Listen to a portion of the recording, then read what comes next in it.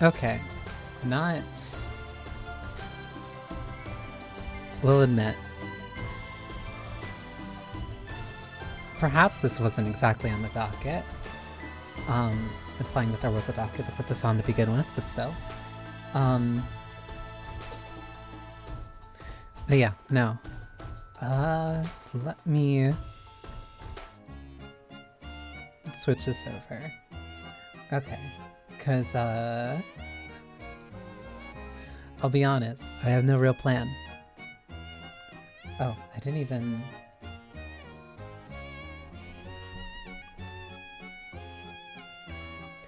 It's less that I don't have any plan, and more so just that I have, like, a couple of things that I need to, like, look over, and things that I kind of want to set up and organize, and I was not gonna find that time, like, right now. I was not gonna find that time, especially if I'm trying to keep up this, the stream streak. Because I'm also... Because mind you, while I was also doing a lot of this stuff, I was also in the middle of, Did I not add this? I thought I did. Because while I'm in the middle of this stream streak, I haven't... I've also been doing some other things, part of, like, a separate side project completely unrelated to streaming.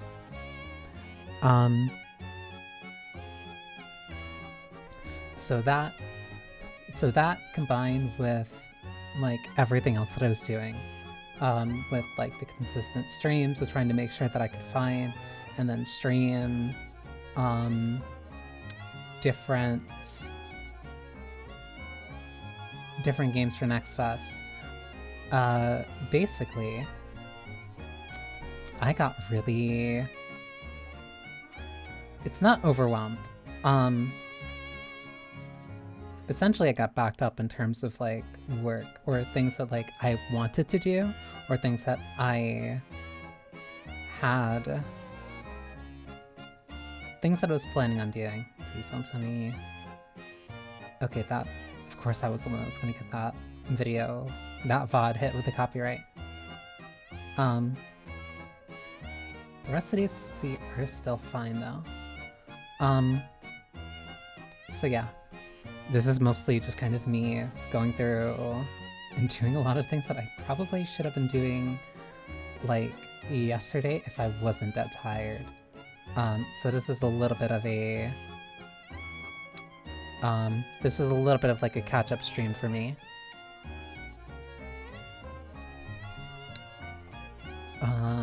Which also... Why did I go there? Which also means that this is very low stakes. It's not even low stakes. No, this is just me kind of, like... Maybe sometimes having a little bit of a... Not even necessarily a break, just something, just like a slower thing to do is, like, helpful. At least to stop me from losing my mind, essentially. Because I have VODs from, like, a couple days to upload. Or at the very least, like, export. And I also need to figure out how I am... I probably need to... I'll probably highlight that section. Because it's between a lot of the stuff here. It's also between a lot of some of the streaming stuff. Not streaming stuff, how do I put it? It's between the VOD stuff. And also some things on not on Twitch, on the Discord that I want to make sure that I get set up and done right. Because there's a couple things that I feel like... Not necessarily that I was lacking, but that I just kind of didn't really... I'd say I was kind of neglecting. Things that I could have been doing sooner. but I didn't. Largely because I was waiting on either one or two different things, and it's just like, okay, it's better off if I just do these things kind of directly.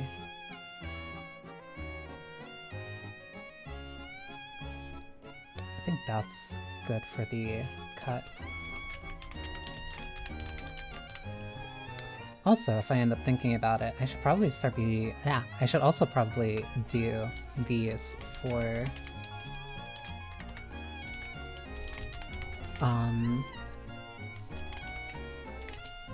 like streams where like I'm trying to look for clips, but I'm not really the type of person to clip farm.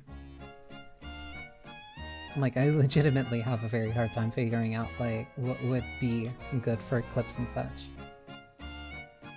That's more so because, like, that comes down to, like, two separate things. Like, my sense of humor between, like, being in the moment and then being, my sense of humor both in the moment and then afterwards is a little,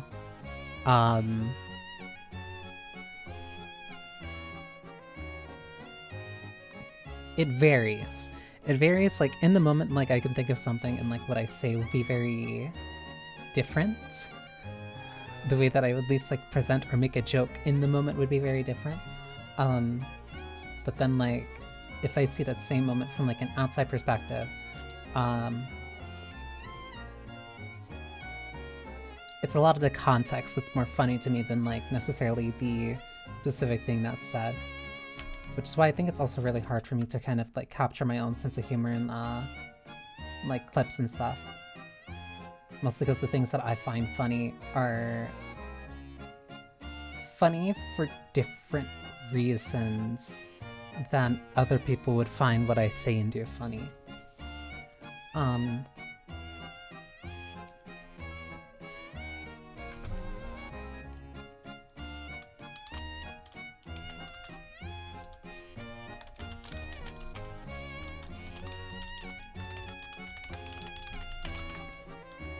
There we go. I'm probably gonna have to wait a bit for that to process and then I can export that. Because, like, it's not even necessarily, I don't want to say, it's not a bad thing. Like, of course it's not a bad thing to have your own sense of humor. I think I brought it up a little bit when I was doing the, what was it, night call stream. I'm also going to need to remember that that's there, because that's 7, that would be the 17th. So that's the 17th, this would be the 18th. Okay, and that's yesterday. So it's only 2 days that I didn't upload. Because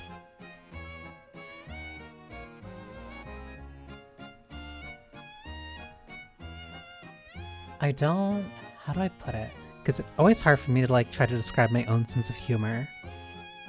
Not like, oh, it's so avant-garde and, like, I'm so highbrow and high class.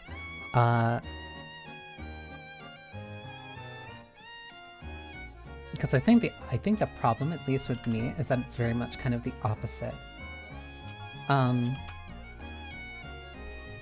Is that despite how, I don't want to say highbrow that I don't want to say, like, highbrow that I come off. It's more so how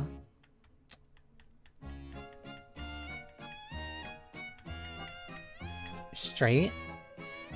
Ironic, I know. Like, straight I come across. Very, like, in a comedic duo, I'm typically, like, the straight man. Like, I am not really, like, super serious. I'm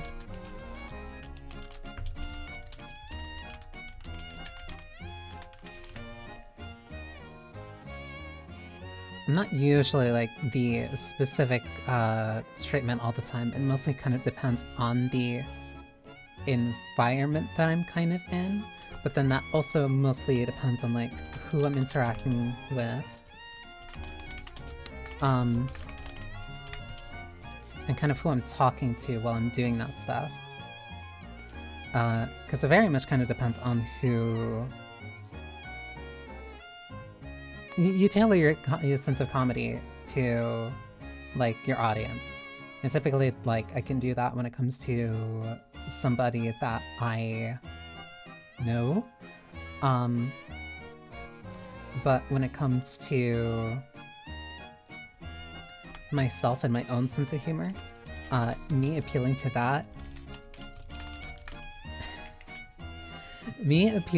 that feels like a bad stand-up routine. Not like I tell exclusively like bad or cheesy jokes, but they're definitely mostly kind of slightly for myself, maybe. Like, it's a little bit selfish.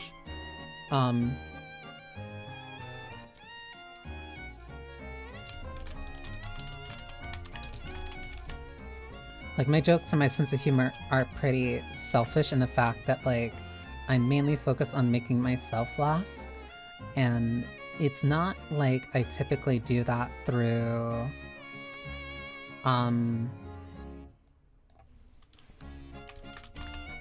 not like specifically through references or stuff, but like more so kind of like context again.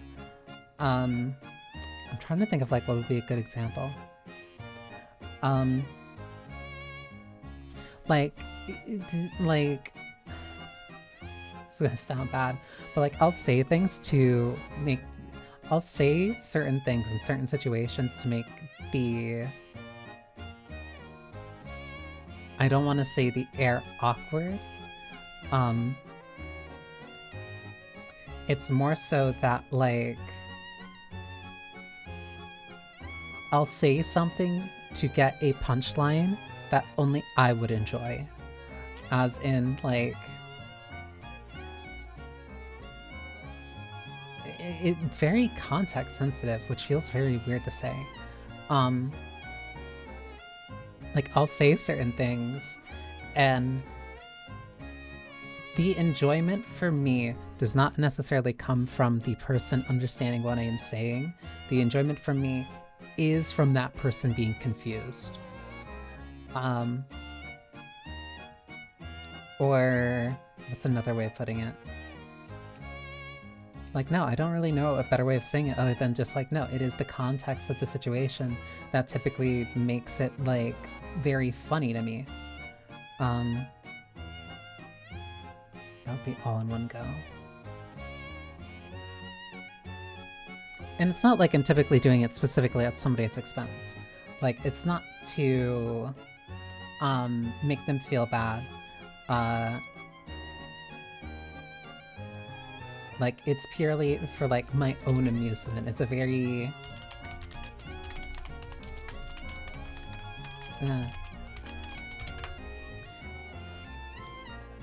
I think a better way of kind of, like, describing it would be, like, something to compare it to.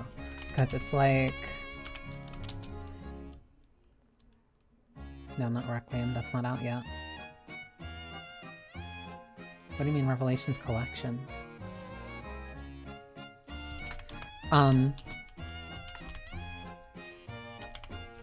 Because, like, other people, is that really the only one? I guess. Because, like, when it comes to other people, at least when I see, like, some of their, sense of humor, part of it is, like, okay, either the reference itself is the part that's funny, or, like, it's because that is set up for the punchline, or it's, like, the other person being clueless about it, like, all those other factors, which isn't a bad way of doing comedy. I do want to say that, like, no, there's something, like, that does appeal to different people for different reasons. But that's not necessarily, like, my sense of comedic timing, or where my, like, sense of comedy comes from.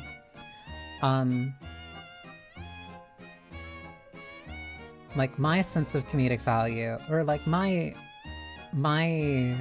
sense of comedy comes from...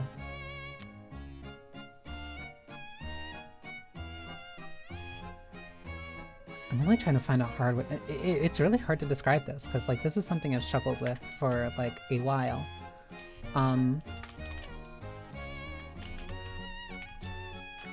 This is something I struggled with for a while because like it's really, because I don't want people to feel like I'm sandbagging their jokes. It's more so just that like I have a very different sense of humor. I'm gonna have to tag each of these games in this one. God damn it. I just mostly just have like a very different sense of humor. Part of that comes from like part of that does like of course come from like your upbringing and like your part of that does come from your upbringing, part of that comes from your influences.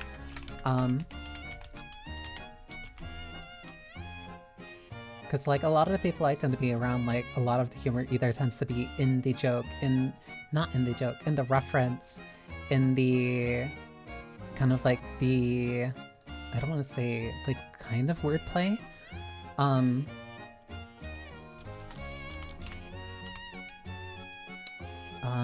Gretel's honesty. A bit of the wordplay, like the punchline just isn't where I typically look for the punchline. Or like the setup would be something different from what I would imagine, like what I find like as a funny or engaging setup. But that also probably comes from either both my, because I can't say it's very internet humor at this point. It's not. Because I don't think my sense of humor has ever been very internet. Example, 6-7. And that's not like me throwing that out there as just like, oh, it's a thing the kids are saying. Like, no, there are stupid things the kids are saying like all the time. That's why that's union syndrome. That's why that one prompt from Final Sentence like really caught me, because I like part of me was just groaning because it's like, oh, we're going back to that time, I guess. Because I was just like a bunch of what, 2000. That would be like iFunny memes. So like 2009 to 2012 internet humor, because like what one of the second lines was, can I has cheeseburgers, and like I felt myself crumbling to dust on the spot even seeing that. And also all your base are belong to us, like stuff from like over a decade ago.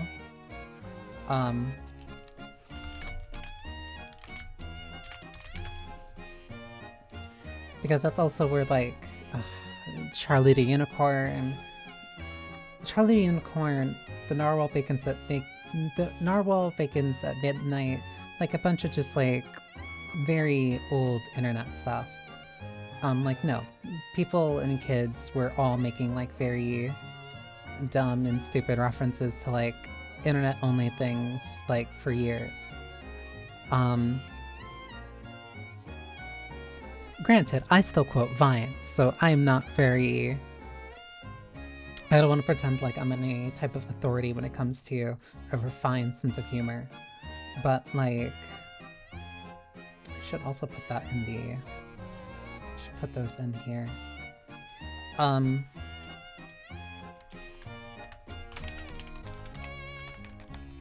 Like my palette is far from refined. Like I still quote a bunch of like Vine videos, and I'm not doing it most of the time, like to be funny or like to be funny to other people.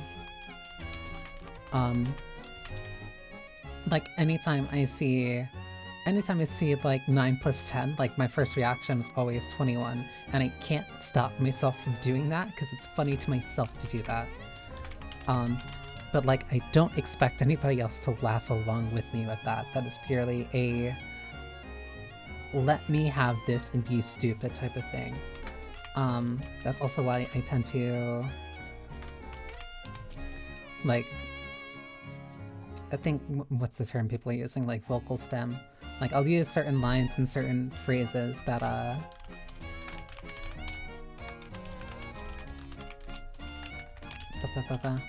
that, like, I do pick up from, like, certain videos. But then also a lot of my humor tends to come from, like, I don't want to say, like, a better era, but, like, a different era of, like, stand-up comedy. I've been watching a lot of more stand-up recently.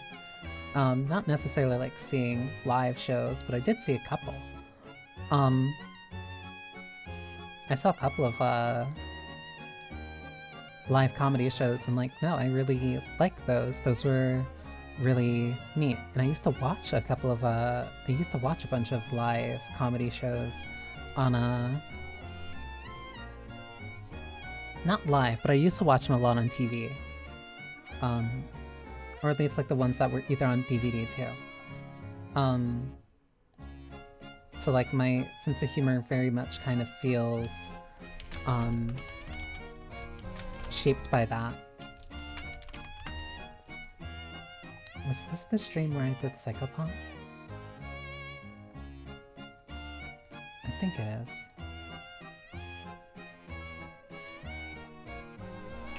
Where is it? It was this one.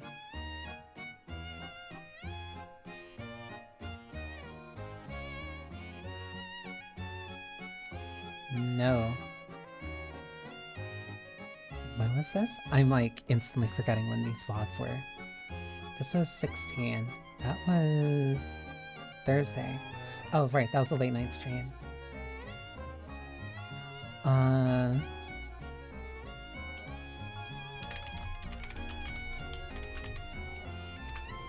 that's also...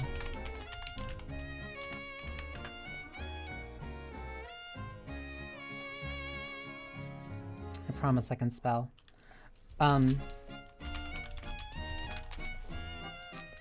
But yeah, like, my sense of humor tends to, like, kind of flow between that. Like, not necessarily only, like, internet stuff, but more so... How do I put it? Because it's like... It is kind of like a narrative. I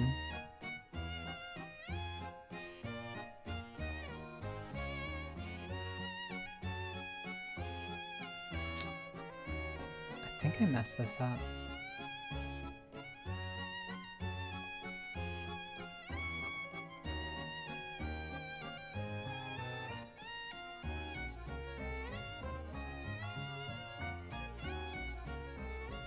No, that was right. I am tripping myself up. Because this was the morning. Wait, then that doesn't make sense. Because then this was the 15th. Wait, so then did I mess up the date on the... You know what? You know what? Sometimes...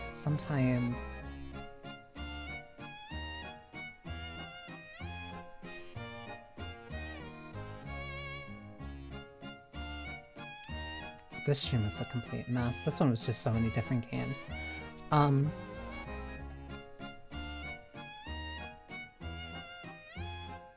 Narrativization. Like, putting, like, a good comedy... Not good comedy. Good stand-up shows, at least the ones that I really like, are good at, like, building a consistent story through it.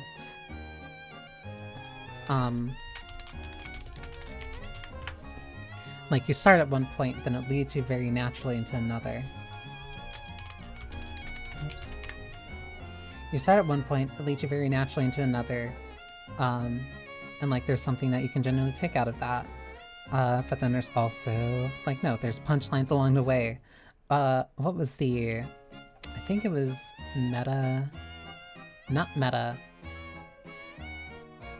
No, it was. I think it's, like, meta irony.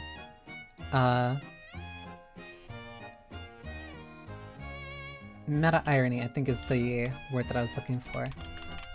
Because that felt like very... Because I heard that word described and it felt very appropriate. Like it was a good fit for like my sense of humor. And this was also Blue Protocol.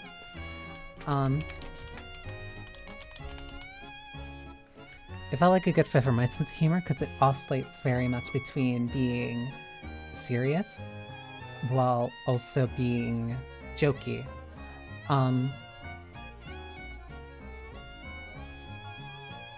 Like, I can, because like, again, it brings up that contrast thing, where like it works very well for me. I think I'm messing up when these are going up, but whatever.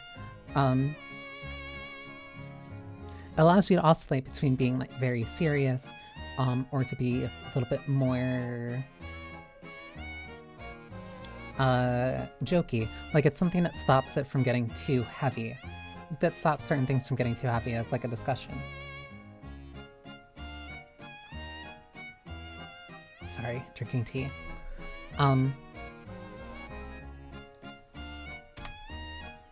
That would be 18.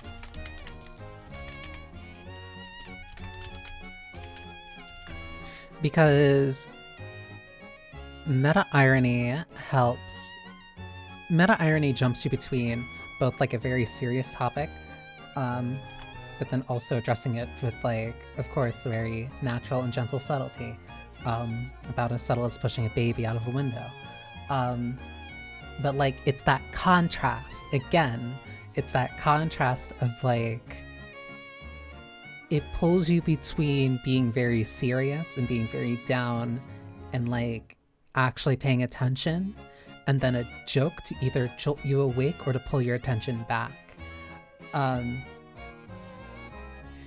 Because you're basically constantly jumping between being serious and then being funny, which I think is actually more emblematic of my sense of humor, and kind of just like the things that like I'm really into.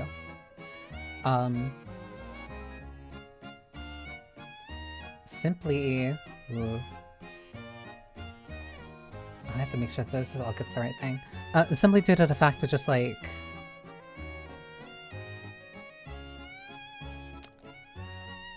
hang on. Yes.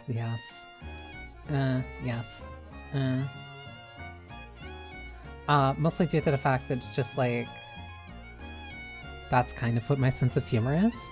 Like it jumps between being very serious, not necessarily, I want to say down to earth, but like it jumps between extremes, I would say. Not, that sounds drastic. It jumps between being like serious and heartfelt and intimate, and then doing something that makes your brain do the equivalent of a double take. Where like you want to check to make sure that like your ears are hearing what like you thought that you heard.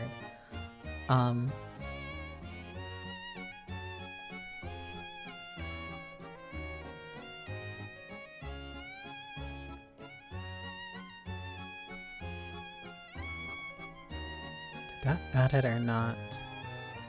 Yes, it did. Okay.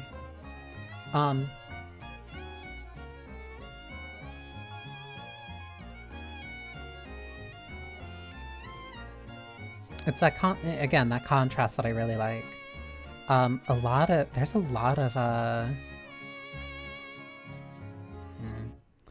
lot of, oh, I see now. There's a lot of, where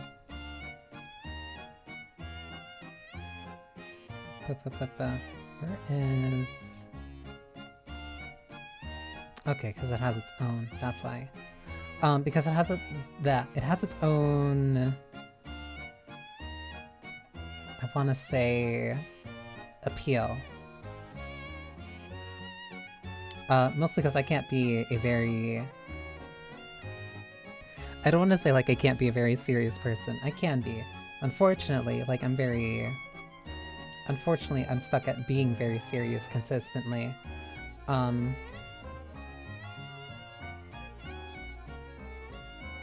Oh. Interesting. Oh, I'm gonna have to figure this out like entirely from scratch, like on stream.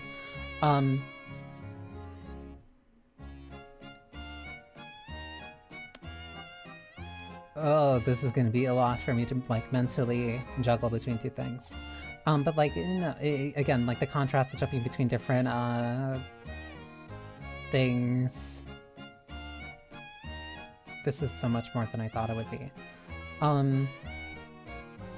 Here it is. Okay. So I probably need to set this up. So I can wait on that, put that here. Because I like being able to be serious. Because, like... How do I put it? I don't want to say that, like, I feel like people aren't serious anymore, or that, like, people don't attempt to be serious.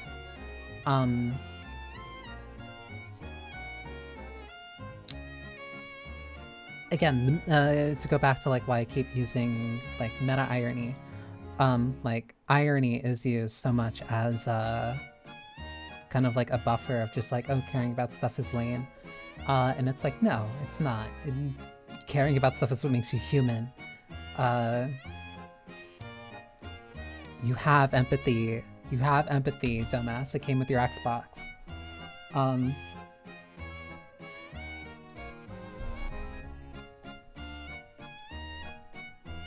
And like, I think I lean a little bit into...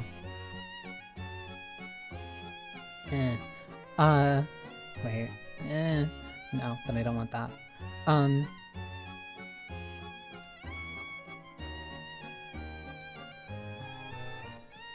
Ba ba ba ba ba.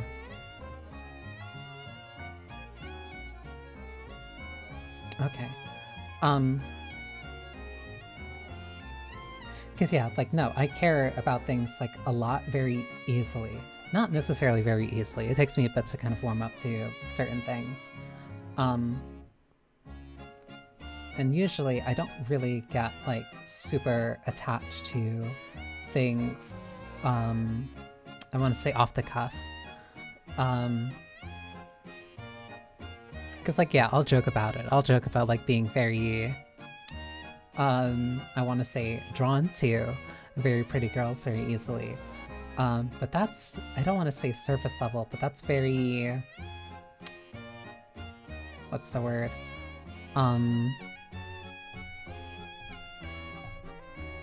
It's very...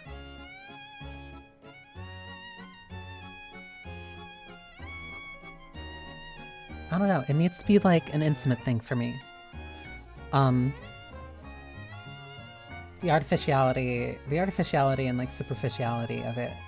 Like, no, I need a real kind of reason to care.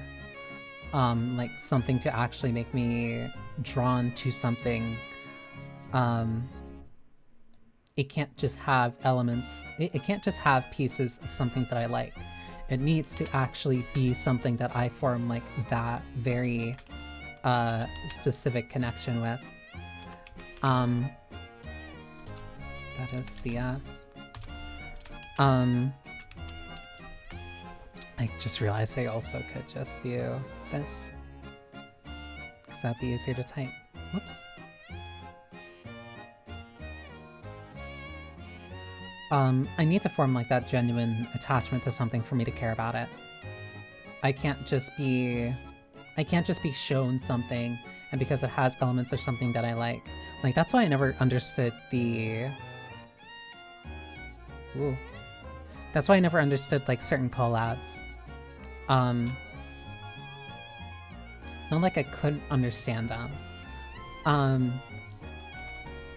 Not like I couldn't understand them, but it's just like, oh, okay, you put one thing that I liked into this other thing I like. That doesn't necessarily mean that I'll like it when those two things are together. Or I'll like it simply because you have this other thing that I like in it. I think the most recent, I want to say, big example of that, at least to me, was what was it? I want to say the Overwatch collab with like Persona. Because it's like, oh, cool, you put in this thing that I liked into your game. And I get it, it's not for me. That's like for the Overwatch fans who also really like Persona and like whatnot. Yes, that makes sense. But like... At the start with Fortnite, part of that appeal was just the fact it's just like, hey, I can play as this character that I like in this game. And now the appeal of Fortnite is the fact that you're able to play as your favorite characters in those games. Like you get to run around as that character that you like. You get to run around as the character that you like, running into like other characters that you like. Because it makes funny callouts. Like I now get to shout Hatsune Miku whenever like I run into Hatsune Miku in Fortnite. Even if she's shooting at me. Granted, I'd probably still be thanking her even if it wasn't in Fortnite, but still. Part of the appeal is just like getting to play as those characters and stuff that you like. But I think a lot of people attribute, I want to say a lot of people attribute that very, I want to say crossover culture / nature, especially with like the Marvel movies. And I think a part of that is true. I think part of it is probably like something to do with like the Marvel of it.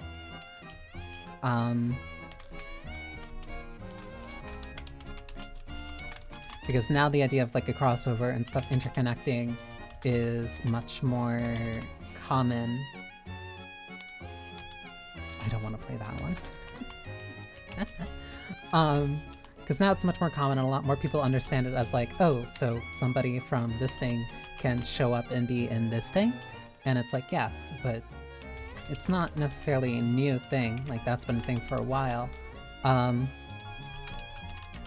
It's just with the advent of, like, Marvel, with Fortnite, with a bunch of these online games that have so many different, such a longer lifespan now.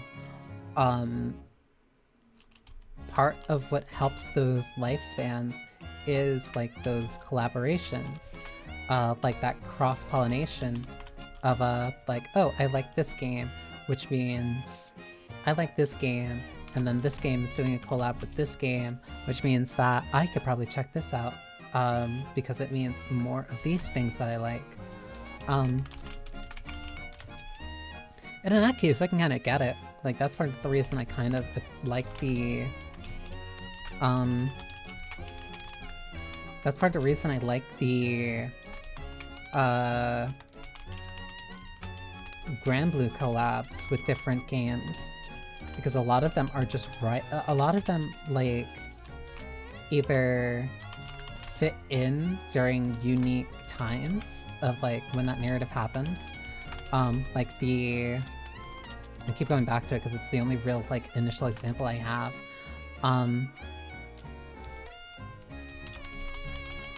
But, like,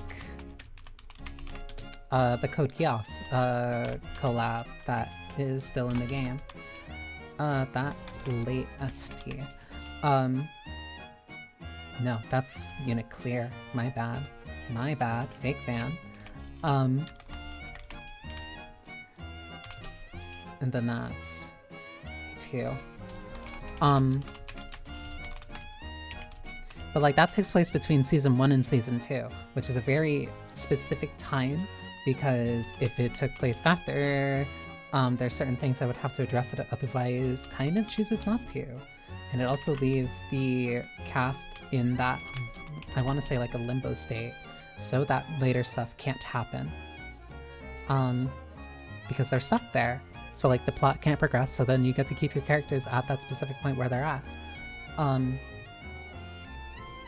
But that only really occurs when the focus of the collab is either like what would be the equivalent of like an OVA or like some type of continuation episode, or like a filler episode for like a show. But that's not always like the thing that happens. It's usually just like, hey, these skins or these characters are now in this thing, have fun. And like, I get it. I do.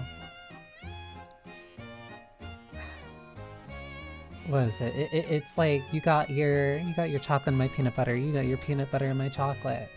But they're just mashing together various different flavors just because, like, well, a certain number of people like this and then a certain number of people like that. So hopefully through some part of that, there's like 20 to 50 people in there who are willing to spend $50 to have strawberry in their peanut butter. And there are some people who will do that.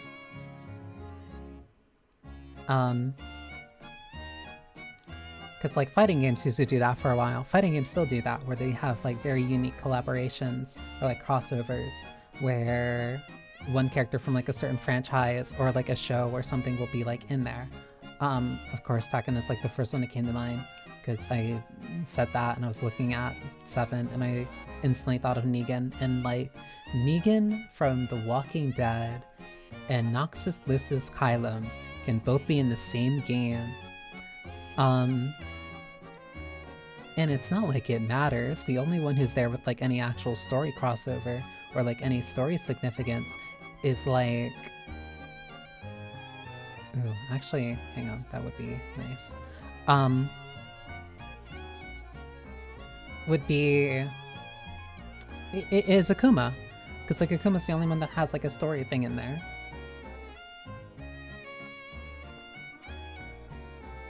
He's the only one who's like story significant, and that was supposed to be like a thing between Tekken.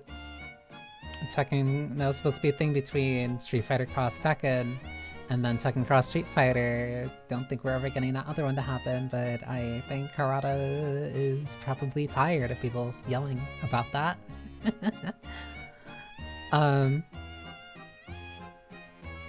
It's funny though, you can't stop people from like. You can't stop people from talking about that. They care too much. They're never gonna let you down once you give them like a little bit of a tease of that idea.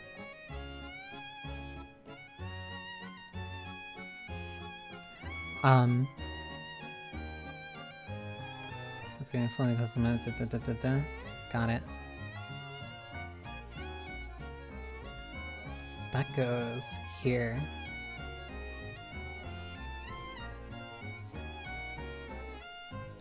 I'm gonna have to make sure.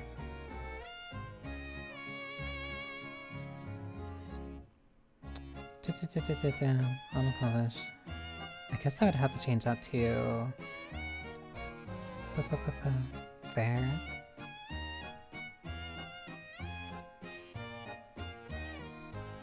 Can I change what the message is?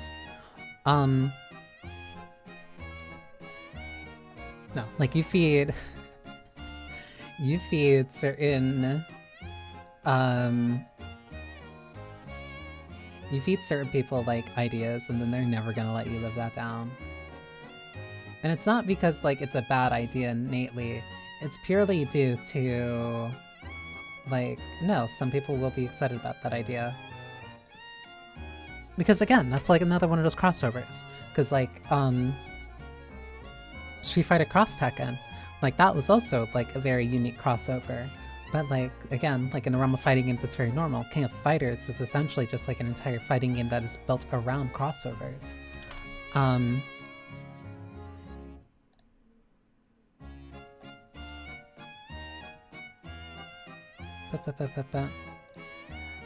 Or at least like built around like a very specific crossover. I can update that later. I'm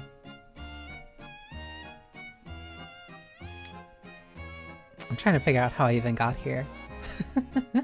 Because it's, yeah, like, no, I was thinking about, like, crossovers, because part of it, I'll admit part of it was because, like, I keep hearing the stuff about, like, Teto. And I'm not going to think about that. I am done thinking about, and, like, I'm done thinking about those stuff. I'm done thinking about any type of rumor or anything that passes around. Like, no, I need very direct hard evidence before I start like taking anything with any type of like seriousness. Like, I need to have like that level of scrutiny at this point.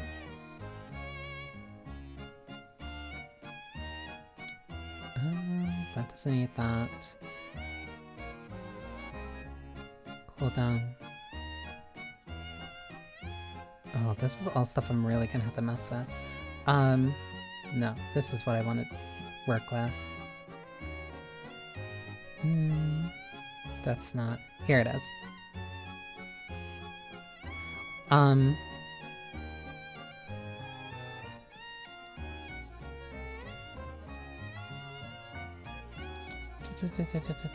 Here.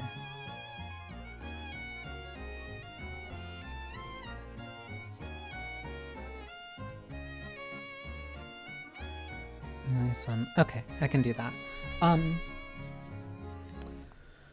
What was I going on about?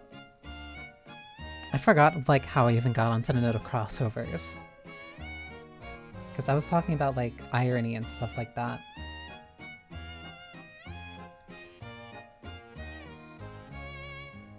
Granted, it might be because I keep thinking about, Granblue. Which reminds me that I still probably need to. I actually really do need to commit for, like, this past few weeks. These next few weeks, because that's, like, specifically what I've been. Because, like, those are, like, these next few weeks, specifically when, like, Halloween, like, starts rolling around. Like, I've been saving up for months, specifically. I saved through...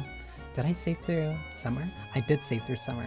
I saved through summer because it's like, okay, no, this is gonna be the year that I finally get my,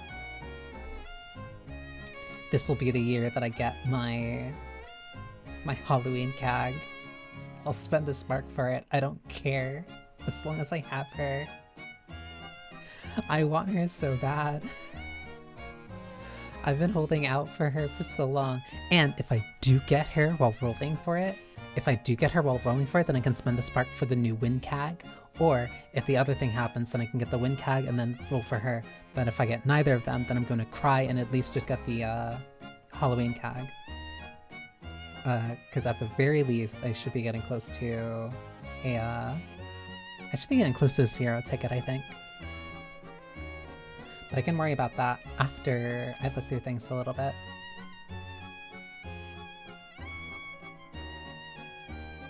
Honestly, I probably have a lot to thank. It's gonna sound bad. It sounds bad, partly because it is, maybe. But no, I feel like I have a lot to... Not necessarily like a lot, but like, I have... parts to thank, Granblue for. That's not what I need. I'll take that.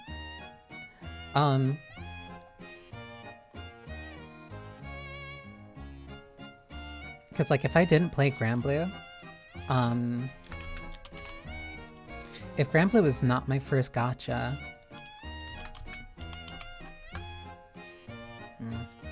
How do I do this?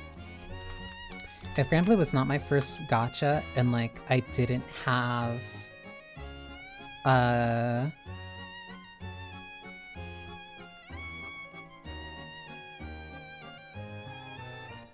these are mostly for like colors, so I can worry about that then. If I didn't have Grand Blue as like my first gacha, my tolerance for the genre would be very different. Because I keep bringing it up, because I keep thinking about like, okay, yeah, I know to do my dailies, I know to do like whatever, and I also know like, okay, I need to save. I know to save like my resources because like not spending, like there's never a point for, whoops. There's never really, I don't want to say there's never a point. What's a good symbol for that?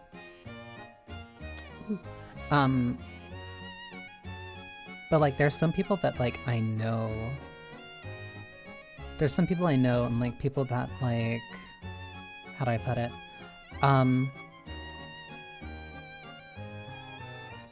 Because a lot of people, what is the word for it? Because a lot of people, I want to say, they don't have a high tolerance. They don't have a high tolerance for, I think it's patience. I think the word I'm waiting for, the word that I'm looking for is patience. Where they don't necessarily have a lot of patience, which makes like waiting for things like very difficult. So it's like, yeah, you can wait up, you can wait for various like events where like, okay, you can get more resources, or you can wait for ones where like they give you a bunch of things for free. There's also a bunch of things that you can do, which is just like you spending time like either figuring out what to do with the units that you have, or if you have a very low tolerance for patience and you can't really contain yourself, you just throw money at it. You throw money to get better units, you throw money for like a battle pass to get like a bunch of resources and whatnot. And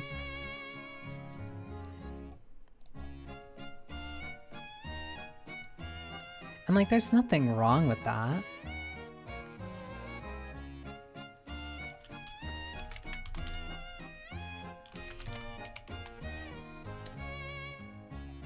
Whoops. I used the wrong name for that. There's nothing wrong with that.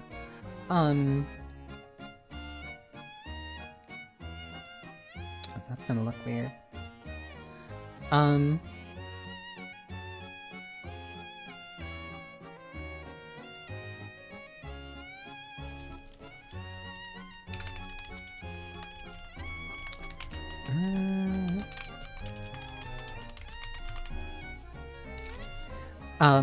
There's nothing wrong with that, because like there's a lot of games where like they will expect you to wait for a long time, or like you have to put in a lot of effort to like work up for things that you want.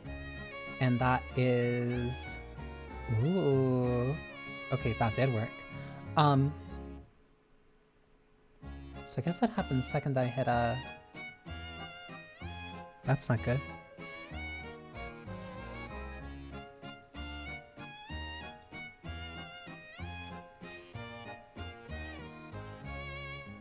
Weird.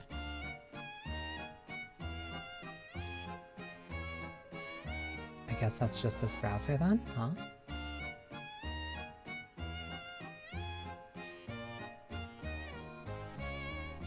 It's like my browser just hard stopped for some reason.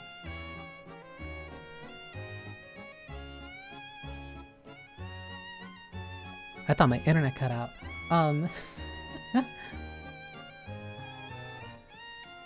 But yeah, no. What is the word? I'm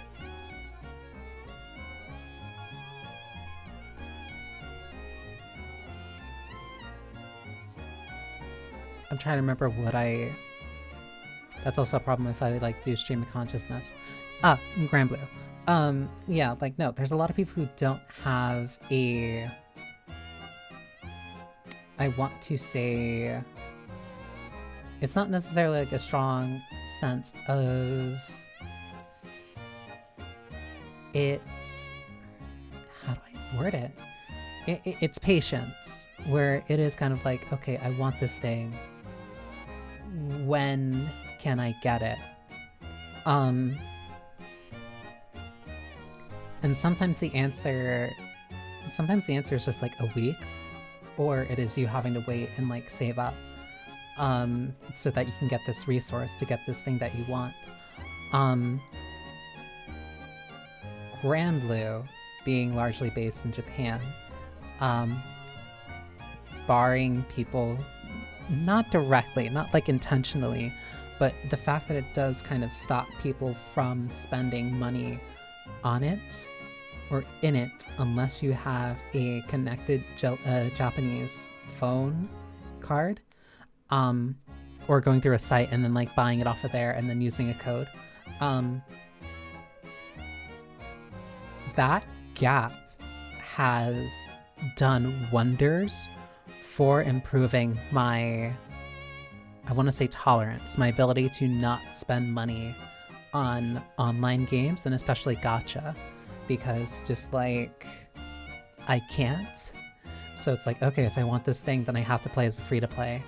And if I have to play as a free-to-play, then I have to play with that in mind, which means that like if I do want something, I need to spend time and like work for it.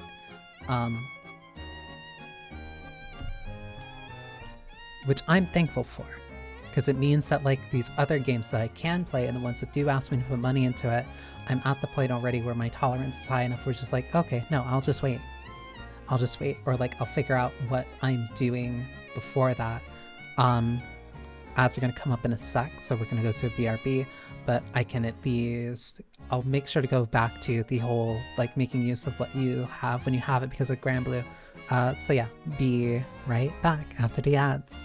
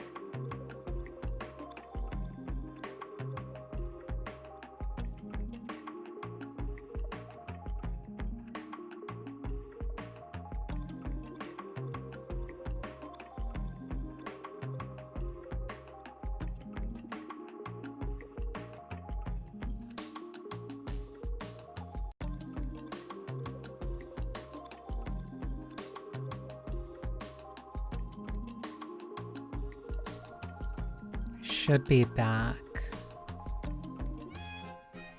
Okay. What was I talking about? Granblue. Because because I was talking about Granblue, like right before the break I was talking about Granblue and how that kind of like taught me a lot of things that I ended up using for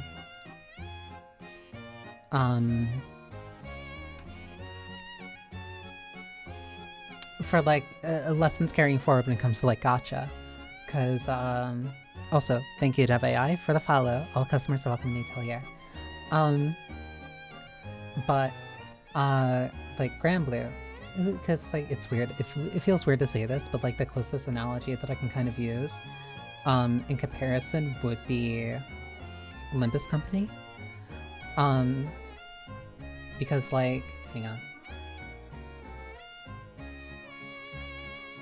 Because like, because a big thing from Limbus is like using those different, is using the different ideas, and like for a new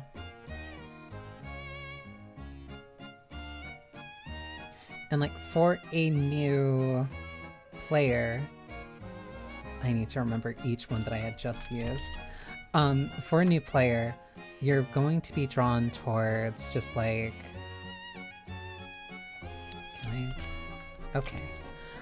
You're going to be drawn towards just like whatever like the new flashy identity is, or like one of the ones that people tell you it's like a super powerful one.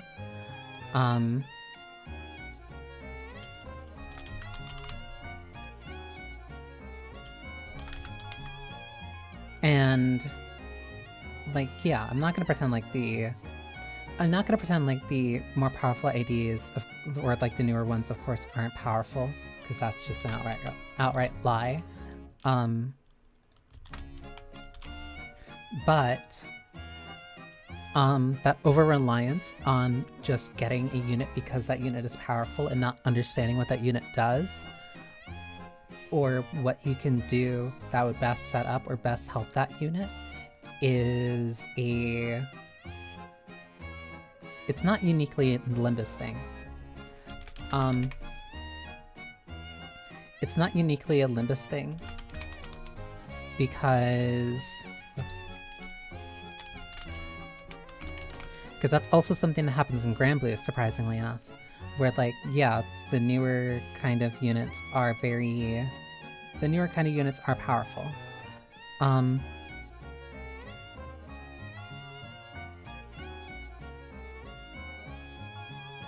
Whoops. 3. Where the newer units are powerful, but you mostly have to use them right, or you have to use them in a right circumstance. It's not power innately in the unit in and of themselves, it's power in relation to what those units can do, as well as how you utilize them.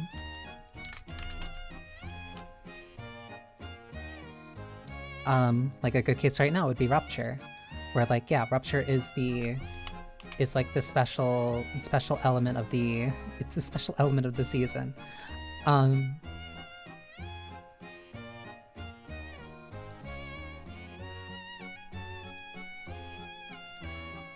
I hope that I'm doing this right. This is probably gonna take me a sec to like, oh no, that's alright.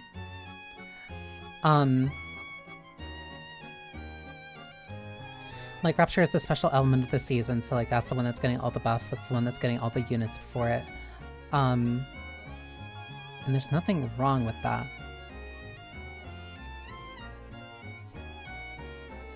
There's nothing wrong with that, because like, I kind of figured, I think it was around, I want to say Kanto 5? No, I think it was Kanto 6. It was Kanto 5 or Kanto 6, where like I realized, oh, okay, so we're just gonna do like one special element per season. But that comes with the caveat that like those units need the right team and they need like good setup in order to make those work. They aren't just going to be strong in and of themselves. They are strong relative to the things that it gives you access to.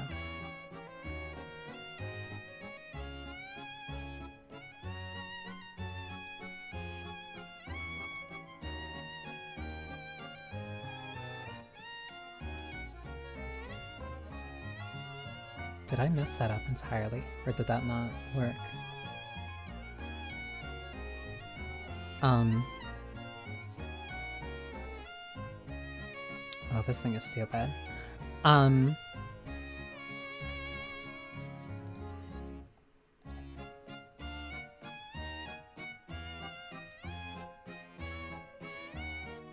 What do you mean? I have to make sure that this thing worked. But yeah, like, no, those things are in relation specifically. I have to do this again. Those things are in relation specifically, like, to,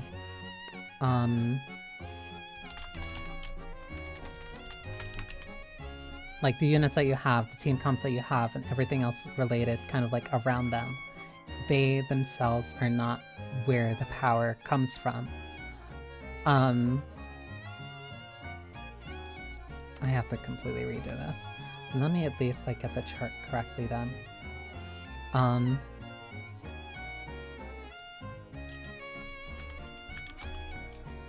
that's something that I learned from, I was about to say Limbus. That's something that I learned from, Granblue, actually. Where it's just like, okay, yeah, you can have certain units that are, like, super powerful and, like, the best and whatever, but you also need the right team to make them work. Grand Order is a really strong character on her own. Lucifer is a really strong character. Not Lucifer, Lucio. Lucio is a really strong unit on his own, but you're not gonna get everything just innately out of just having that unit yourself. You need to have... Whoops. You need to have other things as well.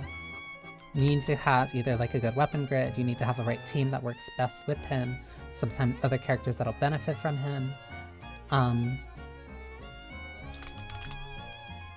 Having a powerful character in and of itself is not the only thing that you need.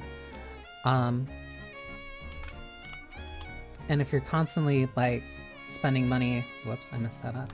If you're constantly spending money and, like, just going after, like, the biggest and shiniest thing without ever actually understanding, like, how the game works, then you're not going to react to this. There we go.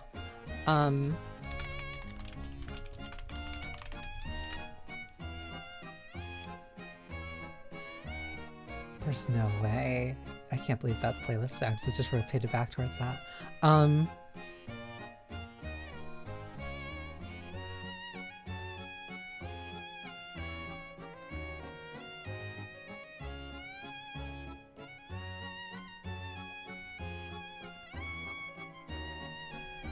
Perfect. Okay. Okay, so then that works pretty easily.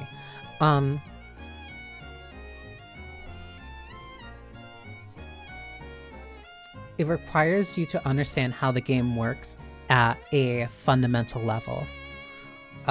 Which I feel like is just something that, like, a lot of people kinda don't want to put effort into anymore.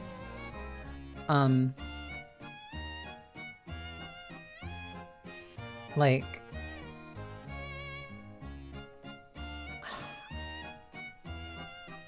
part of me gets it. Part of me really does get it, where it's just like, yeah, you can't really put, like, your effort necessarily into understanding everything.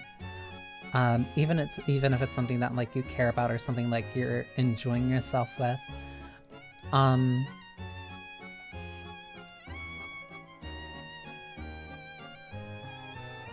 Okay.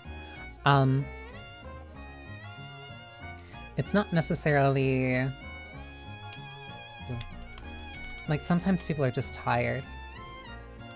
Like, some people have just, like... Some people just work long.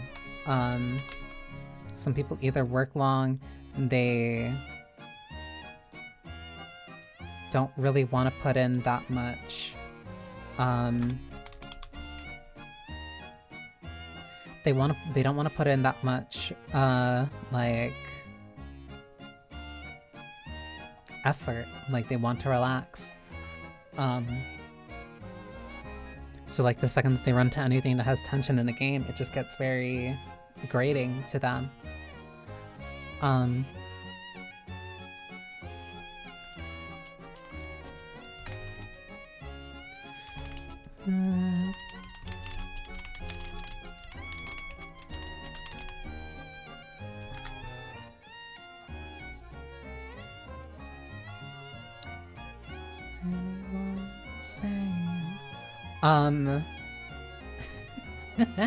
In case that probably...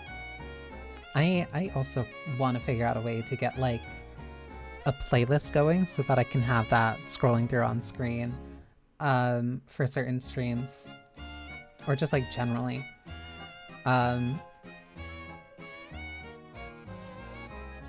If I'm already going to feed people into propaganda for, like, the games that I like, I might as well go the full way and also, like, indoctrinate them for music that I like. By the by, listen to Mars Argo, please. What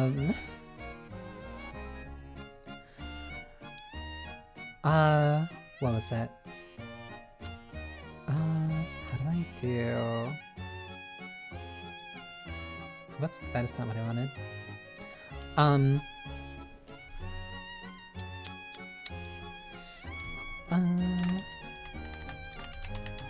But yeah,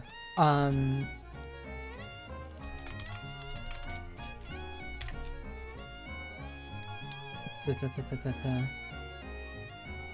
doing it again.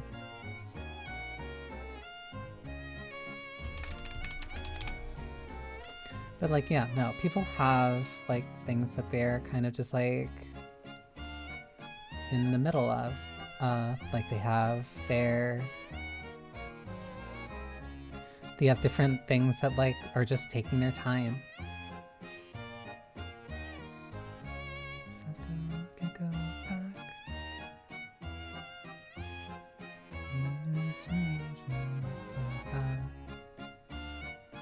I need to check how this works.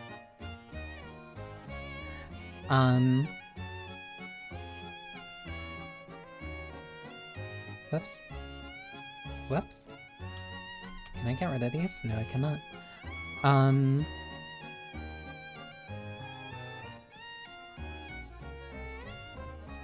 Time to hope that I didn't scuff this.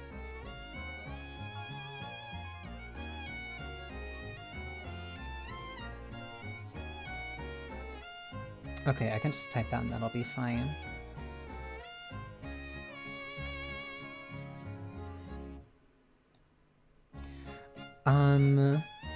What was the other one I wanted to do? Oh, I wanted to do...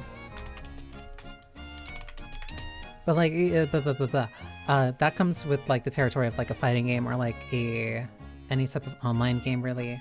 Sometimes even shows, even like some things that people like really genuinely super into, like they can't devote the time that they want to put into it. So instead they kind of just deal? I want to say deal, where they just kind of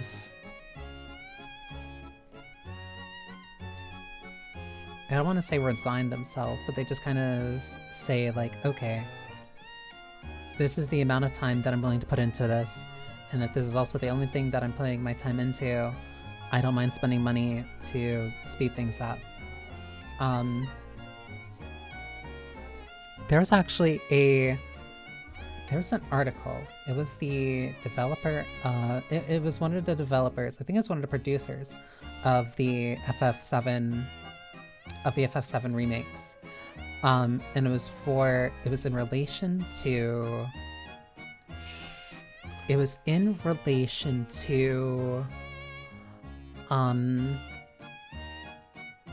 remake coming out on Switch. It was remake coming out on Switch where they want to do a lot of I call them like speed features. I don't remember the exact word that they used. But it was something to be very streamlined, something that would get the player. The justification was that, like, okay, there are some people that just aren't gonna have the time for this. Like, they're a fan, but they don't have the time to go through the game, like, quote unquote, in the intended way. So the answer is that they just do... I wonder what that was. The answer is that they just kind of like go for the like the speed route. It's such a weird way of putting it, but it's the shortcut stuff of like the... I don't want to say like easy mode stuff, but it's the like all enemies die in one hit, have infinite money, have infinite experience, have all the abilities, like all those things that would be like either cheat codes or debug codes. All those different things that just like make the game faster and easier to do, which isn't... And like, I get it. I understand. I completely understand, and I get it. But that doesn't mean that I like it, especially for as much as like I'm somebody who like very much champions playing like Pathologic 2 on the intended difficulty. That's one thing I'm very much a stickler about. Like I really, really push heavily into playing games on like intended or like design difficulties. Not necessarily just like as a purist type of thing, but it's a... I don't see games as like a toy that somebody else has given me. I see them as an experience that somebody else has designed. And there are certain limits to how far I want to say you can stretch that. Like, yes, most movies ideally, or at least were, designed with like watching in a theater in mind, especially something like an IMAX for certain films. Like that's the quote-unquote the experience. I think, what was it? I think Pacific Rim, and I think Shin Godzilla were like the last two movies that I heard like really were like that, where like you had to see them in IMAX because like that was the way to see it. But no, there's standard viewings. There are standard viewings as well. There's like, okay, there's always going to be a DVD version. There's going to be like a Blu-ray. There's going to be the 720p internet rep.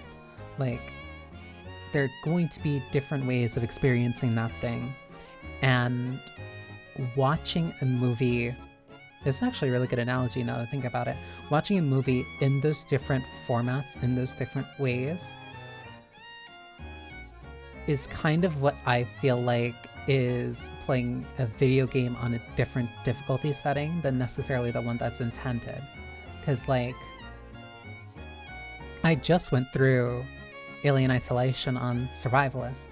And, like, also, developers, please, thank you, keep putting that little note of, like, this is the recommended difficulty. I very much appreciate that. Purely from like my own perspective, I very much appreciate that. Cause like I don't want my ego in the way of like me playing something that like, if I want to play your game, I want to play your game at least the first time through definitively in ideal circumstances or in the ideal level of tension. I do play video games to relax, and I do believe that it is okay to play video games to relax or different things like that. However, as an artistic medium, as an entertainment medium, some games are designed to have tension in mind, and maintaining that tension and maintaining that balance of tension is sometimes very integral to that experience of a game, of the interactive medium. So knowing what that kind of developer intended or developer preferred tension is helps me, and I think helps other people as well, kind of better gauge what their expectations should be. Like, there's nothing wrong with playing Alien Isolation on normal or on the easier difficulty settings. There's nothing wrong with that. There are some people who just like, no, that game's gonna be too stressful if they're on Survivalist or the extreme difficulty, and that's fine. But I believe that that is an important note to have and something to keep in mind, especially if you are listening to somebody who is either being critical of it or trying to provide feedback to it. Because there are also a lot of people nowadays who will play something for like 2 hours, not read a word, get super confused, and then get super upset when they're confused for the fact that they're not reading. And I'll admit that has happened to me a few times on stream. Not the fact of me getting mad, but sometimes me not reading and then me confused, because I sometimes get a little bit ahead of myself and I assume too much. I assume that I know what I'm doing, or that's simple, and then I miss something that's actually important. My bad. Sometimes I make mistakes like that. Despite how hard I try, I unfortunately can't always be perfect. But that ideal difficulty, or like that recommended difficulty setting, knowing what like that idea and those expectations are for tension, better helps me as a critic, or somebody who at least engages with this medium in a more, I don't want to say necessarily academic, but in a more artistic way, as opposed to it being just like pure entertainment. That helps me. That helps me not only take notes and also figure out like, okay, I do like games that have this amount of tension. I do like games that do this. Or, oh, I don't really like this because either I feel like this is too hard, or I feel like this isn't hard enough. Like, knowing what the developer intends as like their preferred ideal experience helps me a lot, and it also helps a lot of other people who want to be critics as well. Not to throw it under the bus, but like I feel like that is one of the major, I want to say, dividing lines in Expedition 33, where like a bunch of people who play it and enjoy it, like who get through the story, yeah, I can't act like I know the story. Can't act like it. I haven't played it. I'm not gonna pretend that I know anything that happens. I purposely kind of avoid certain streams who are playing it. But a very big contention point in that game is not the story. It is the reliance on parrying to get through the game as a combat mechanic. Because from the complaints that I've heard, that parry window gets very tight. That parry window gets very tight, which makes it very aggressive, especially considering that missing like 1 to 2 parries will kill you in some of the fights that I've seen. And for some people, like that tension, that added danger makes it more appealing. But for other people, it's sometimes just really annoying. Because it just gets in the way of like a system in a game that they really, really enjoy. And then you hit that kind of really weird, I want to say like middle point, because it's not a breaking point, but you hit that really weird middle ground where people aren't sure if they should drop the difficulty, not necessarily out of a pride thing, but like, oh, if this is the intended experience, why does this feel so aggressive? And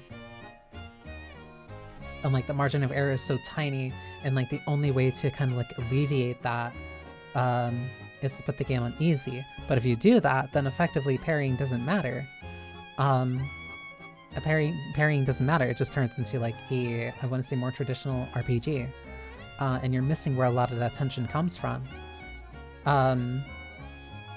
which is a really unique problem that I don't think I've heard like come up in like any other game, where like the difficulty is very centralized around one mechanic.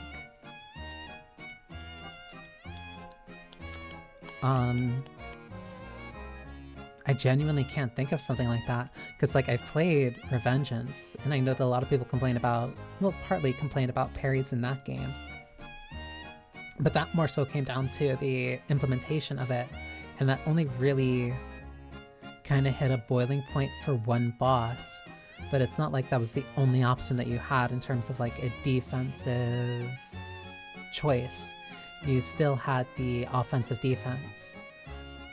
You still had general movement abilities. You still have the Zentetsuken? No. Why am I forgetting the name? You still have blade mode. You still have a bunch of other options of like dealing with enemies. Parrying wasn't the only way, but it was definitely the most effective way. And that was only really hamstringed by its very awkward input.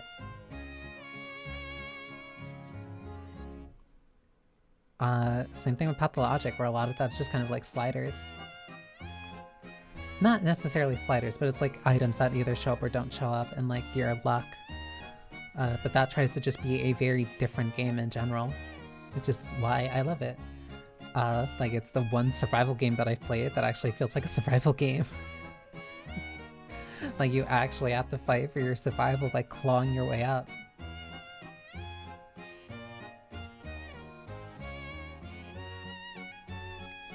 Like you have to fight genuinely really hard to stay alive in that game. So it actually deserves the title of being a survival game. But because you also have to fight so hard to survive in that game, you can't really play that as like a calm down game. It's not a comfort game for me in any way, shape, or form. Pathologic 2 is not a comforting experience. It's cathartic, I'll say that. It most certainly is like an extremely cathartic experience. Because there's like a lot of tension persistently. I like tension in games, but I realize that not a lot of other people do. And especially nowadays, which is also probably why I think so many people like roguelites. Roguelites and roguelites. Very important to note the distinction in the T and the K. I can probably update this one later. So then this one can just be this one. Because it's like...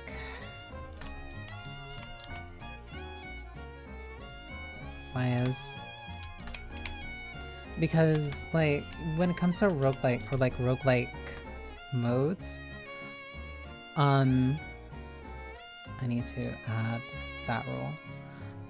When it comes to like a roguelike or roguelite modes in video games, like, I get the appeal. The appeal is like, I want something that isn't like super intensive, something that's relatively lighter to do, that isn't gonna be something super serious.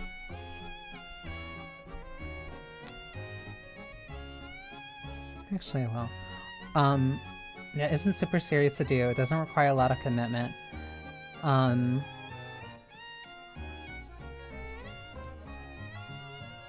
and like, you can go in, have fun, because like at the base level, you're always gonna go in at like a specific base level. And just by sheer luck, it determines if like you're gonna get a good run or not.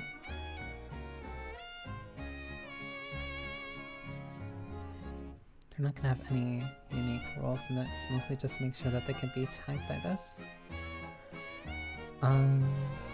No, that should be fine then.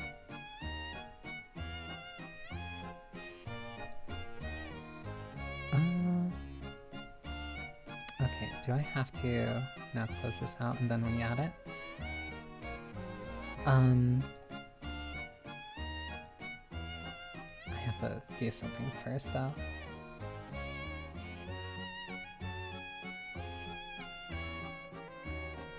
Please. Do I have to just like reload it?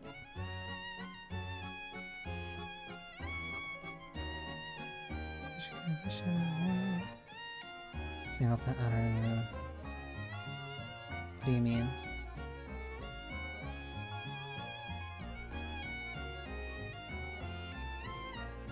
You're not adding or removing something from a roll. But it's like you can start the game, like the controls aren't going to change. The base of the game isn't going to change. What changes is like the items that you get throughout the run.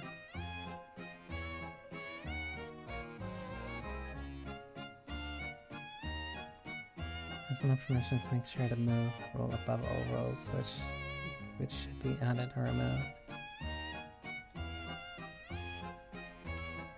I don't know what this is asking.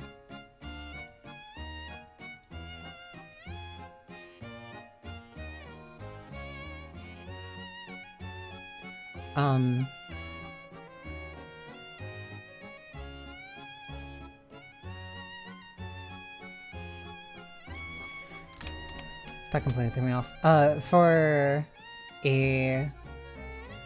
roguelites. There it is.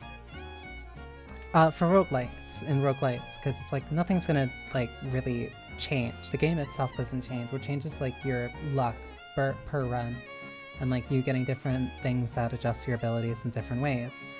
Gotta change the options of this. What changes is like the way that you get certain items or the ways that you get certain abilities and the way that they tie together. Like the order that you get them, like how they interact with one another, that might change, but that only changes based off of the other items and stuff that you get. It doesn't... You do get better at the game. You do get better at the game, but that is more of a mechanical problem than it is something of like...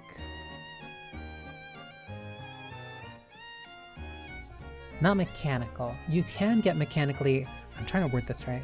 You can get mechanically better at a roguelike and a roguelite, but systematically, you don't need to do more. Like, systematically, the only real difference is either you recognizing what will give you a specific buff and like how you use that buff necessarily. But that's a very, sometimes relatively instant type of thing to do. Because it's just like, oh, okay, this item does this. This item makes this attack bigger, or makes this attack, or makes these types of attacks hit faster, or apply this. It's not requiring anything more mechanically from you. If I were to describe it, I would describe it in terms of like a... It's horizontal progression. I think that's the way that I can probably describe it best, is that a lot of roguelikes and roguelites are all about horizontal progression than vertical. And by vertical, I mean something that is like more mechanically demanding of you, something that asks you to perform or execute at a certain level.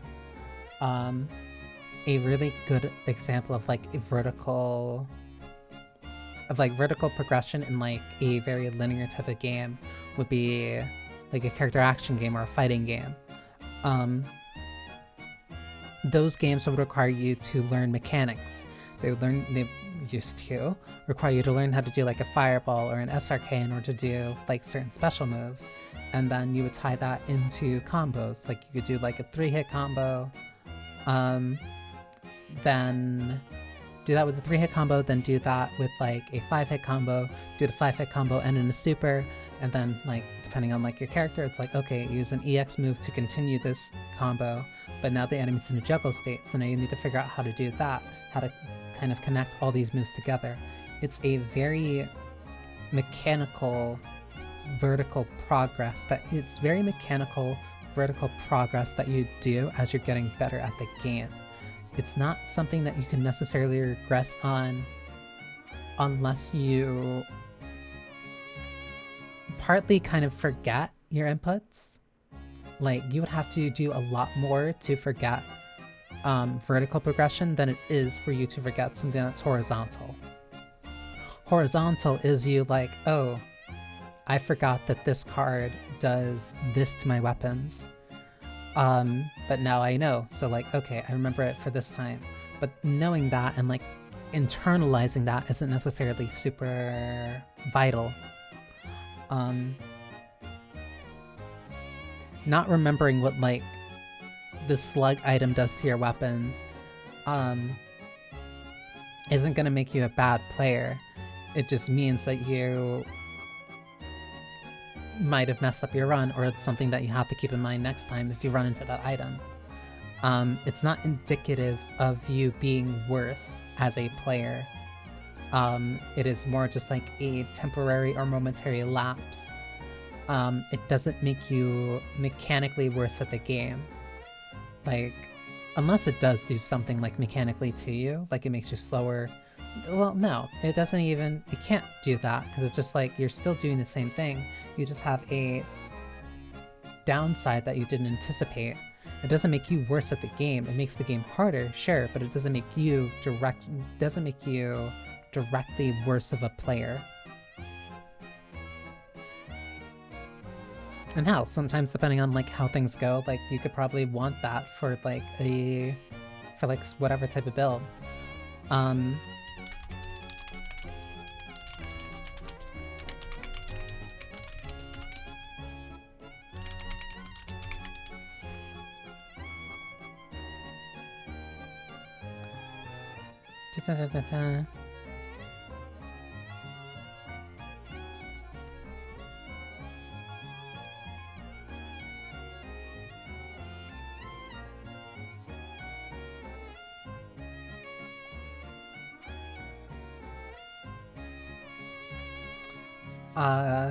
What was I saying? But yeah, that's also like parts of why like I really like ever since talking about like Monster Hunter, or like playing Monster Hunter more, like that's helped me a lot. Like, because being able to establish things as like vertical or horizontal progression has like really helped me conceptualize a lot of game design stuff that like I keep thinking of.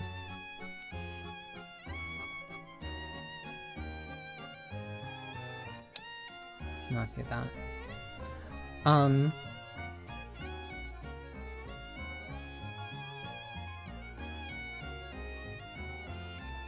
No. I can worry about a lot of this later. But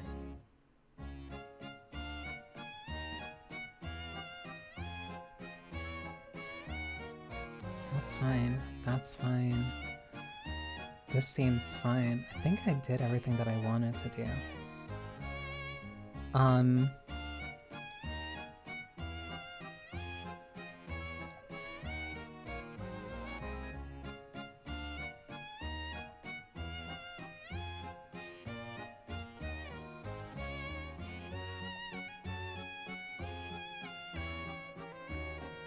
Perfect. Okay, that works. That was something I wanted to do for a while, thank God. But yeah, like that establishment between like vertical and horizontal progression has like really helped me figure out words and terms that I wanted to use.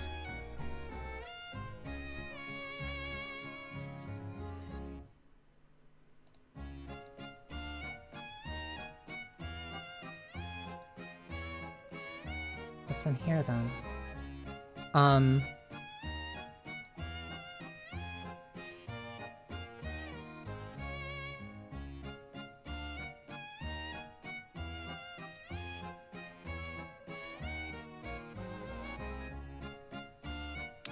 Other story dashboard configurations. I think this is asking about a... I think this is only asking about this.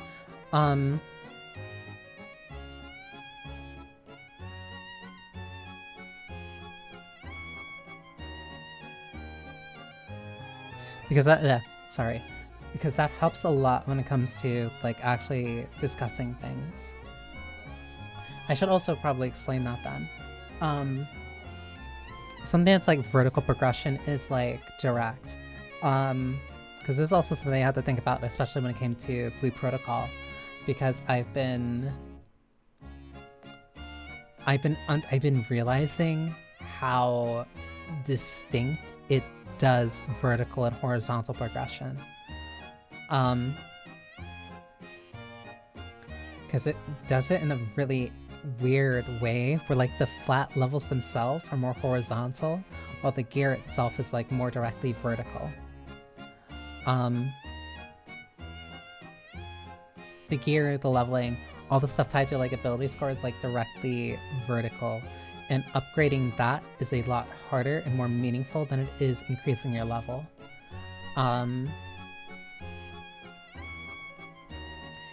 And I don't think... It's been a while since I played a game that did it like that, where the levels aren't as significant as the gear. Because, like, the closest and, like, most immediate comparison that I would typically make would be something like Final Fantasy XIV. But, like,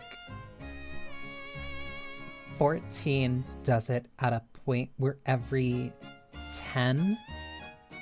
This is after 50. Where every 10 after 50 is the vertical cap. Vertical cap, and then the vertical progression becomes gear score. But that only holds true until you hit like the next like level like plateau, and then you still go vertical from there. The only time that real horizontal progression really kicks in for 14 is like best in slot, which doesn't even really come up. It doesn't come up unless like you're doing like very end game stuff. Don't want to restore.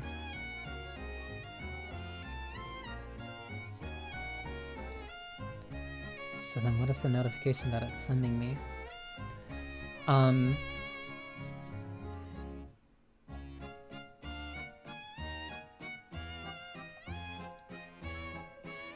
very confused.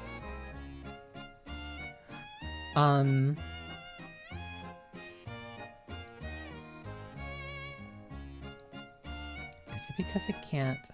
Oh, okay. Because I don't think it can give me... Because I don't think it can give me the thing.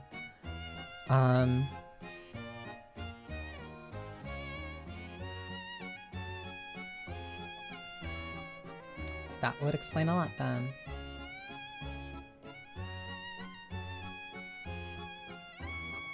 Which means if I do this, then it should fix it. Uh-oh. That made it worse.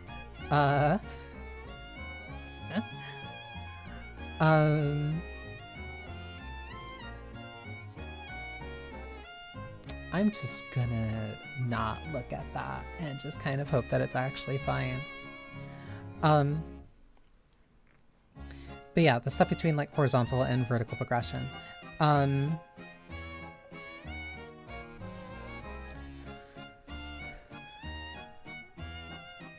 That's been helping me a lot because like for Monster Hunter, a level of that would be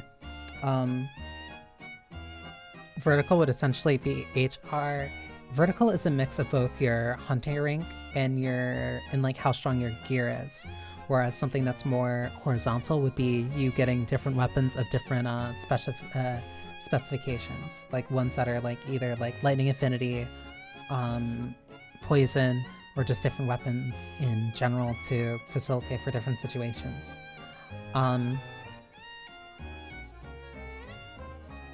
This also means that I finally get the setup for this.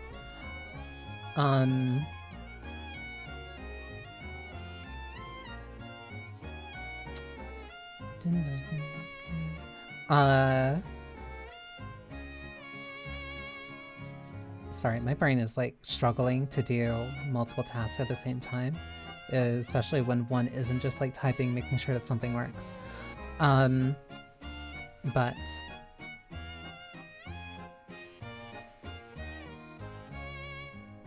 I'm trying to remember like when I actually first heard of horizontal and vertical progression. Because that also like kind of, to round back to the gacha stuff, like there is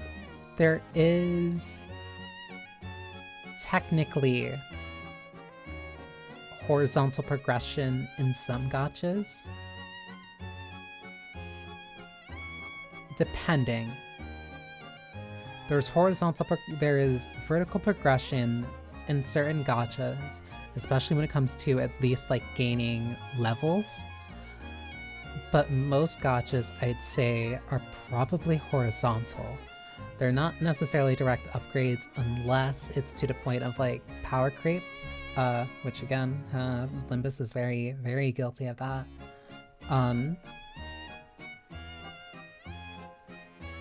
But for the most part, it's not like you need those specific units to get stronger. Up until a certain point, your own raw mechanical skill is the closest that you get to like a more, I want to say, honest representation of vertical progression. Again, using your units the best that you know how, using them in interesting team comps, and how those all tie together up until a certain point. Like there is going to be endgame, and that stuff is typically, as much as people kind of want to fight it, a lot of that tends to be more geared towards the whales, because it's just like, okay, have this many units who are capable of doing endgame stuff which means a bunch of resources, which means a bunch of either time and a bunch of all this other stuff to give them some type of rewards. Because at that point, the whales do need to have like some level of mechanical understanding if they want to do the endgame stuff. Or if they don't, they just buy the newest powerful unit and then just kind of goes through. A little bit of a mix of like column A and column B.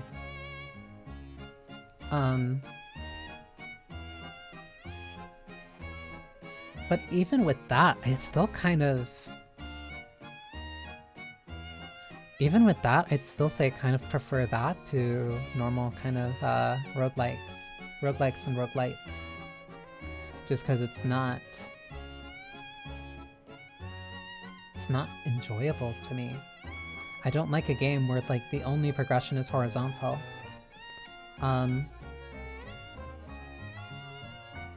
Like, not to rag on Hellmaiden, because I just want to use that as an example, because like if the main things that I can do to get better at that game are to get better at either training or dodging or like using my dashes,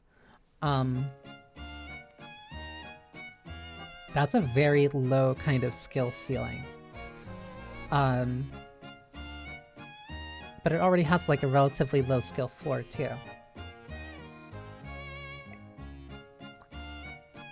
Which, by all accounts, is probably the intent. Like, the intent is probably to be something that's very pick up and play, something that's very easy and approachable. Not necessarily like easy as in like BB's first Vampire Survivor Light or whatever. But easy as in something that people can play kind of like after work or after something. After a long day of just being stressed, essentially. And just being able to, like, oh, I have, like, an hour, so I can get in, like, 3 to 4 good runs, see what happens. It's like... it's like the single-player equivalent of, like, a multiplayer game where you go into matches, and those matches are, like, 10-15 minutes. Like, it's... I'm going in just to have fun, not to think. And again, on that level, I can kind of understand it. But I think that comes back to whatever that... What was that 4-pillar thing of, like, player, explorer? It was challenger, explorer... Challenger, explorer, narrative... There was something else. There was another prong in that, like, 4-category thing for types of gamers. But, like, I lean very heavily into the narrative focus, and I'd say narrative and challenge focus. That's probably... No, that is the reason why I ended up committing and getting through Lobotomy Corporation Library Aronia. That's why I like Limbus Company. Like, I like when that challenge really does show up, because it is very... Like, it kind of makes a point. A lot of that difficulty in certain moments tend to be to make a point, and it's really fun when they do. That synergy between gameplay and narrative. Again, that tension that you can't really get in anything else. It's one thing to be told, like, hey, this is a very tense moment. It's another thing in and of itself to actually feel that tension. To feel like, yeah, I could die at any moment here. Like, this enemy is very overwhelming, but if I've gotten this far and, like, I've learned these abilities, and I'm confident in my abilities, and I'm confident in my capabilities, I should be able to pull through this. That synergy between narrative and storytelling. Welcome, Effie. And in the middle of both working on stuff for YouTube and also making a few, I don't want to say like full adjustments, but like updating the server in a bit. Oh no, Sophie's still in the server. She's taking a rest right now. She's taking a rest, so I wanted to try and do something. She'll still have her own purposes, but I kind of needed something that was a little bit more specialized for what I'm going for, I guess. Speaking of, I need to figure out how to do this. I need to think of a way to do this that's smarter than just dropping it in.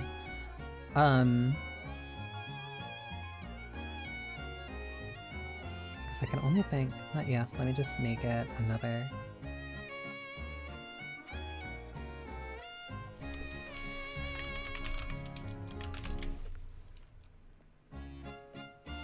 Oh, can I finally add... Whatever, that's fine. Bing bang.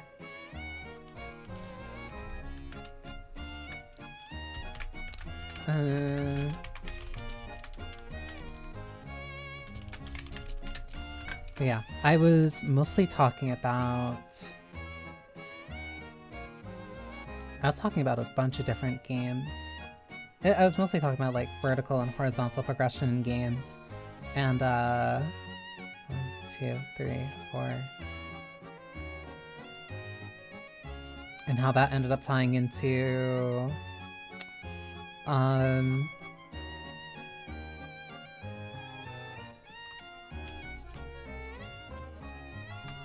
how that ended up tying into, like, roguelites. Because I'll admit, it does sound, like, kind of pompous to say, like, oh, I don't like roguelites.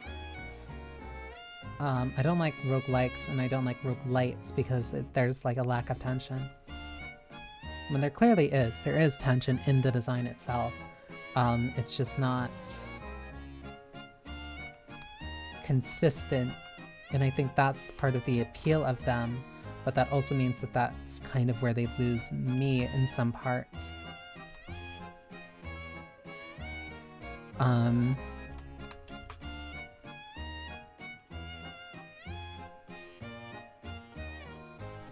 Seven-day streak. Congratulations. Okay, this actually does look better if I do it in this type of list. I don't know when they started doing that streak thing. Oh, sure. The reward for it is called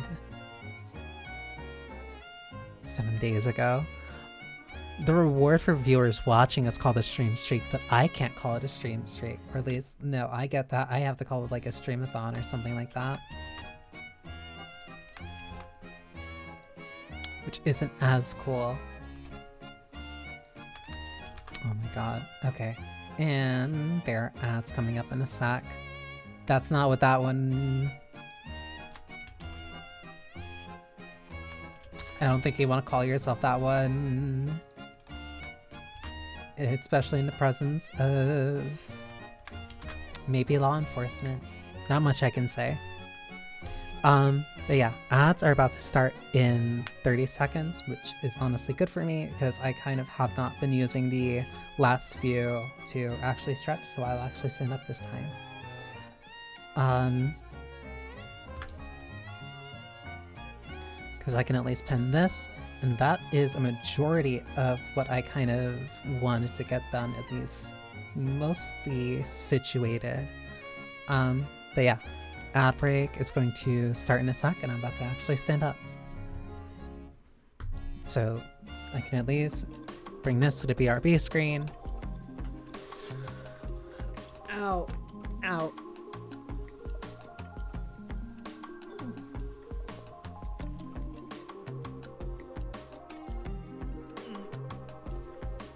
Ow, that hurt like a little. That's probably my fault for sitting consistently for like 2 hours.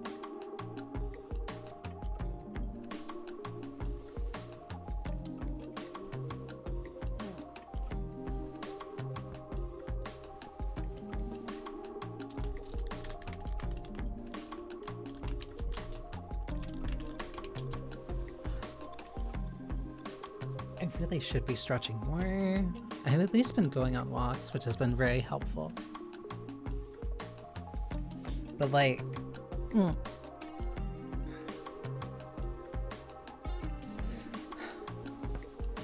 my posture has been going to hell.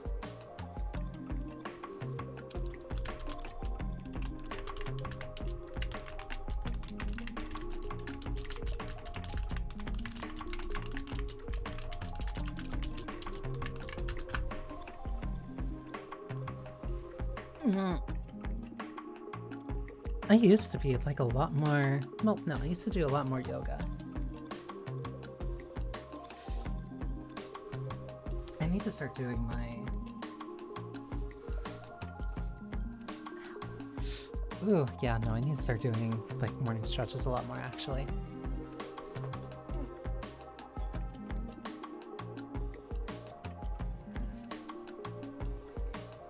These past few days I've been like way more tired than usual. Ow. That's fine, that's fine.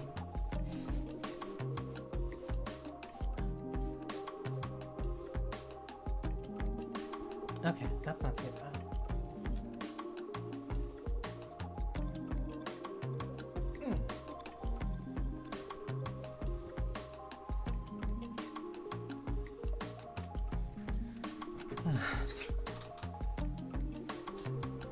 Okay.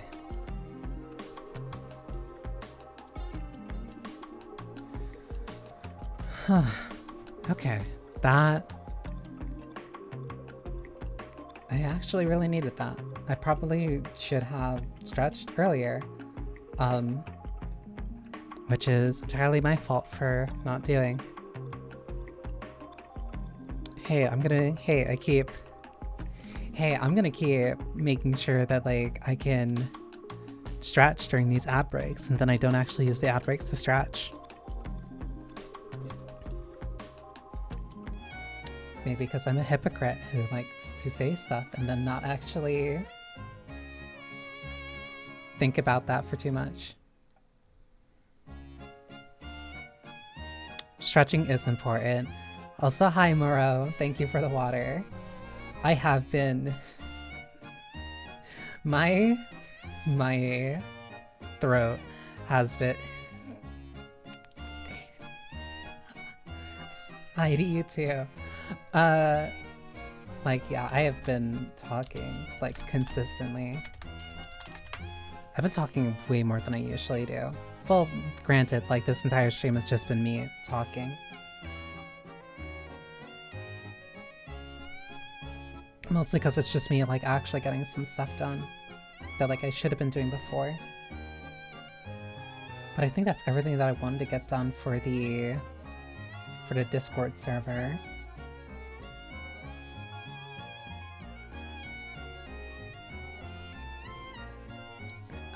Heritage for the Future, I have played it, like, very minimally, like, barely any, like, the most of any type of productivity, exactly.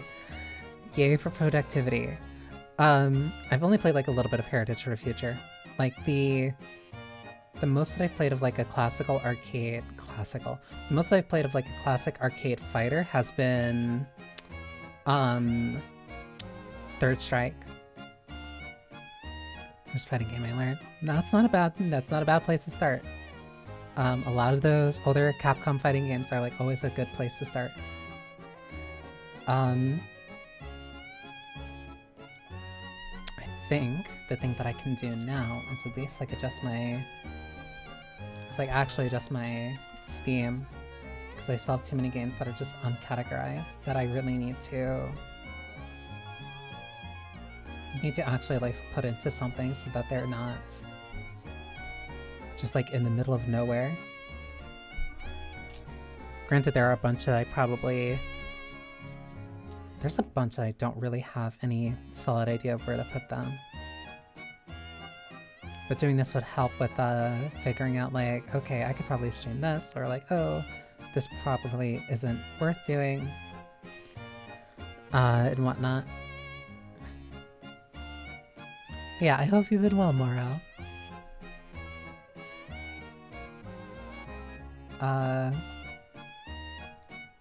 This streak of like 15 days.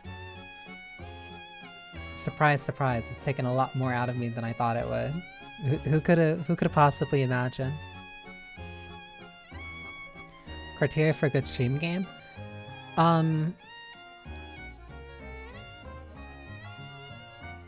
For me, it is between two things. Because I kind of consider...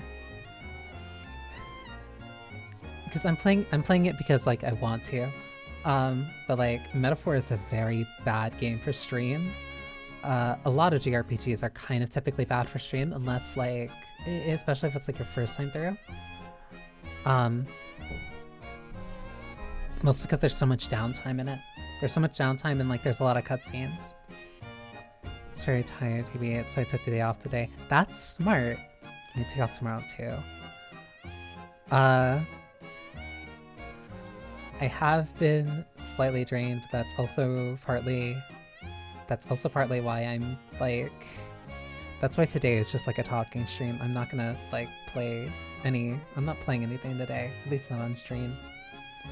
I'm kind of using this as a catch-up because, like, I was a zombie yesterday. Like, all up until before stream. But, like, what makes a good stream game would be something that's, like, very...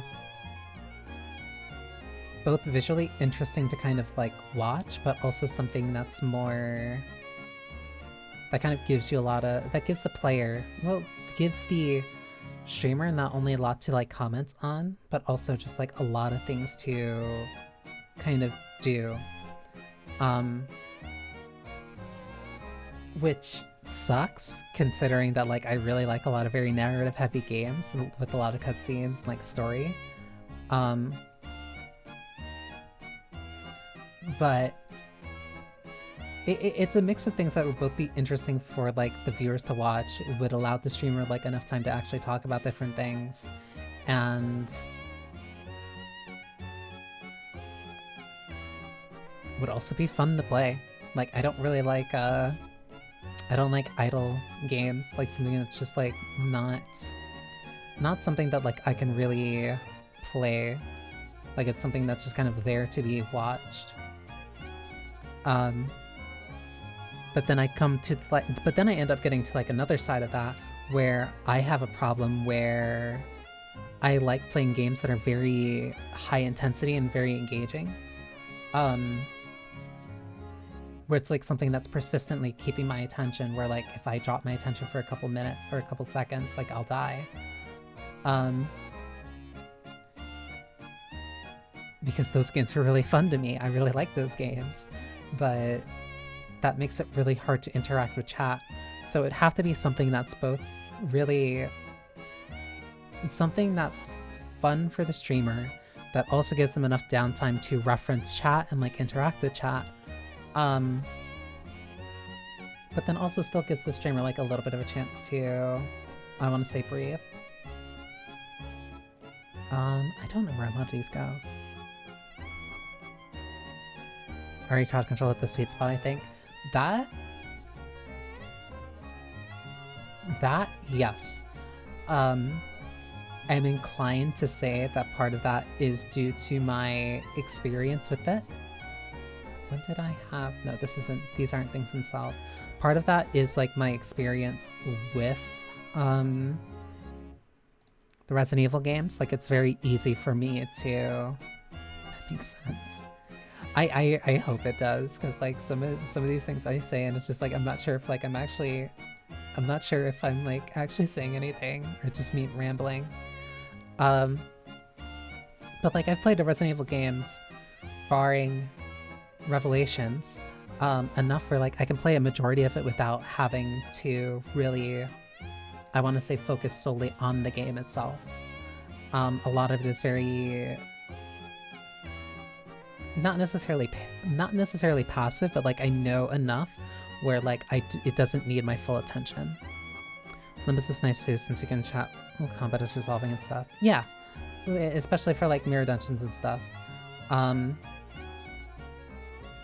But that is typically only when it comes to either weeklies or like grinding for certain events and such.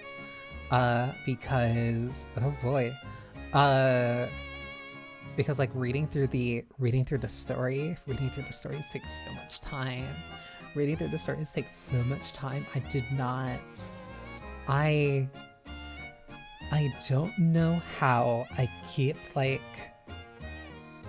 it's not neglecting, but I keep underestimating how long the story keeps getting and how long the intervalos are. That Arc Knights collab was so much longer than I thought it would be. So much longer than I thought it would be. I did not expect that stream to go for like, what, it was like 8.5 hours? Like, I need to be better at making sure that I manage that. I tried watching the Arc Knight stuff, but it does go over my head a lot. Because, yeah, like, the... Part of that is because of, like, the... I need to make just, like, an online... Oh, no, there is one. Because, yeah, especially with Limbus, like, there's a lot of world building and stuff that, like... It's hard to... It's not necessarily hard to explain, but it would take time to explain, I'll say. Not as in like it would take too much of my valuable time to talk about. It takes time in the sense that there's a lot of things. There's a lot of things to potentially go over for multiple different things. For instance, Carmen. And a lot of that comes from like my experience with Lobotomy Corporation. And like my intense feelings towards her, and especially my intense feelings that I had initially towards Angela, were very much tied into that. This actually might be good for a stream game.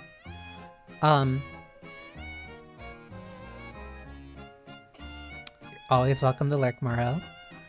But like that was very much tied to my experience with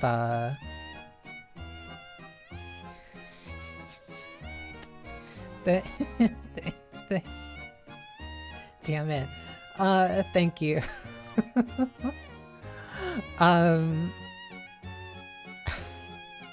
it.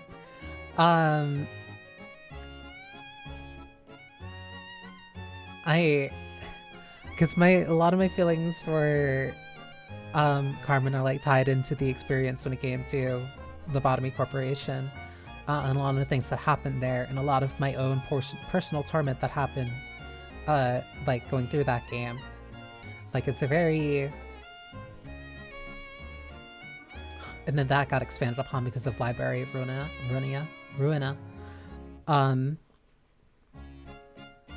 Like, because I can explain things in like a very flat way, like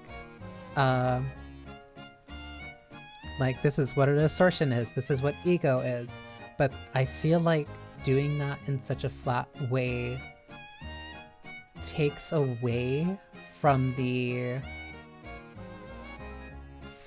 impact of those things. Like to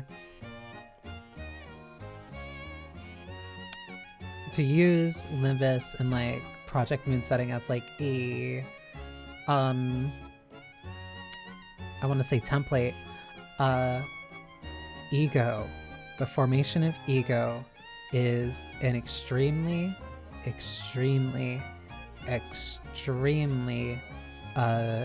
significant thing for a character to go through. A description that I heard for it that was really good was, I don't know if I would play this on stream or not, is,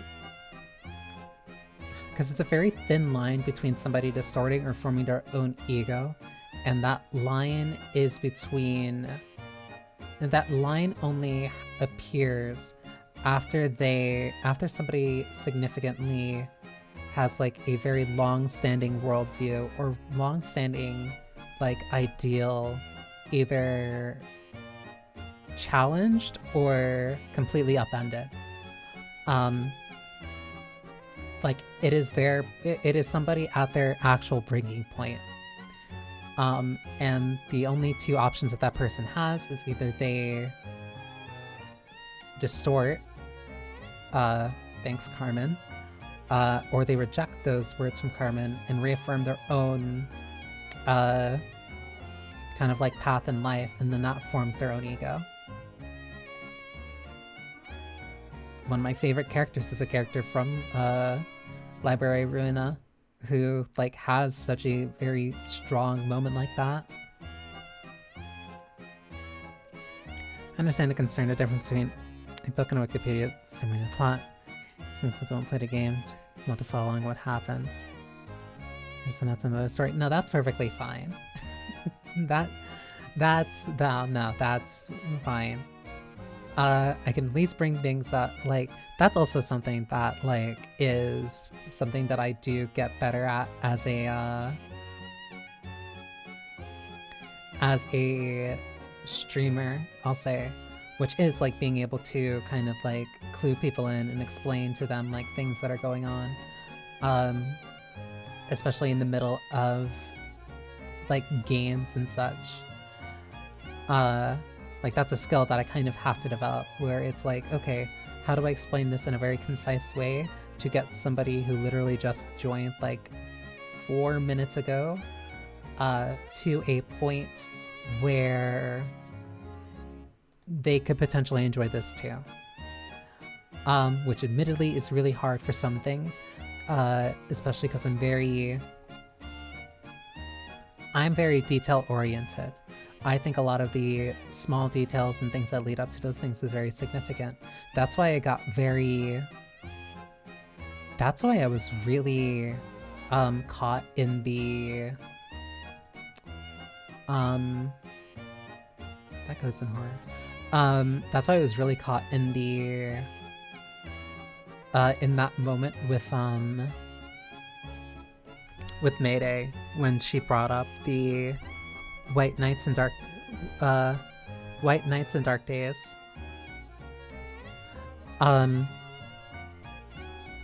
Because that is not something that Dawn had ever said to somebody, or like really kind of would have a reason to bring up to somebody. Because it's like, okay, who told her about that? How does she know about that? If she knows about that, she also might know a couple of other things that are very questionable, and I don't want her to know about that. Because that's also something that I'd say part of that probably comes from like my experience of being very, very into Kingdom Hearts, where like a lot of those small details really do kind of mount up to something. Can I remove this? Because I'm not using this. I guess not. Like the small things like really do mount up and end up meaning a lot to me. As a player and somebody who enjoys like narrative payoffs, because like there were theories about Marluxia's sister from Marluxia's sister, stuff about Chain of Memories, all the way back during Chain of Memories, before any of that stuff even became somewhat relevant for Union Cross. That goes in online. And like all the stuff with Axel, all the stuff with not sure which one of these should go where. All the stuff with Axel, all the stuff with like the theories as to who was going where, with certain how time travel works in that setting. Like a lot of it is like the very small details that like I really end up getting enamored with. And Limbus and Project Moon also have like a lot of that, which makes those games, I want to say, fun and also enjoyable to stream. But if you do, there was the term that I think that ended up getting picked up was the streamer tax. It was partly the streamer tax, partly the Let's Play tax, where because your attention is so split between being entertaining to other people and also like talking and persistently trying to be engaging, your attention gets split. Your attention gets split and it gets really hard to balance that, which means that there are certain games that you'll be playing and like you might miss something, not because you intended to or because you wanted to. You just miss it because of the fact that like you're doing your other job, you're balancing multiple things at once. That's why when I play certain things, I'll typically get really quiet, not because like I have nothing to say, but because like my brain, like, no, I'm focusing. Like I need to slow down and I need to focus, either to do something that requires that attention or to kind of process certain things that are happening. I used to do that a lot in certain games where even if I was like in the middle of playing a game, like if I was in the middle of like an online game, and like a lot of things were happening pretty quickly, I would take a moment and kind of like stop and use that second to breathe and then think. And then after that I would act. I don't remember what this one is. And then I would use that second to like actually act, because like, no, sometimes I need like that second to think, like to think things through and to figure out like what I need to do, because just talking and not doing anything and kind of just like panicking isn't really the way that I do things. Like I don't know if it's come through like in a couple of times that I played it. I think this is solo. I don't know if it's come through in like a couple of the games that I played and whatnot. I think that goes in VR. Oh, I do have a VR category. I think it's come through in like a couple of the games that I played and such, but like, I will slow down pretty often. Like, I'll slow down and like, okay, I need to think this through. Like, I need to take 5 seconds to think this through. Or to process what is going on. Or something of a similar vein.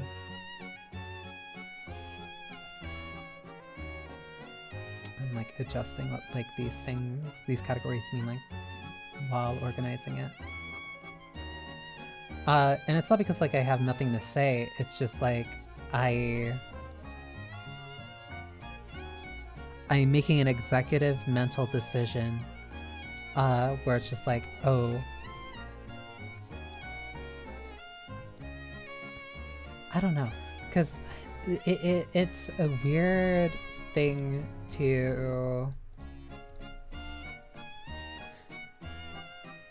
It's like really hard for me to kind of like figure out what to say about it.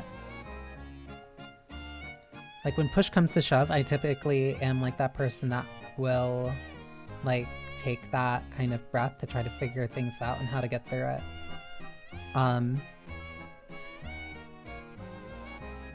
I don't know. That goes in tools. Oh, I do have a tools category. I'll take that breath to like kind of like slow down, think things through, and be like, okay, I need to do this, then this, then this, then this, and then execute on that. I think I picked that up largely from stealth games.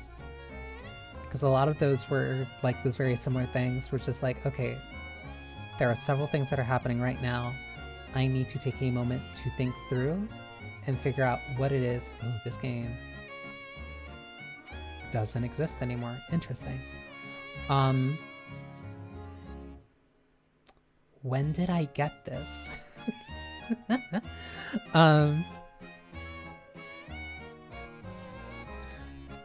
Because like, no, I'll take that second to think. I'll take that second to think things through. Because that's how I deal with, that's typically how I deal with a lot of, kind of like, I want to say high intensity situations. Where things kind of just happen and it's like, I don't know what anybody else is doing, but I know what I can do, at least right now, to, like, sit down and focus so that what needs to get done can get done. Or at least do what I can to help my team kind of succeed.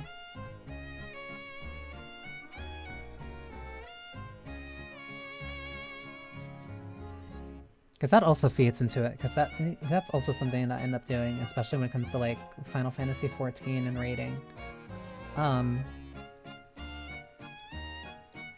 Even as much as I try not to be like, I want to say an authoritative figure.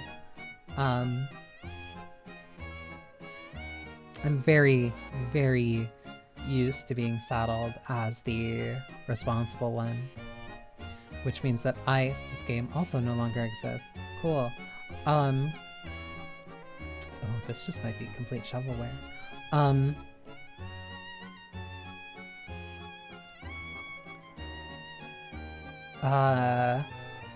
That one is also shovelware. Cool. I'm finding a lot of games that just don't exist anymore. Wait, I think I put down the wrong one. Whatever. Where like, no, I do my best to kind of be essentially what is the responsible one. Partly because I don't feel like I can trust my teammates in certain games, but also because I feel like if I don't know how my other teammates are going to respond to the stressful situation as well, I will saddle myself with that stress to figure out what I can do. Or at least what to do to help them in some way, shape, or form. Basically, kind of essentially turning into like, if somebody's gonna have to be like super stressed and lock in order to get this done, I will be that person. And I usually just kind of like anoint myself with that.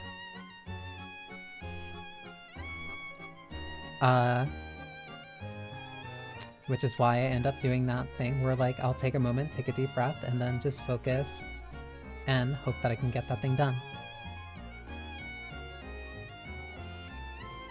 So many free-to-play multiplayer games. What is wrong with me?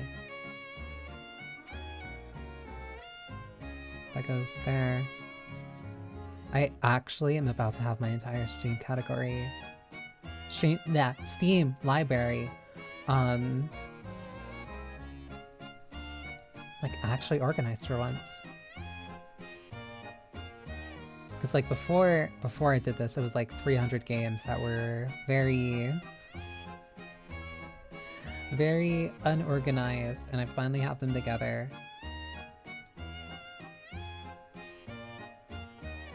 Survival strategy simulator. So that sounds like single player.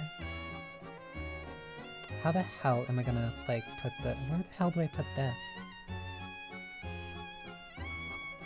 You streaming practicing fighting games? I'm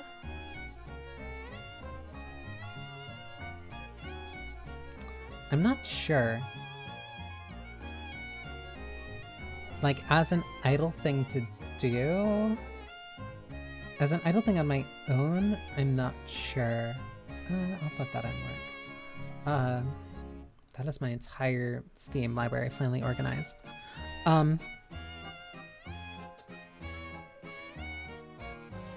Even the stuff where you rely on yourself sounds the safest. That is smart, yes, for my own sanity. However, unfortunately, I like playing games with other people. Because that's also kind of like why I ended up playing a lot more. That's why I ended up playing so much of Marvel Rivals, where I genuinely really did like that game. Aside from the graphical card issues, and also just the general experience of being a healer main. But I like when teamwork like that actually ends up coming together. Because that's one thing that like really fascinates me. That collab was fun too. I wonder if it being low stakes helped. I think that mostly came down to like me being very comfortable with Vice and Co. Like it's very comfortable for me to be around them. But also at the same time I did kind of feel like I was kind of the only one trying for certain parts, I'll say. But so I don't miss it. Practicing, I don't know if like I could specifically like practice one game only. Like I would end up having to play like online, but then I'm also at the point where I can't necessarily play non-stop consistently, because at a certain point my fingers end up hurting, and I'm not sure why. Well, no, I know why. It's the way that like my hand rolls over certain things. But the practice itself is not the hard part. It's so much as that like I typically use side materials, or like I'll use certain videos and stuff where it's just like, okay, this is what the B&B is, or like this is what the combo thing is, and then I'd have to use some, usually try to pick up certain things as a reference, but like to also tie that into playing with like other people. Like, no, one part of 2XKO that makes me very interested is the fact that like you can play that with another partner. Like that's a very fun idea, and it's like a really interesting way of doing that, especially with no, it moved me all the way here. I like the idea of being able to play that game with like a second backup partner, of like somebody else being my assist, somebody else like, okay, you need the help here, like that synergy. I think the thing that ends up keeping me wanting to play like multiplayer games and wanting to look for another type of co-op partner is the fact that I did have like a really good one. I've had 2 really good ones, especially like when I was playing on the 360. Well, like back around that time, because I had one friend who I would play with consistently, like in League, the same person. No, that was a group of people, but like he was the one that I played with the most consistently. Whenever we would like duo lane, whenever we would duo queue, and like typically I would be on support, sometimes he'd be on DPS, sometimes he would go jungle, or sometimes we would swap lanes and we would do something like stupid for like bot lane, and it would work out because like, no, it's not necessarily just the characters you play. It's like, no, if you're really in sync with somebody, you can do a lot of things that are really... I was expecting it. Thank you, Morrow.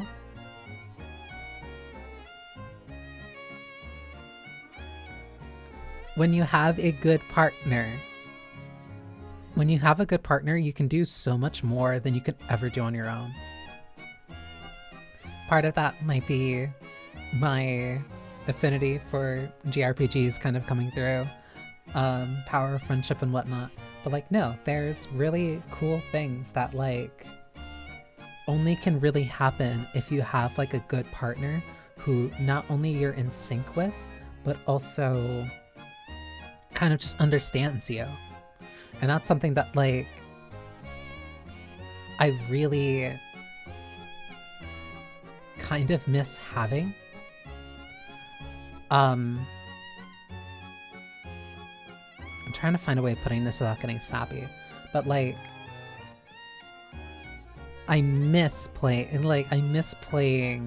with like those 2 friends of mine. Because one I played mostly with like on 360, the other one I mostly played when it came to like League of Legends and stuff.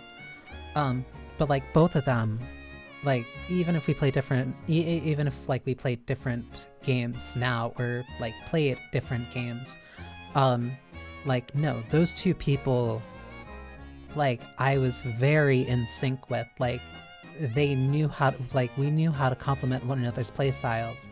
We knew how to like watch for one another's weaknesses and like communicate well together, or bounce off of one another. Like, no, it's such a really fun experience. And one of them I ended up playing Apex with them a couple of years ago, but we haven't played it or anything like together since. Part of that's because he's like 6 hours ahead of me, but that's beside the point. But no, that's why like as begrudging as I am against like yes to XKO, League of Legends, sentenced to death, the idea of having a co-op partner like that, somebody like getting that in sync with somebody who like they know how to help you in ways that only somebody who really gets you can. That's like that's the really ideal experience that I want from 2XKO. So like, yeah, I can play that game solo. I don't mind playing games solo. I don't mind playing a game solo. I don't mind playing like a tag fighter solo. I like Marvel. I like a bunch of tag fighters. But I want that experience of like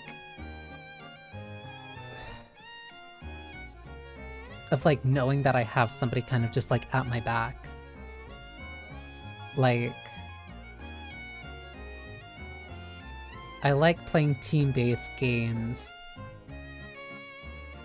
but I like that feeling of knowing that I don't have to feel like the only person on the team that I can trust, essentially.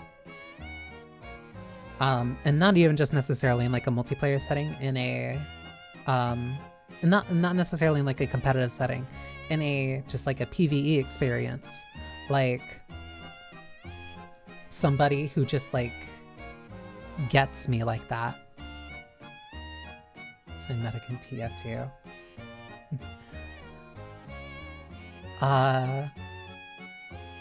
I typically have shifted mostly to being like a support, mostly because like I understood that like if somebody's gonna have to be the backline, if somebody's gonna have to be like the backbone of the team, like if this person messes up and this person crumbles, then like the entire team falls. Like again, I'll take that pressure on me. The only caveat being is that I again am kind of doing that, feeling like I'm Atlas holding up the world. Not knowing if there's anybody who would kind of like catch it if I were to fall. That's very dramatic. But like, no, I really miss those like cooperative, like very team-focused experiences. That's why I really want to play Resident Evil 5 with somebody, and I want to play Resident Evil 6 like in co-op with somebody, because like those are like the ways to play that game to me, because that's how I played those games. I played those with other people, and like it's not the same experience without them. The team's not pushing, but at least they're healthy. Like that would that drives me insane. And also people that are just like really bad to their teammates, where it's just like, you're supposed to heal me, you're supposed to support me. And it's like, okay, but can you actually like do your job and like not die? Because some people, too many people, just use like healers existing as a crutch, as like, you're supposed to make up for my mistakes. And it's like, no, have you tried surviving? That's also part of the reason why I stopped playing Rivals, because like I don't want to heal bot in a video game. I don't want to heal bot. I don't want to be playing with people who get mad at me for their own mistakes, and because I have to keep bailing them out of that. Like it's just not a fun experience. That's why I'd rather just play a game with somebody who I know I can trust. But I can't have that anymore. Get a lot of tunnel vision in those games. 1, welcome visit. 2, yeah, tunnel vision, like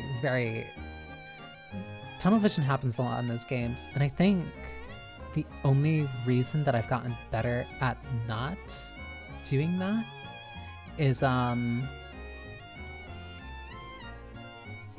due to League and a lot of MOBAs and other games where like I really do have to focus on macro.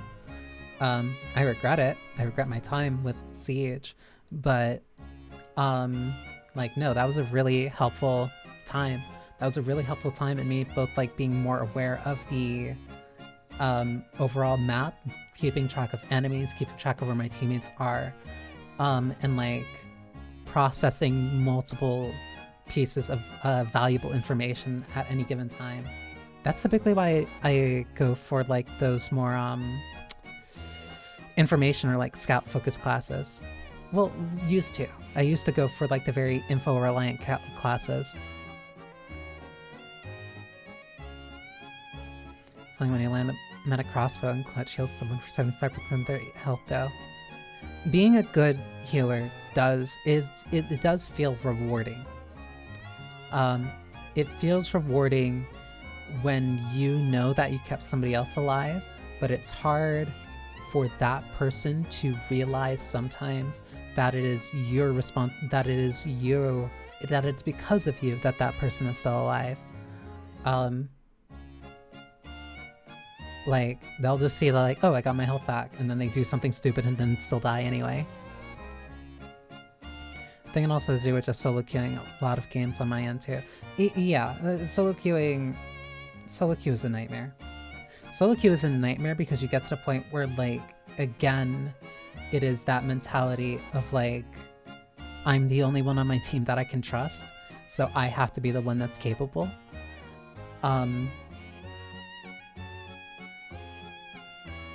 Which again ends up rotating kind of back to like the other stuff that I was talking about way earlier in the stream. The difference really is just that TF2 people are chilling, other players are grumpy. That depends on where. It depends on who you find and where.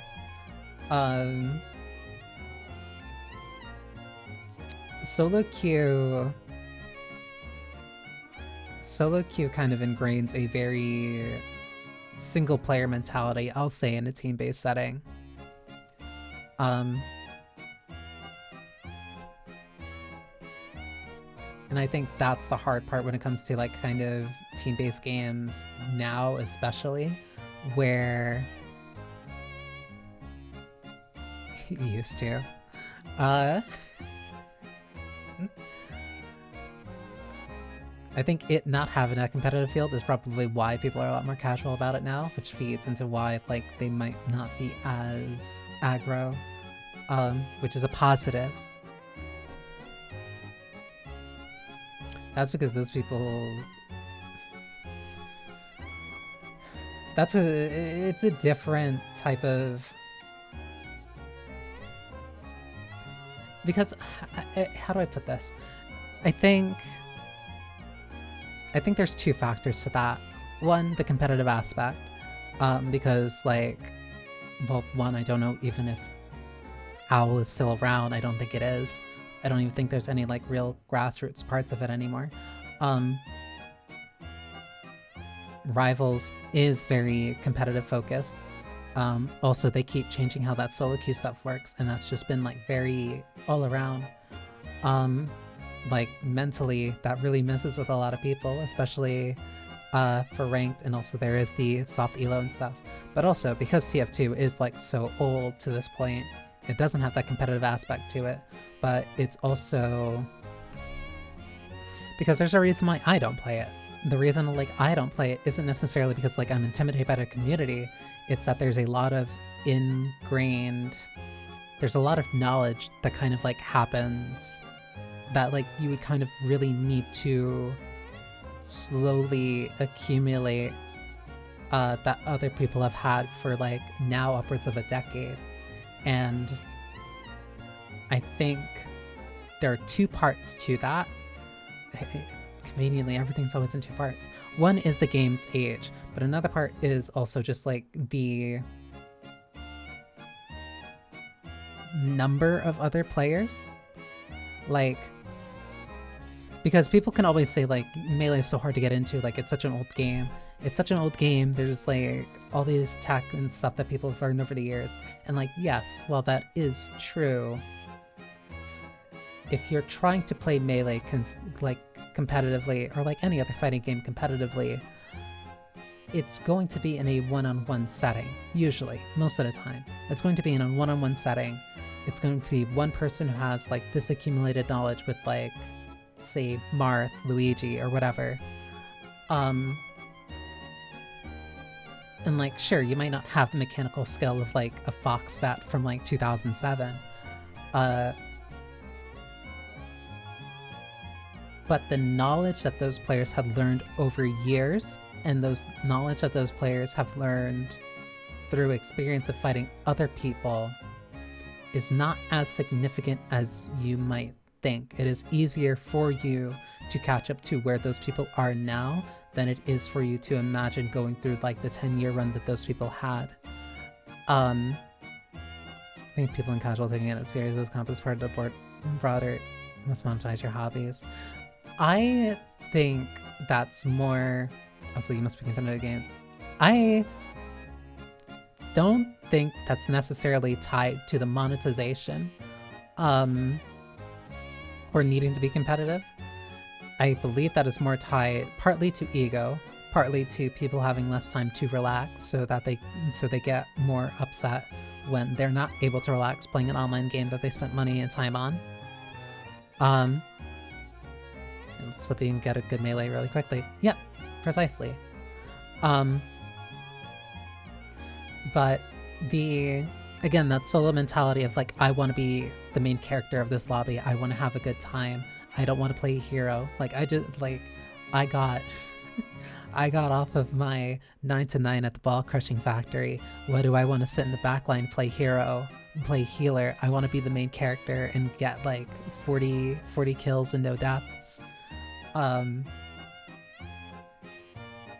Because a lot of the people who tend to do that tend to not be creators. Because a lot of the creators tend to just stick to comp, because comp is like well, why would you ever play quick play? And the only ones who tend to play quick play are the ones who like are just playing to have fun with their friends. But like, I actually think more of that competitive nature in quick play is less the monetization thing and more of just like, there's not many good alternative ways of people to play competitively or to play seriously. Because that's something that like I personally do kind of like have a continuous issue with, where like there is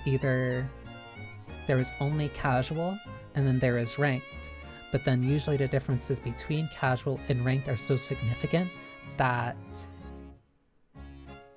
playing one with the mentality of the other, Melee mention, welcome Subliminal, that the way of playing one with the mentality of the other is a quick way of getting flamed by people.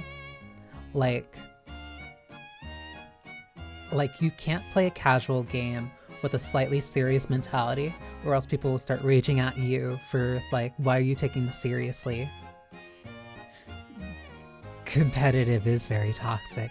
Competitive is very toxic because that's a lot of people with their egos on the line.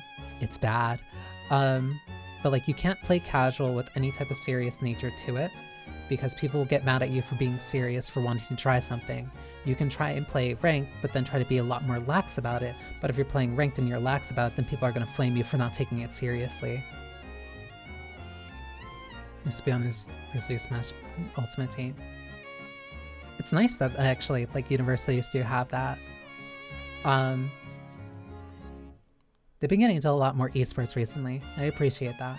But there's no... At this point, I would say it's like mid-core. There's no mid-core kind of like competitive modes. There's no, I want to play casually, but I still want to try. It is either goof around mode or serious mode, and I think that's more of the biggest issue. Because I like playing games. I like multiplayer games where like I can be like a little bit more casual, but I still want to try. Like, if I'm playing Rivals and this is like, I want to play Spider-Man, but I don't want to play Spider-Man to goof around. I want to play Spider-Man because I want to try. I want to try and learn this character. I want to try and play this character a little bit more seriously. But if I try to do that, people will flame me and just say, go play rank. But then I can't play rank because my rank's all the way in like Diamond and near GM. So it's like, okay, I can't do that or else I'm throwing.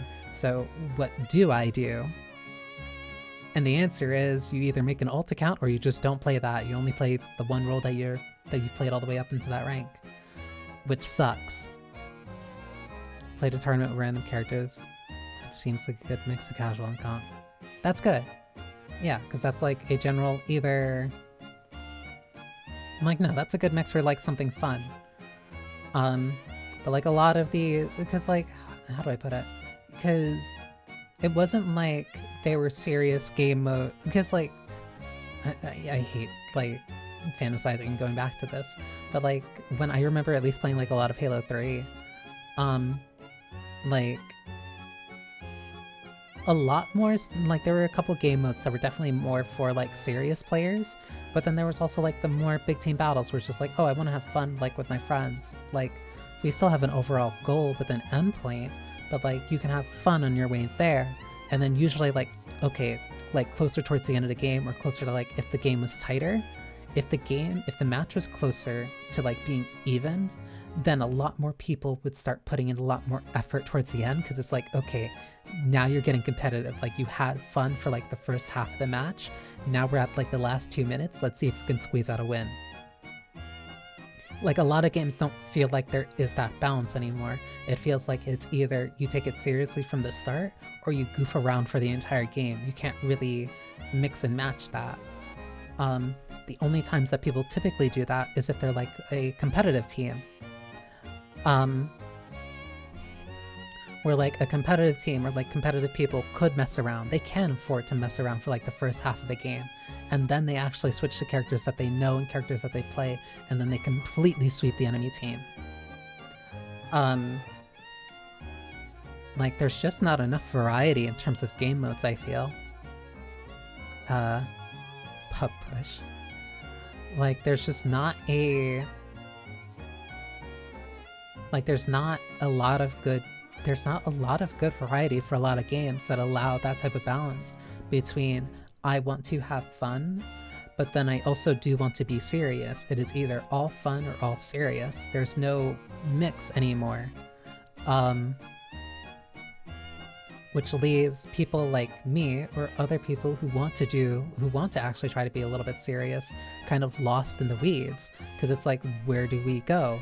I want to be serious, but I don't want to be so serious that like I'm looking up meta guides and like I have to learn this lineup or how to play this character this specific way or else I'm throwing. But I also don't want to just play a game where like I'm goofing around the entire time, because like, no, I like when this game is fun and competitive. I like when matches feel tense and like close. And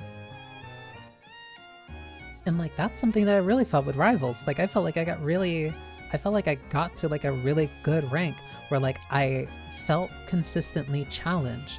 I felt challenged and I was having fun because I felt like I was genuinely growing. And whenever I pulled out a really nice clutch, that was because like I did something really good. I did something that was interesting. Or like I grew as a player because I thought about something in a unique way that I hadn't before. But I don't get that sensation in like something else. I don't get that sensation in like a bunch of other games where they either only want you to mess around or to play comp. Silver in any comp field I play is impossible to get up. It's a nightmare trap. It's a nightmare trap, and those are ones where you just like you have to be the main character. Like lower elo, you have to be the main character to get yourself out, and it sucks. It sucks, but like you have to be the main character. Because that's where I was. That's where I was for a bit in Rivals, where like, I think a couple of those VODs are still around. No, those VODs are still around. I uploaded those, where it's just like I said that I feel like I'm out of control of like my matches. Then I said that, and then I got mad at myself for saying that, and then I pushed myself all the way again to like Diamond and GM. Out of spite for myself for what I said. Heavily low games and heavily reward, highly low for most stuff. That's how they get you. Not a let me reword that. That is the incentive. That is not a gotcha. That is the incentive to push people who would otherwise have no intention of playing ranked into playing ranked. Because like, yeah, no, like that's for like specific people. That's for the people who put in the time into those ranked modes so that they can feel special for like playing those ranked modes. And if you want those things, then that encourages you to play ranked. And if they're at only specific ranks, then you need to work harder to reach those ranks. It's a feedback loop. It's an incentive. Like, that's how they do it. I'm trying to like find a correct way of putting this, because that's what they're doing now. Whereas before, I feel like a lot more of it was very centralized. I don't want to say centralized, but it was more intrinsic. Like, I'm thinking like the older Call of Duties where they have like the gold skins for like your guns, or the diamond skins later, I think, where they were rewards for you going through all the challenges with them. I had a gold knife in Black Ops 2, and I felt very, very accomplished because of that. Because like you have to run around consistently with the knife for that. Like, no, I felt like I earned that, but that's also, it wasn't like I was forced to do that in a ranked mode. I was rewarded for simply playing the way that I wanted to play and figuring out how to do that across different game modes. Like, it wasn't me throwing. I was still trying, but I was trying in a way that was separate than what is typically expected, which is something that I think a lot of current games kind of miss, especially because a lot of the battle pass stuff is like very, hey, get 5 kills with this character in this map, or complete objectives in this game mode, or do this. Like, they divide your attention too much for you to focus on just playing and expressing yourself in that way. I don't mind HS having a card pack for a legend that doesn't go away, and you can do it at your own pace. It's when League has like a pretty Sona skin. It's yourself getting yeah, like that's how they get you. Like that's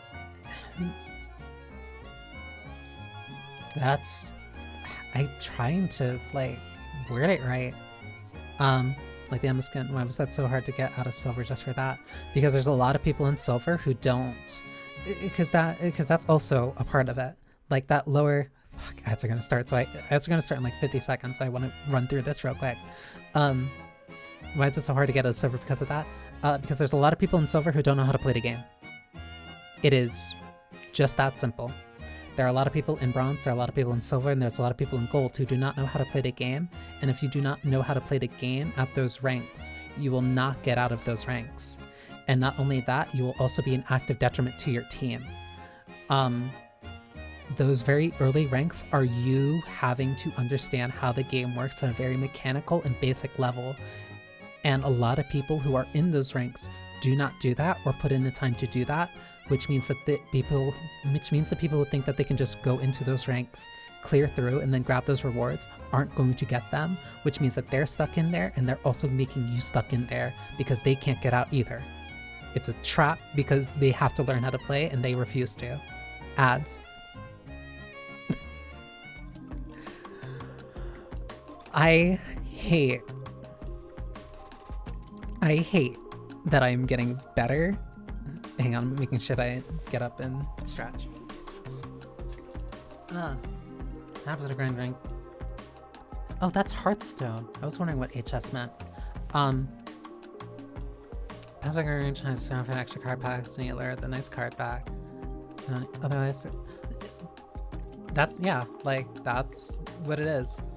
Like, they reward you with something. They reward you with something that is visual. It doesn't need to be mechanical. It doesn't have to be like any type of actual perk or anything. It just needs to be enough of like, oh, that's pretty. I like it. And it also shows off to other people, hey, I did this when this thing was a thing, or when this came out. Like, it's a very... again, like, it's a very simple type of feedback loop.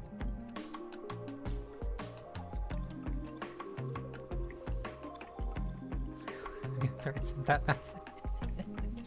Like, we're not, like, none of us are immune. None of us are immune because it just requires the right thing. It requires just the right bit of motivation. It just requires the right bit of motivation for us specifically to do something that we otherwise wouldn't. To get us to try those competitive modes or to do those competitive things. I'm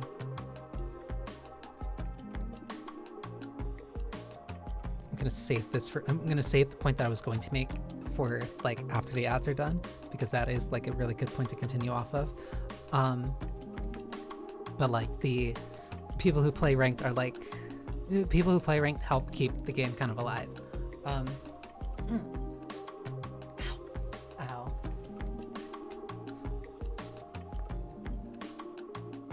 Stretching.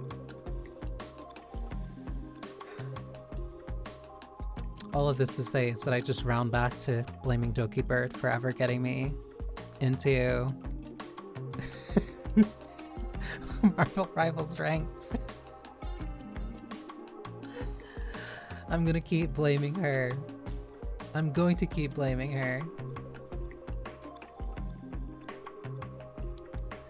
Thank you for stopping by, Effie. I hope you have a good night's rest.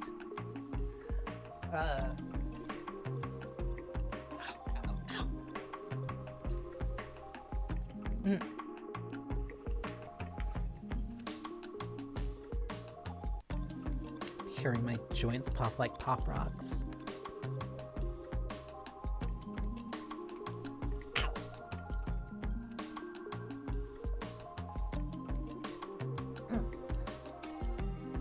Actually, I wonder if during ads, like, the CC still comes up.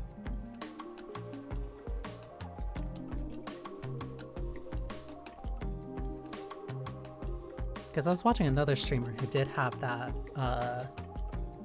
who also had the closed captions up, and that, but she also had those, like, appearing on screen, which would be a pretty cheeky way of getting around that, of getting around the, ads, like, kind of getting in the way of people participating in stream. Very smart.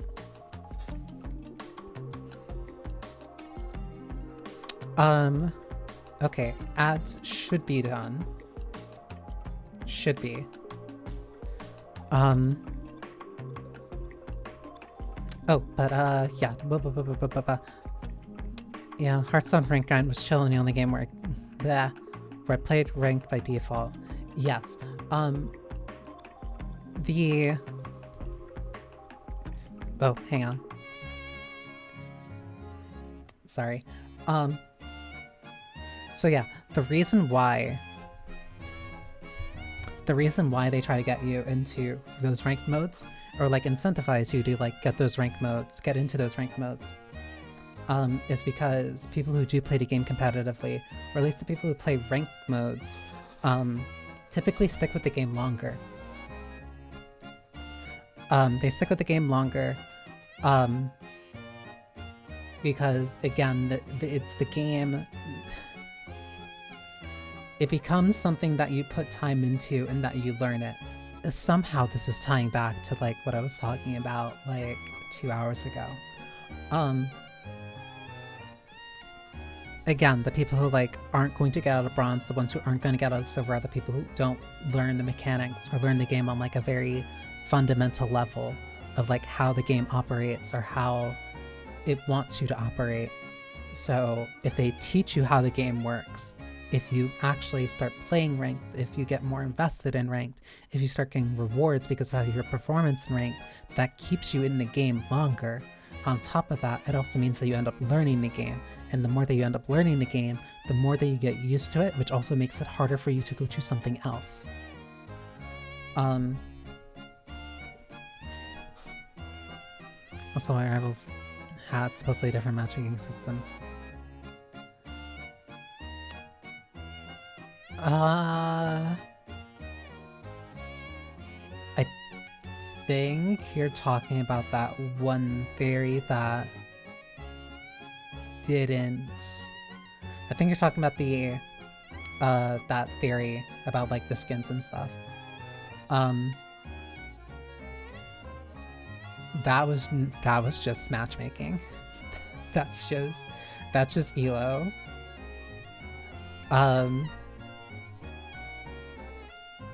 That's just how ELO, that's how ELO worked. It was engagement, it was engagement optimized matchmaking. That is not the system that they have implemented, because that, I remember that they did have a discussion about that. That is simply something that they have a trademark for, which one, granted, having that trademark, very sketchy, but two, is also a similar trademark to something that, I think it was Activision? No, I don't think it was Activision. I think it was Activision. That Activision also kind of had for a while, where it was like, yeah, showing off like, oh, somebody gets a skin, then like you would theoretically pair up with that person, whatnot. But no, the Rivals devs, NetEase, at least like made clear that like, no, they used very typical MMR and like ELO matchmaking. That's why whenever like I was performing well in my ranked matches, or if I was doing well in my casual matches, like no, I would just get paired up with better people.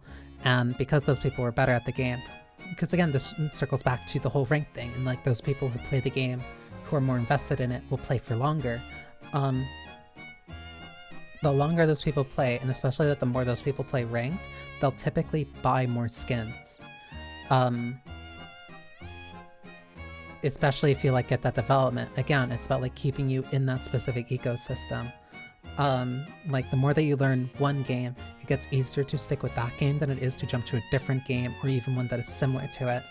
And the more that you're stuck with that game, the more that you're rewarded and more skins that you have with it, the more likely you are to stick with that game. It's just a natural kind of progression. As players play the game more, they'll buy more skins, and after that first purchase, it gets a lot easier to justify making other purchases and more follow-up purchases, because it's like, oh, I got this skin because I wanted to feel special because I hit this rank with this character, and it's like, oh, I'm seeing like 3, 4, 8, 20 other people with this skin, so I don't feel as special anymore. So then you buy one that's actually, then you buy one that's like $20 because you're like, okay, you like this character, but I really like this character. It's that, again, it's like that competitive type of thing. And like, because you spent that money on that character, you want to verify that like, no, I'm actually good with this character. I bought this skin because I'm good with them. So then you play more ranks so that you can rank higher, and then you're running into other people who also buy the more expensive skins for other characters because they're putting that time into those characters so that they can get better at the game, and then they also want to show off those skins, and then they want to show off those skins by hitting higher ranks. So then it's just this constant feedback loop. And when you play rank, because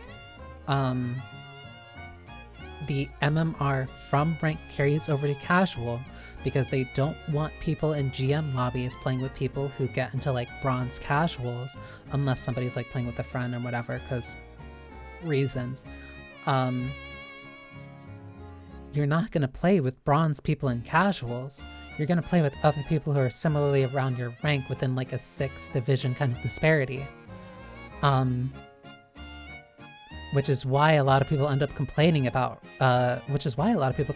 rivals, because it's like, why can't I just relax and quick play anymore? Why can't I play against people who would be so easy to beat? And it's because, no, you're so far ahead of these other people that you trying to have a fun time ruins the experience for 5 to 6 other people when you're trying to play that game with them. So no, we're gonna put you up with people who are more fair, or who should be more fair for you as an opponent. Then people complain, and then they make ults, and then they just smurf. But again, this also rotates back to like that thing I was saying like 2 to 3 hours ago, where like a lot of people want to play games after work, or like after however long of doing whatever types of things to relax now, which is why it's a lot easier to play roguelikes and roguelites, where it's just like, I don't need to really think about the game. Like, sure, I can understand and maybe get better at like moving around or how these things work, but all I really need to do is just, hey, maybe I'll get lucky this run. Maybe I'll get like super broken weapons or super broken cards, and then I can just kind of steamroll the game and have fun for like 20 to 30 minutes before I go to bed. Because it's either that, or you spend those 20 to 30 minutes or upwards of an hour getting really upset in an online game because somebody else also had a very long day and they're taking that anger out on you. And that's why we're at that division of like, that's why there's so many people, that's why there's so many different roguelikes and deck builders. And just kind of, I don't want to say low stakes, very low stakes games that a lot of people are very into nowadays. Because it helps them relax, and like, I can't blame them. That's why it's really hard for like games like Pathologic to really, I want to say kind of gather a lot of attention outside of very hardcore type of audiences, because a lot of people aren't going to look for a game that's going to kick them in the teeth for 5 hours after they just got off of a shift that was kicking them in the teeth for 9. And I can't be mad about that. I think it sucks that they're not...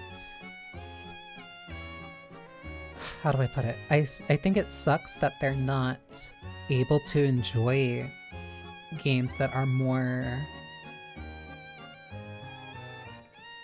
challenging, not difficult, challenging in the sense that hey, we're trying to do something very different than what you're usually used to. Because they simply do not have the energy or capacity to. And that's just due to, again, like, what they have time for during a day, and if they have the tolerance for just not really having a fun time. Because like playing Pathologic is not a very fun time, but it's a very deeply engaging experience to me. Same thing goes for the Botany Corporation, Project Runia, Library of Runia, and Limbus Company. The Limbus Company, at least, like, it only comes up at certain bosses. And also part of that is people constantly win rating through the game and not learning how to play the game. When it comes to horror themed games. Yeah, because like that tension and like that fear and like that challenge is like what comes from, is like part of that core experience.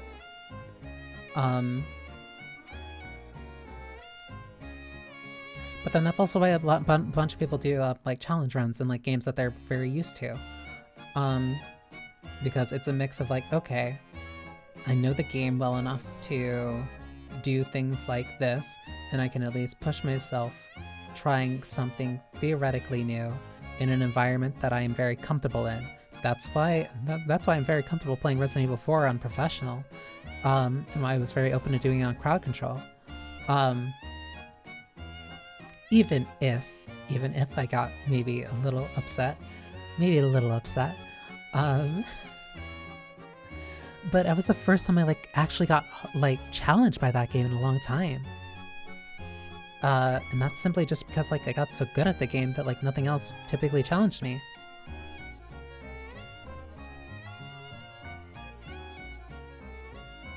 Do you just want, must matter how scared you want to be, do you just want Aria vibes or do you go DDL? Alien Isolation is more terrifying than DDLC. I'm gonna be a hater. I don't want to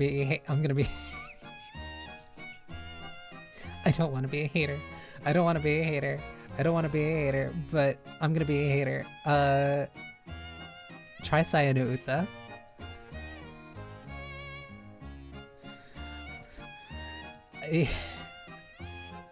I'm like trying not to. I'm trying not to like, not to throw like a Molotov.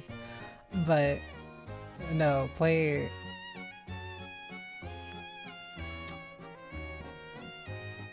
classic Denpa.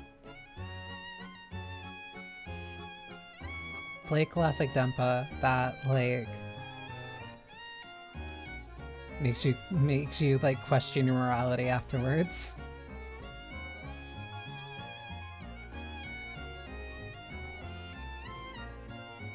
Dispersion doesn't work when you know it's a subversion. I'm such a I'm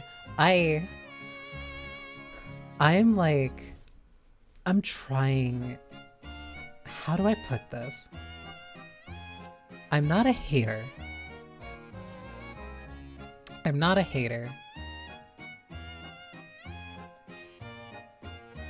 Maybe I am. Maybe I'm partly a hater. Maybe it's because of the people I grew up around. Maybe it's because of the games that like I know of.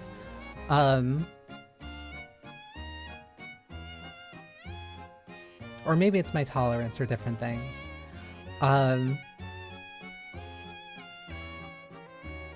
Little Goody Two Shoes still has like the most effective like horror sequence that I've ever experienced in a video game.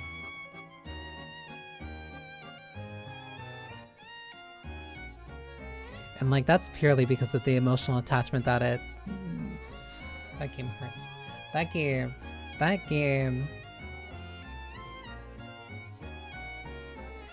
game hurt me on such an intense level that like I still feel bad even on my third playthrough.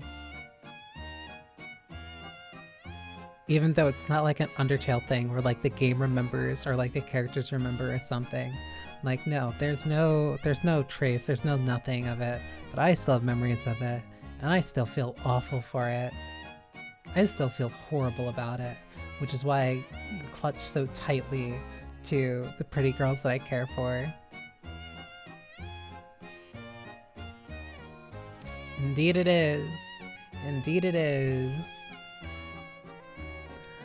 It is a horror game that has one of the most terrifying endings that I've ever experienced in a video game, that has genuinely scarred me, and there's a reason why I was avoiding doing it on stream, because I do not think I would survive doing it again. I don't think I would survive doing it too. I can't. I don't want to. I want to. That game hurts me because I want to 100% it, but like I'm terrified. I'm terrified of actually hitting like getting all the endings for that game.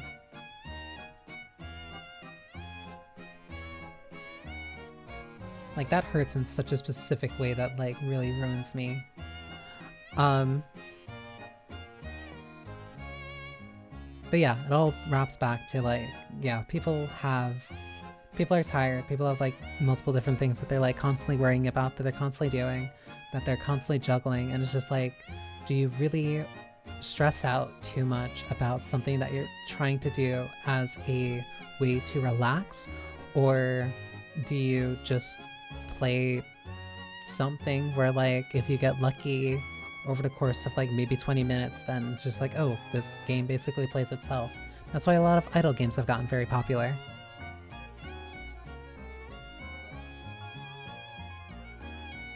Shame, but I'm too familiar with the content to not treat it like a first time. That's also to go back to something that like Effie had said. Well, I do if it comes to that.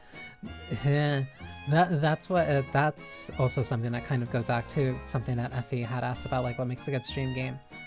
Those games that people can only play once. Outer Wilds is one of those things. Where like you can only get that first experience once. And after that, you can't.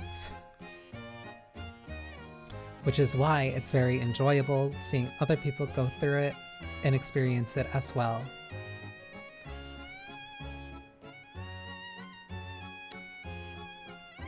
And that applies to some horror titles as well. I'm really trying to mince words and like not... I'm trying to like... Because the main genre for this is a game, like a genre called like knowledge games. Like that's why I can't watch anything about Blueprints. I want to play Blueprints. I really want to play that game, but I can't see anything of that game. I can't watch anything of that game, and it's so hard avoiding it when I know so many people like that. When I know so many people who are playing that. Undertale, yeah, Undertale I think is past that point of,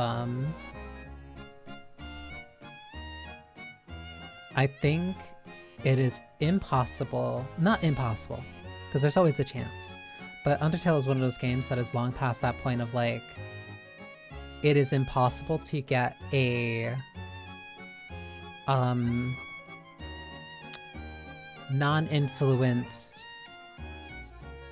non-influenced first playthrough.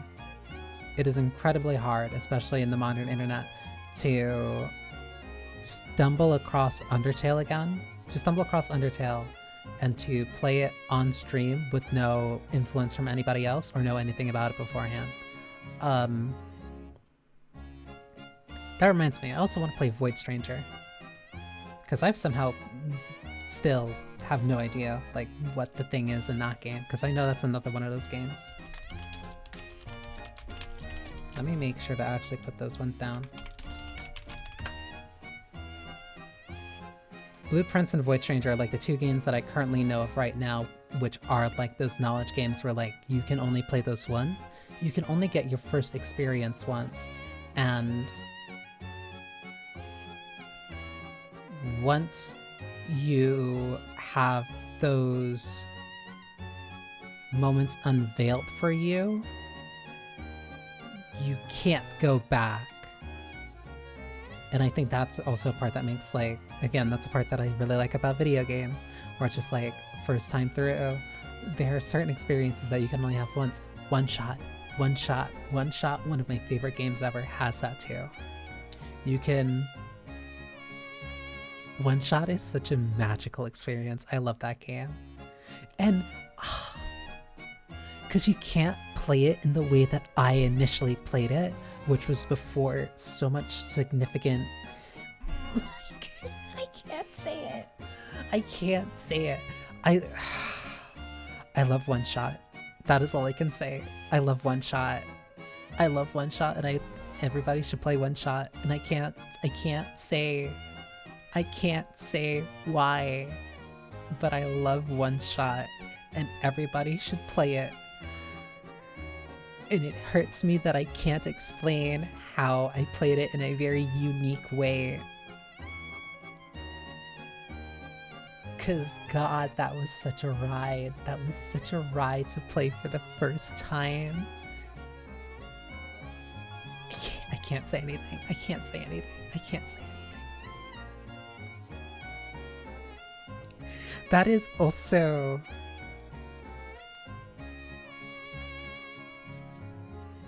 You be nice to Nico. Nico's my baby. Nico's my adorable baby. One Shot is such a good game. One Shot is such a great game, and I can't explain why, and I can't say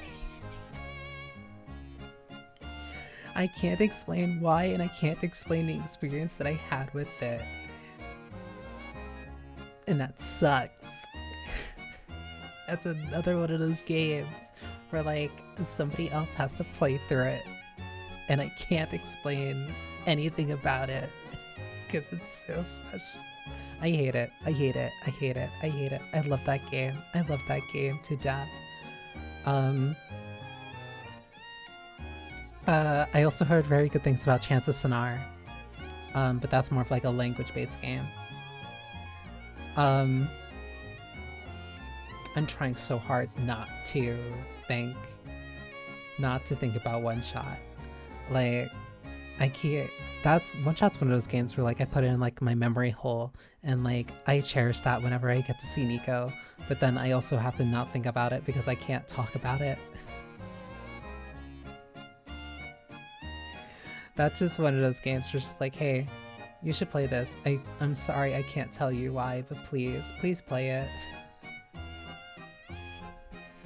I can't explain why, but please play it. Please. Do I have any other games I'm wondering if I have other games on my Steam that are like that, which are like, I need people to play this game, but I cannot explain to you why.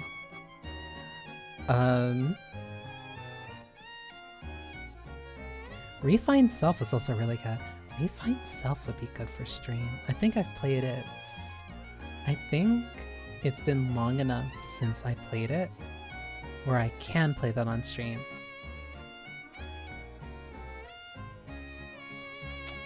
One Shot does not have... No, One Shot is not a horror game. It has a little bit of a creepiness to it, but it's not a horror game.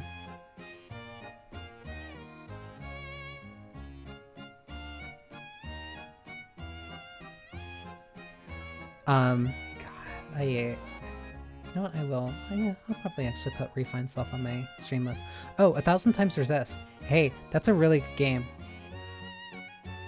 1,000 Times Resist is a really good game, and I cannot also explain why.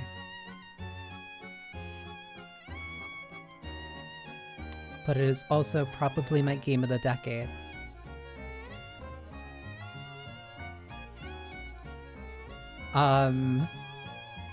Yeah, this is a really smart segment. This is a really smart idea of, like, looking through a list of games and saying, like, oh yeah, that's a great one that I can't explain why, but you should play it.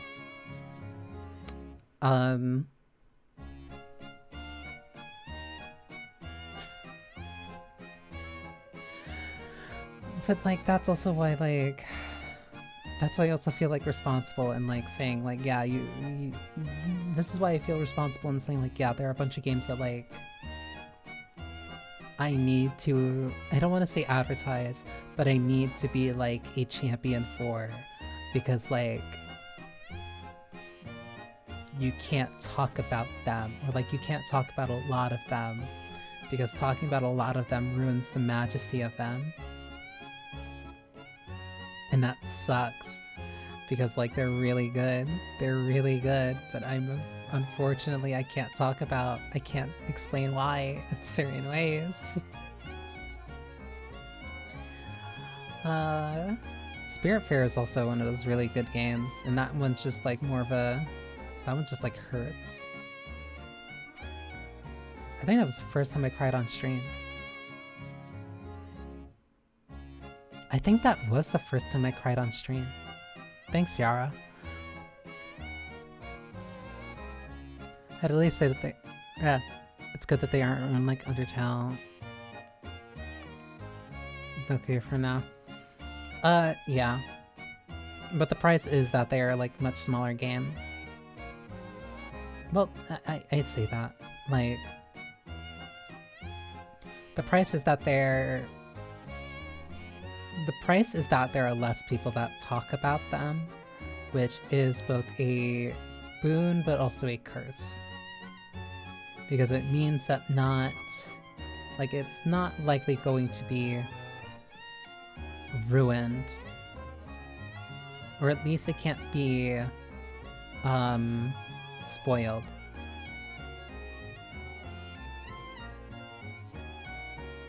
I can also say that Unheard is one of those games that is like a really good, but you can only play that once.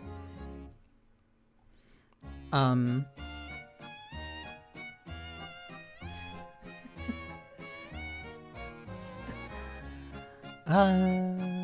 forgot. Unheard is a very unique game where like, it's like a crime scene investigation. It's like, be careful what you wish for. Yeah. Unheard is like a detective game, but like, you control where you're hearing audio. That's also, unfortunately, like a very short, but like kind of one-shot type of game. Haha, I said it. Damn it. It's also one of those games where like, you can only play once. You can only play it once, and... Is that a new case? Did I not play this? Oh wait, but that's not supported in English, that's why. That's a game that you can only play once. And...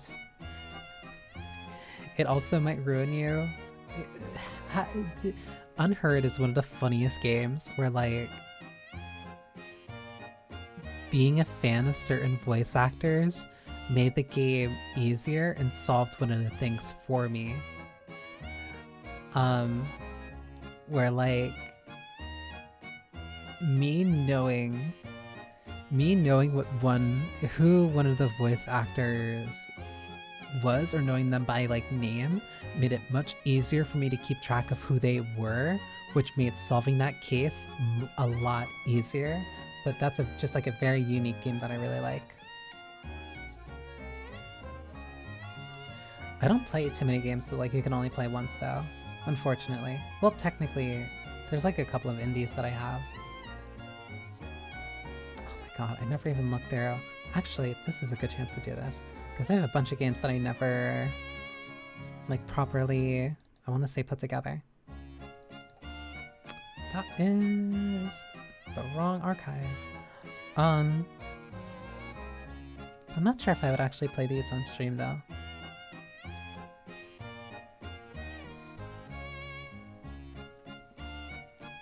Ah, here it is.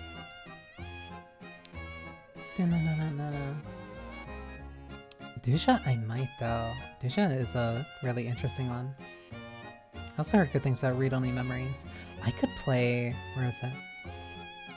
I could play Pyre on stream too. Much to think about, much to consider. Even though, like, I'm in the middle of October, which is supposed to be for spooky games, but still.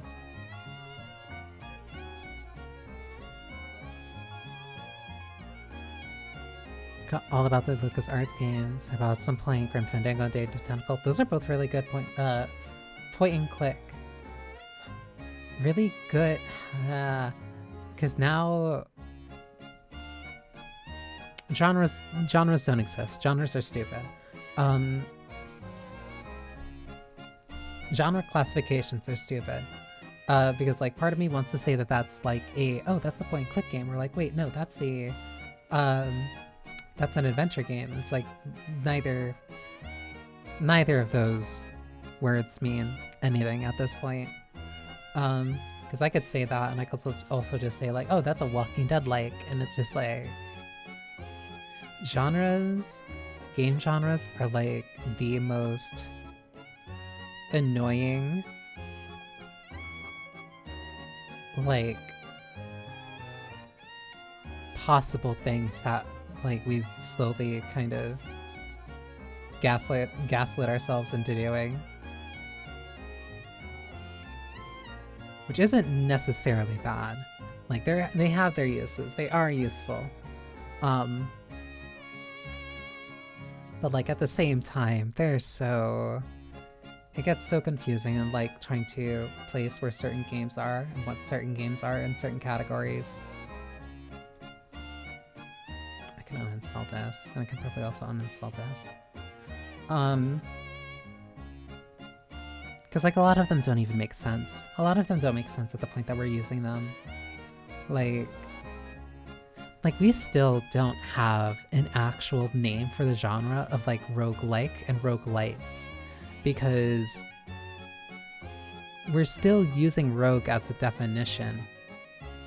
But it's also to a similar point where like we play a lot of games where like, oh, the only thing that we can compare it to or categorize it is Dark Souls, so it's a Souls-like, which is also stupid. Metroidvania, also technically just a mashup of two. Metroidvania is one of the worst because it's a mashup of two games that only defined 2 to 3 games when they first came out. And more specifically, those specifically defined a type of game by a specific director for a specific franchise without the connection to the other franchise. Because you can ask, oh, so it's like a Metroid game and it's like a Castlevania game?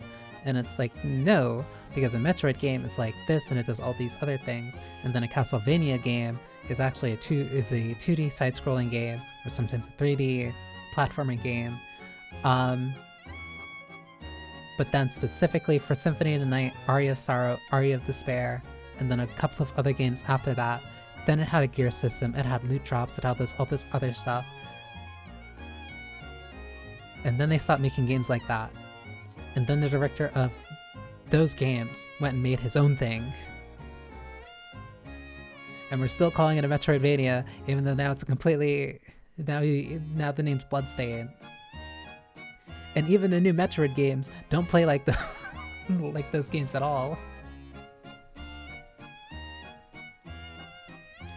I got a good name. Like, we're still... As much as I'll give FNAF shit for making the genre, at the very least, I'm much more okay with a genre named mascot horror than if we were having to deal with something called a FNAF-like.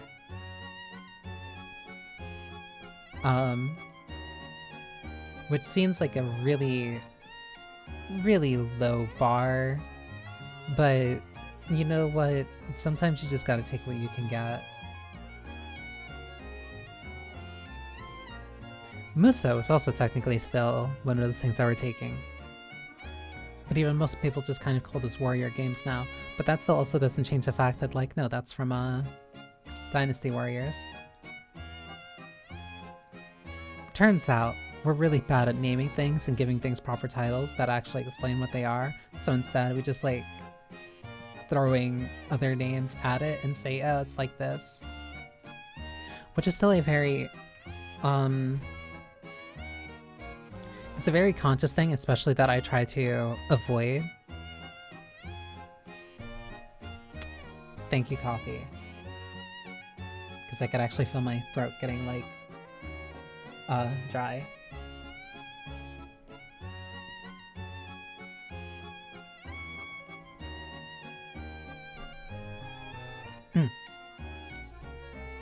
It was not happening. I was thirsty.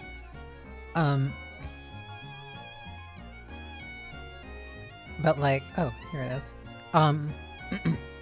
But like, when it comes to like describing games or like how certain games work, you can't smell my back like snapping in the twigs.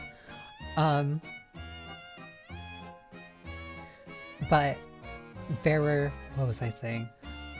I've been trying to consciously avoid, or at least adjust, I've been trying to adjust the way that I describe certain games without having to use other games as a point of reference. That's more of just like a personal thing, because I'm trying to remember who made the complaint. Because it wasn't like it was on stream. It was just like it's a very genuine complaint where it's just like, it's difficult for people, or especially like, it's difficult for people when talking about games to describe games without being in reference to other games.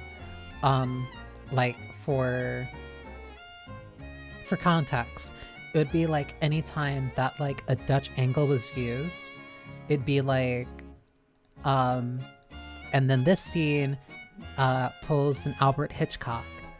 And it's like, what does that mean? Like, what does that mean if you don't have that frame of reference? And like, if you don't have that frame of reference, then you can't really participate in that conversation. Which is why you now call it like, oh, you do a Dutch angle. It's the way that you kind of like position a camera in relation to your subject. Granted, that also goes into the whole discussion of like games as art and like art discussion, whatever. Pulling an Alfred Hitchcock can mean a lot of things. Exactly. It's very nebulous. Just like saying a Souls-like. Okay, so what makes it a Souls-like? Is it a Souls-like because it has a stamina system? Is it Birdemic pulling up Alfred Hitchcock? Like, it's a very nebulous term that doesn't mean anything. It doesn't mean anything unless like you're in that very specific frame of reference for what it's like actually referring to. Because like Souls-like, is it a Souls-like because you're attacking with R1 and L1 and then you're holding triangle and doing something like that? Does that mean that Let It Die Inferno is a Souls-like? But would you apply that to the first Let It Die? Would the older, what was it? Why am I forgetting the name of them? Why am I forgetting the name of the games that they made before Demon Souls?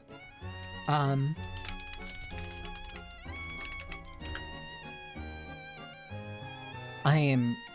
so mad. I used to remember what these ones. Kingsfield.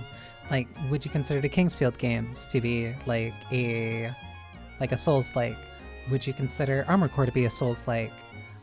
Because it just has like a fuel system. Like, how far do those definitions like actually go, and like do they actually mean anything after that certain point if you're too far from that point of reference? Is it a Souls-like just because of the controls? Is it a Souls-like because of the difficulty? Is it a Souls-like because of like the level design, because it loops back in on itself? But what if there are different games that are also made by the developer that don't necessarily loop back in on itself like that? Like, it's a very nebulous term that doesn't really mean anything. Unless you're very much approaching it with a very specific mentality for what that definition means in your mind.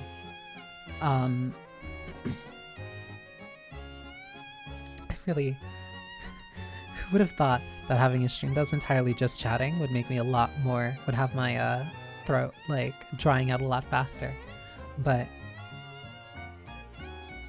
it's like also, because like gacha's also like a very bad descriptor for a genre, because that explains a monetization style more than it does a gameplay style. Like, hang on.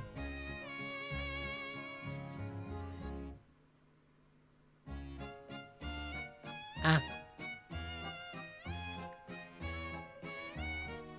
Oh, my lips are dry.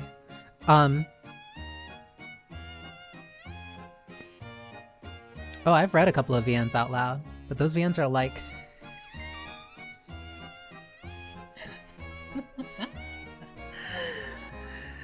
Thank you, Moro.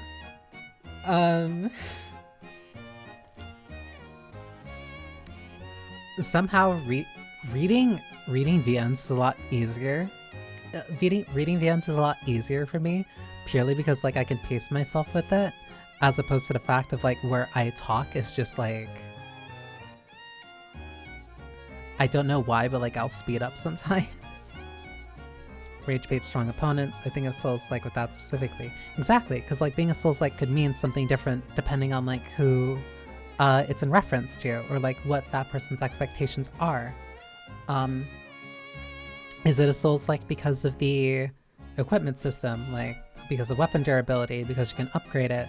Is it because of the environmental storytelling through the item descriptions? God. But again, like gacha being like a monetization model instead of like actually anything indicative of the gameplay itself. Because like Uma Musume is like a stat trainer, but Grand Blue is more of like an RPG. Limbus Company is more of a visual novel with like strategy game elements. Arknights is a tower defense game. Punishing Grey Raven is an action combat game. But all of those get lumped under gacha, which is really weird, because by all accounts we're defining the game by its monetization model. That's like putting Fortnite, Grand Blue Fantasy Versus Rising, and Dota 2 all in the same category and calling them Battle Pass games, because they all have a Battle Pass in them, and that's not an incorrect way of describing them, but it's choosing a very weird thing to describe them by. It's a very weird thing to like specifically pigeonhole that game into based purely on the monetization model.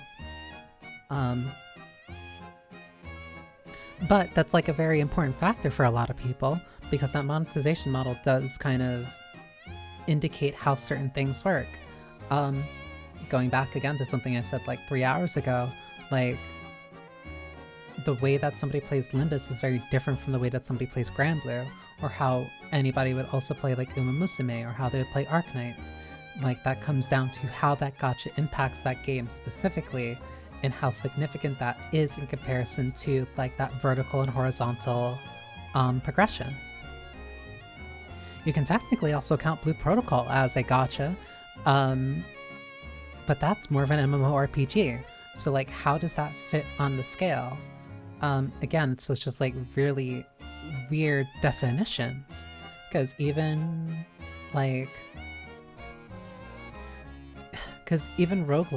roguelikes and roguelites, a lot of people don't really use isometric anymore as like a defining feature of like a survivor like, or like Hades, because that camera angle isn't as significant anymore. It's not as significant as the overarching way that progress is made in that game. Like that's why it's really hard for me to kind of define where Hellmaiden lies, because part of it is very Hades, but also another part of it is very vampire survivors, or like whatever. Like, I don't know how to define that type of game. I don't know how to define games that are like Vampire Survivors, despite knowing that it is like a very established genre that more and more games are like kind of mimicking. because do we call it a survivor's like? Then is that different from a survivor, like a survival game? Why would we not use survival game? What is the definition of a survival like? Is it specifically because of the number of upgrades? But wouldn't that be more tied to action or like roguelikes? Like, what is the difference between a survivor-like and something like Binding of Isaac? Is it just purely because of the runes? Is it the enemy count? Is it the way that like everything like works together? Like, there's so many stupid ways that we define games and like pigeonhole games into these fixed definitions in a vague attempt to try to explain them to something and to try to explain them to somebody else. And usually a lot of really good games just either buck those trends completely or kind of establish their own. Like, I'd still consider like Silver Case a visual novel, but it's not a visual novel in the same way that something like Persona is. Or it's not a visual novel in the same way that Limbus Company is, because you're doing a lot more reading in it, but it also has more elements that are more like, again, point and click or adventure game like, but it's also point and click in a way that is similar to something like Wizardry, because you're walking in like a 3D environment in like these grid-based patterns than you are pointing at different objects on a screen like you would in something like I Have the Mouth and I Must Scream. It's all these different definitions just like all barely doing what they can to help us describe like what's the difference between like Dead Souls and like Guacamelee. Sonicom and Senran Kagura are both VN games that have a different mechanics that make it interactive. Exactly.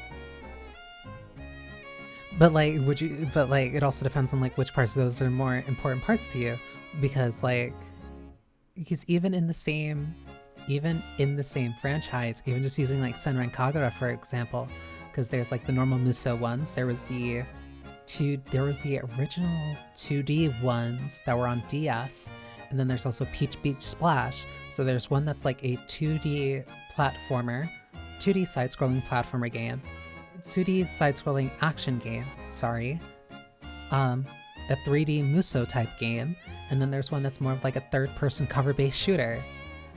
And it's like a third-person cover-based movement shooter. Like, that game plays closer to something like Vanquish than it does like Gears of War.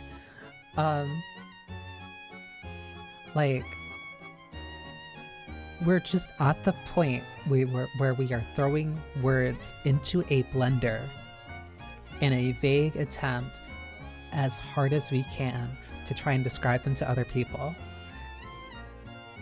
And that's kind of why I'm at the point where it's just like, alright, I'm going to try and describe games as far away from like a set genre as I can. Not like, I'm not trying to describe it without using the genre. You know, it is me just trying to describe the games without using like fixed genre names. Because like, okay, what is the difference between character action and spectacle fighter? What is the difference between a beat 'em up and a fighting game? And like that comes down to like who's putting those definitions where, and like what people define those as. Like, what's a rhythm game? Is it specifically something like BPM, or is it something like Union Syndrome and Muse Dash, or like Project Sekai? Like, there's such a wide gap between like everything, and it's just like, because like, what do we even describe like the new gambling games at this point? Because like, I was thinking about it when I was looking at when I was playing Final Sentence, where like we're like at this point of like very grindhouse, very gamble heavy games, where Buckshot Roulette is roulette with a shotgun. And like that was that was an indie darling. What is gambling? But that's not the same as like the actual gambling that people can do online now, and it's not the same as gacha gambling, because at least those ones are tied with like actual money. But then what do you then like something like God, why am I forgetting the name of it already? There was, oh my god, why am I forgetting the name of it? Something... Clover Pit.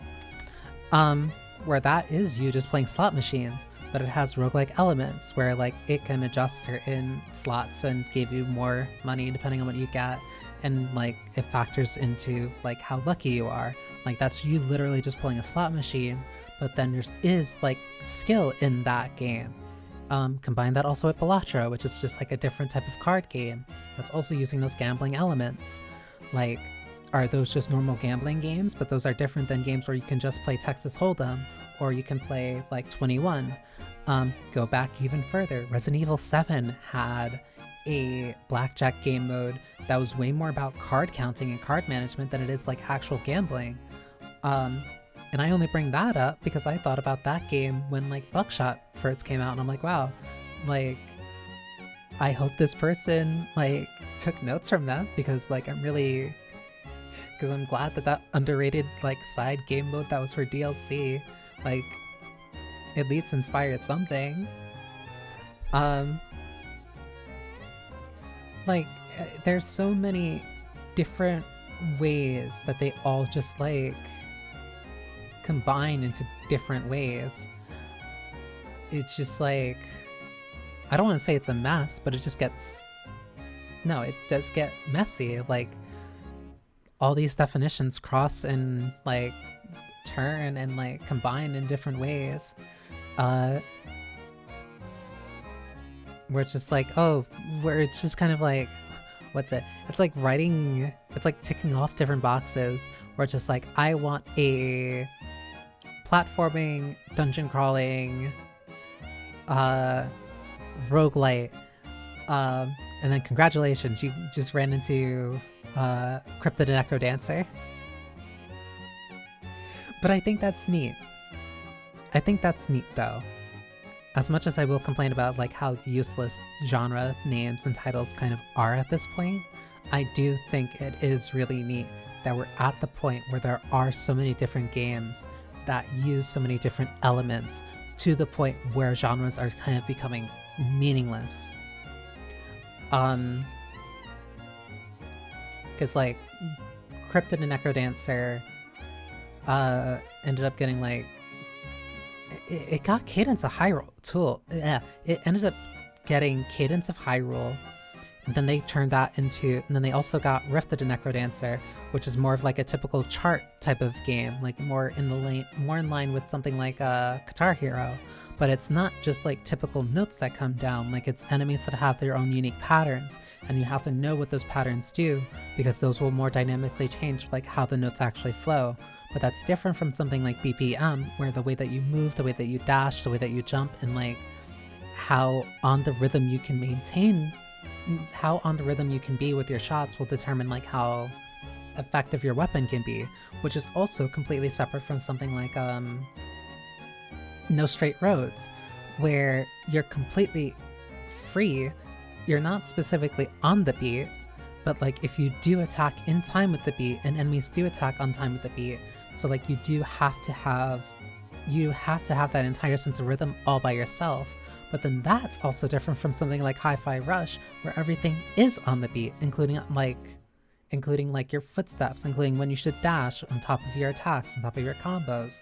Like, rhythm games have so drastically evolved from just being Guitar Hero, tap, tap, tap, or like very, I don't want to say simple, but like they've evolved so much, so drastically, especially in just like the past 10 years. Like I never thought that I would have gotten a first-person shooter action roguelike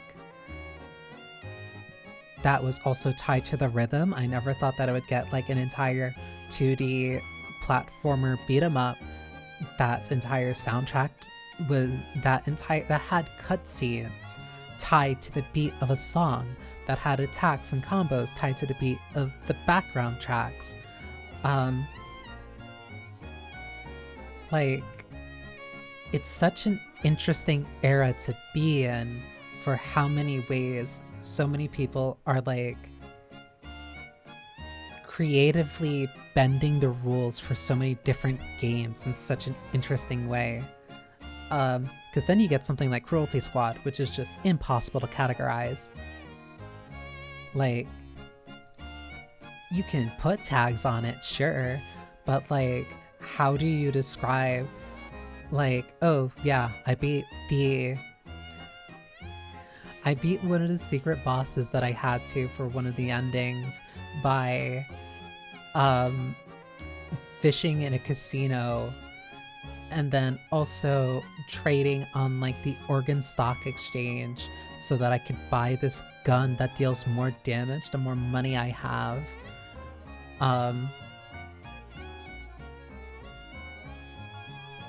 And like I broke several damage caps to get however high to get there, on top of just having to learn the control scheme. Like,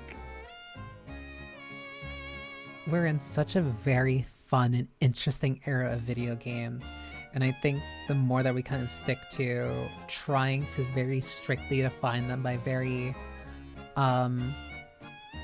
tried definitions just isn't gonna work for, honestly, probably too much longer. Like, it's gonna be way too abstract to like really define them by anything meaningful. But you know what you can define by something very meaningful? The ad break that's about to start in like 20 seconds.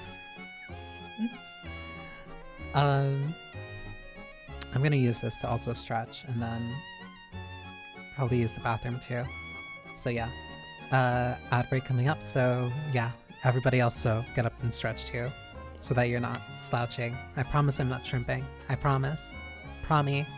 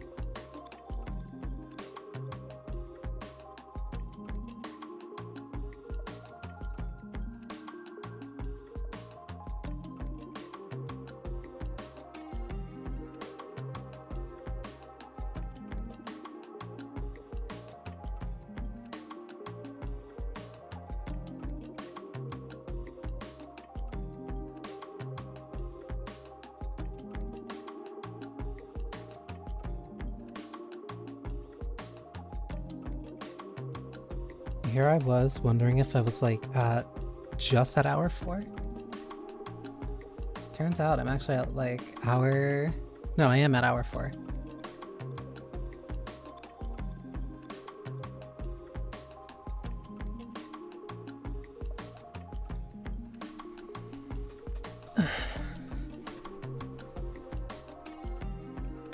I have no idea what I'm even going to be doing at this point.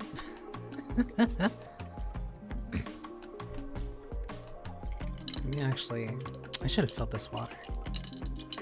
I could probably fill this like next time I get like a quick break.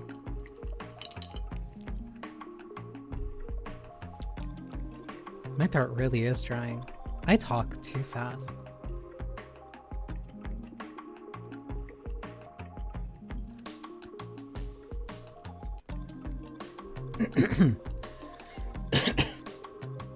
There we go. It's honestly really funny. Because I was really... It's not like I was necessarily like super concerned. I was like wondering...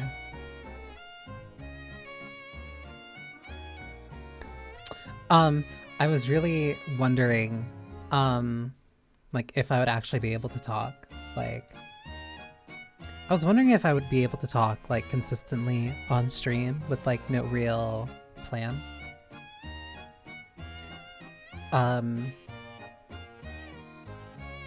It's not really playing behind a curtain, but just like I don't have any notes. Like everything I've been talking about has just been very flow state, kind of like off the cuff, just like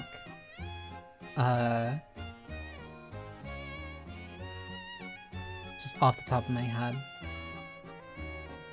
Which is funny, because it actually felt like, it feels like I've been very consistent about like what I've been talking about like throughout the entire stream.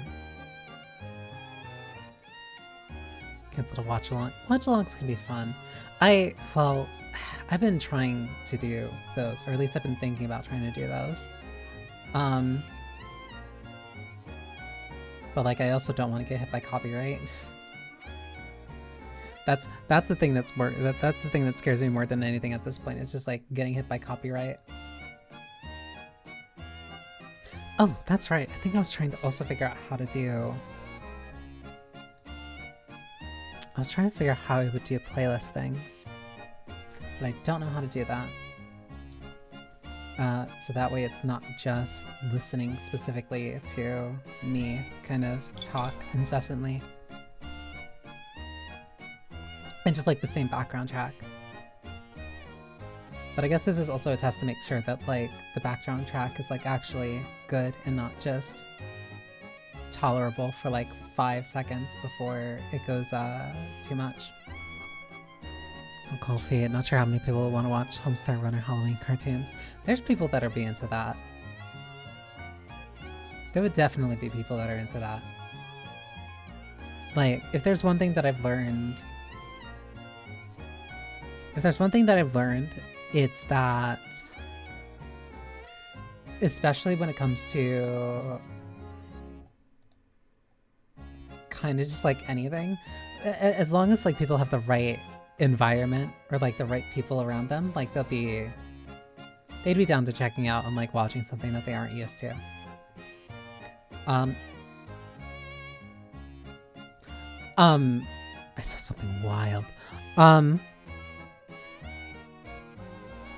Yeah, the scheduling is also the scheduling is the hard part. That's the fun part of trying to like get people together for a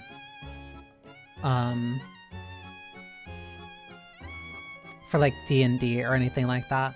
Getting a lot of people together in the same spot at the same time. Organizing is really... it's fun. I can say it is fun.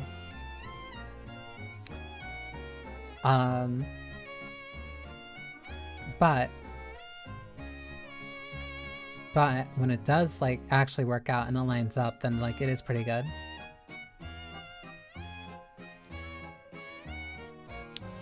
I did try once to watch Family iPad. I think I got an audience there.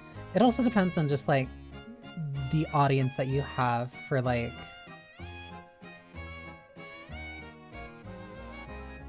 it also depends on the audience that you have and like kind of what they would be into. Like there's part of a reason that like a lot of VTubers end up finding a lot of people who like being very into watching anime. Like if the hard part, how do I put it? Because the hard part for me when it comes to like thinking about even doing like an anime night, like in my server, is that where my let me find the reference list, I'll say, of things that I have. Because it's like, it's a mix of stuff from like Lane,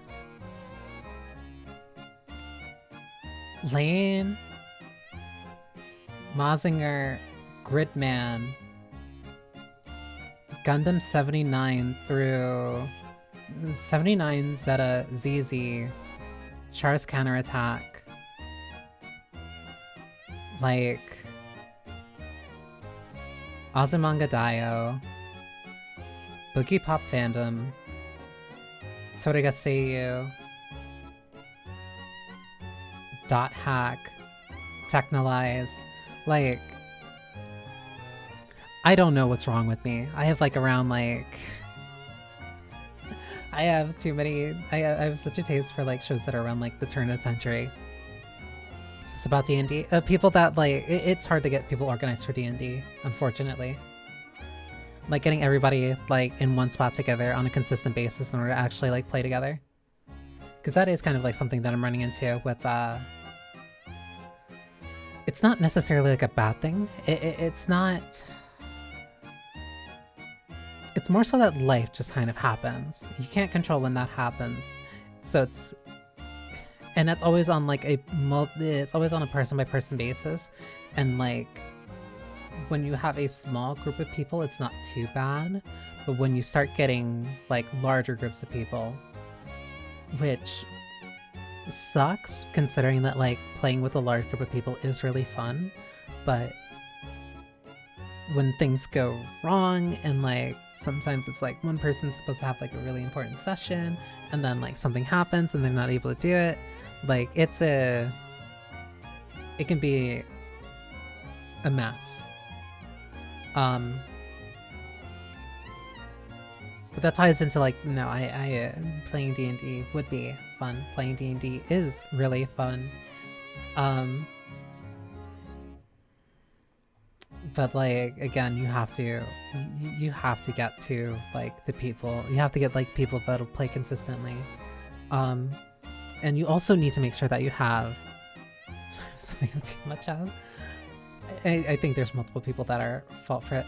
Like, I don't want to say like at fault for that, but there's a bunch of people that also like that. But that also means that if you could find a bunch of those other people, it wouldn't be too bad to make a D&D group with them.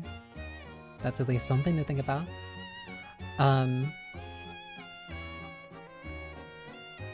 But yeah, like, no, finding that mix of like the right people and also like a good time for an overlap. Cause I've been consistently in this one D&D group for about 2 years now, almost 2 years. It's a bummer not being able to plan out a schedule time life that's happened. Yeah, like it's rough.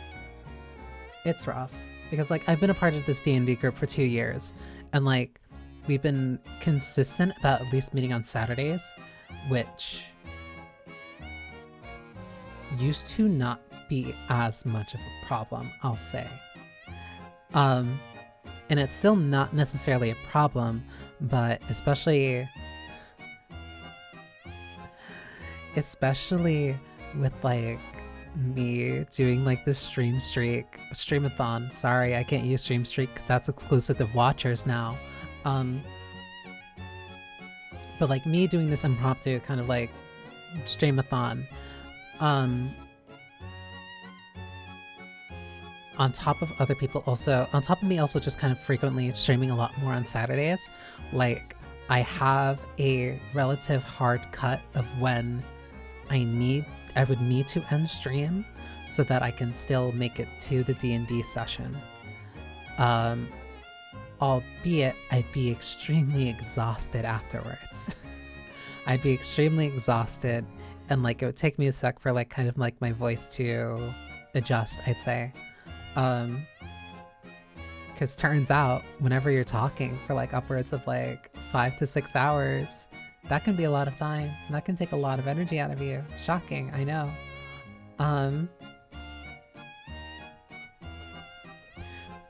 But it's not like, it's not too bad, but it's still, it's a lot. it's a lot like to do consistently, and especially when you're running into like the same, when it's like multiple, because like so far, honestly surprising, so far we've only had one person swap out. Yeah, we've only had one person swap out like entirely because of life stuff. Part of it too is the workday taking a toll on your energy. Exactly.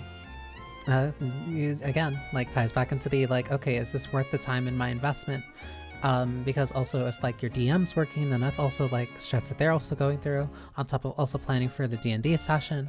And then if somebody has to cancel like last minute, or like somebody just doesn't show up because certain things happen, like it's rough, it's difficult. That's what makes raid groups also very difficult for like Final Fantasy XIV, where like, okay, if you're setting up this time to meet consistently, you're committing to that, or like you have to commit to that because there's a lot of other people also putting their time into it, and like you need all 8 people there in order to raid. Like it's this whole scheduling thing on top of what you're already scheduling and doing. Like if I play a game I can handle,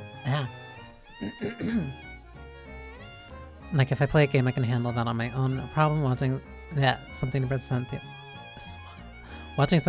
to an audience or doing it to your list. Nobody is worth. It's rough. Like figuring out how to.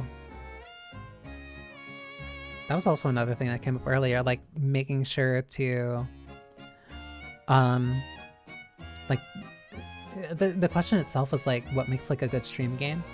But like another part of like is, I had a feeling. Thank you, coffee. I'll drink water.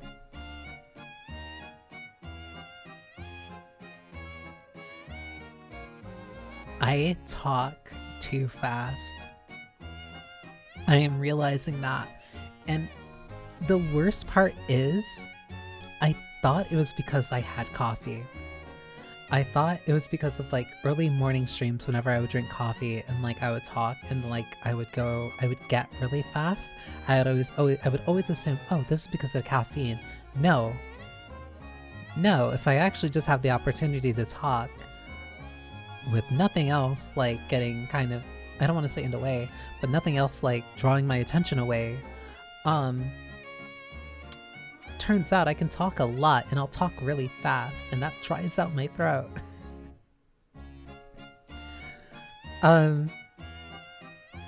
But yeah, watching something to present to an audience or doing a tier list and nobody is worse. Yeah.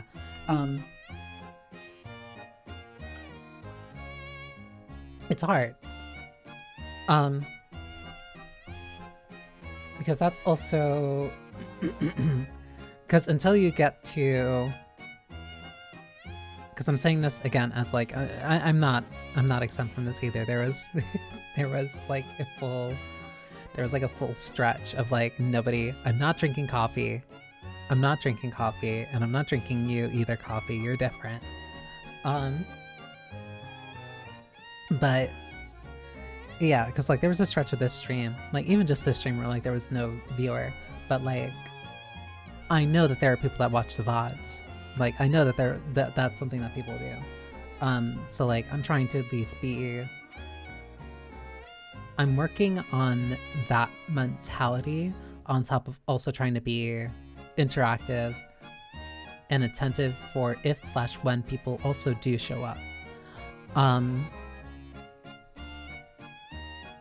Granted, a lot of that mentality, I think I keep bringing this up, a lot of that mentality comes from like, yeah, I grew up on like certain Let's Players. So like a lot of that is like, okay, I am kind of used to like understanding how to fill time kind of by myself, or at least what to do in a way that makes the VOD watchers also entertained. Because I also don't know if like they watch like, I don't know if they're just watching the screen and like seeing everything and seeing me move and like shaking around like for 5 minutes or like for 5 hours. So like I at least do something to like, or just like listen to me as like a podcast or whatever, which thank you, I guess, very appreciative. Because, like, I don't know who's gonna listen to this. I don't know when. I don't know, like, what they're gonna do it for.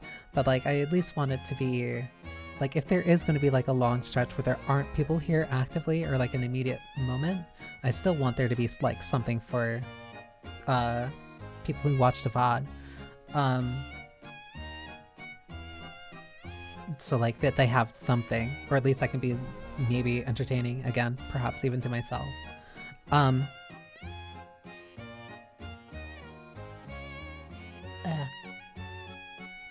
need water so bad.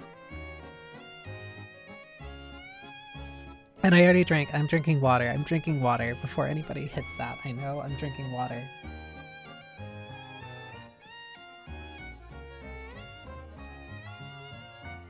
If I do another one of these streams, I have to make sure to, like, actually get, like, much more water and, like, a bigger thing.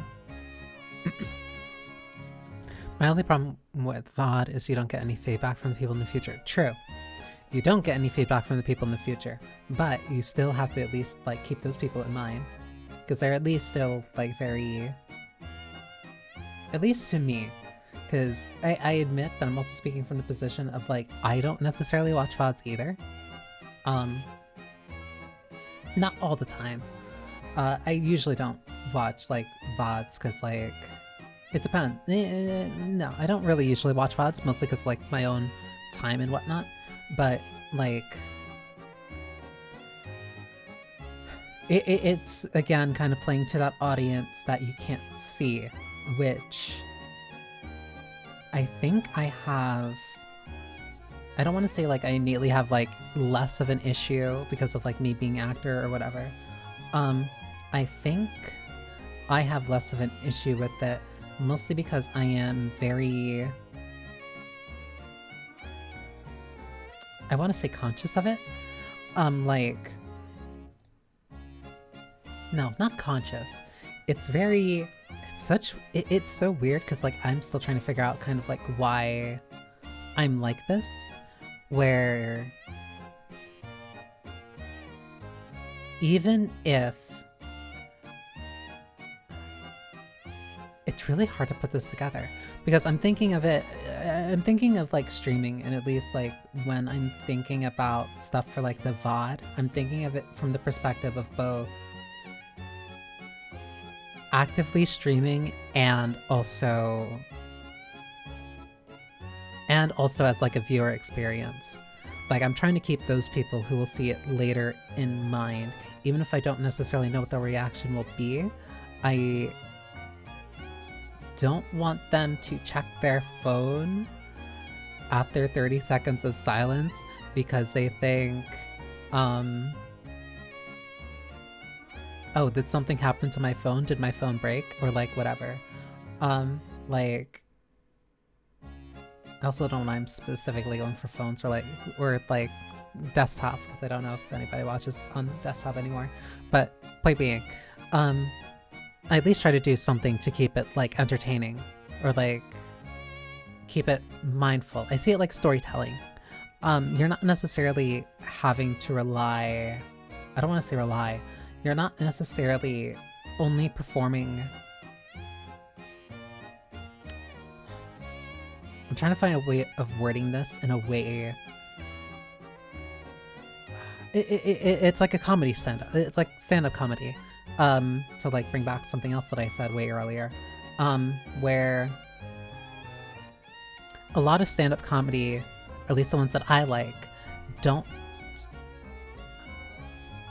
they don't lean heavily into crowd work of, like, needing the crowd to be responsive or, like, directly interacting with the crowd in order to be entertaining. It's more so, like, their own, like, them setting up for, like, their own jokes. Like, they will, like, lean into something if they do get a good response from a crowd and, like, lean into that joke. But, like, they have material in the event that that doesn't happen. Or in my case, it's more so just that, like, I'm surprisingly decent at improving. I don't want to say surprisingly, I think it's just, one, a coping mechanism, two, also it's probably just part of my sense of humor. Where like, no, I think I'm pretty decent when it comes to improv, where it's just like, I'm very good at yes-anding or continuing a scene, even if I'm not necessarily getting the feedback that I want or the feedback that I expect. That's one thing that I really like about D&D, especially with like the last two kind of soft monologues that my character had. Like those were very improv, but they flowed very naturally, even though that the only one that I was kind of really... I wasn't thinking about performing for the group. I wasn't thinking about performing specifically for like my D&D party who was watching me at that time, or like who were listening to me at that time. I was performing purely from the perspective of my character. It was more like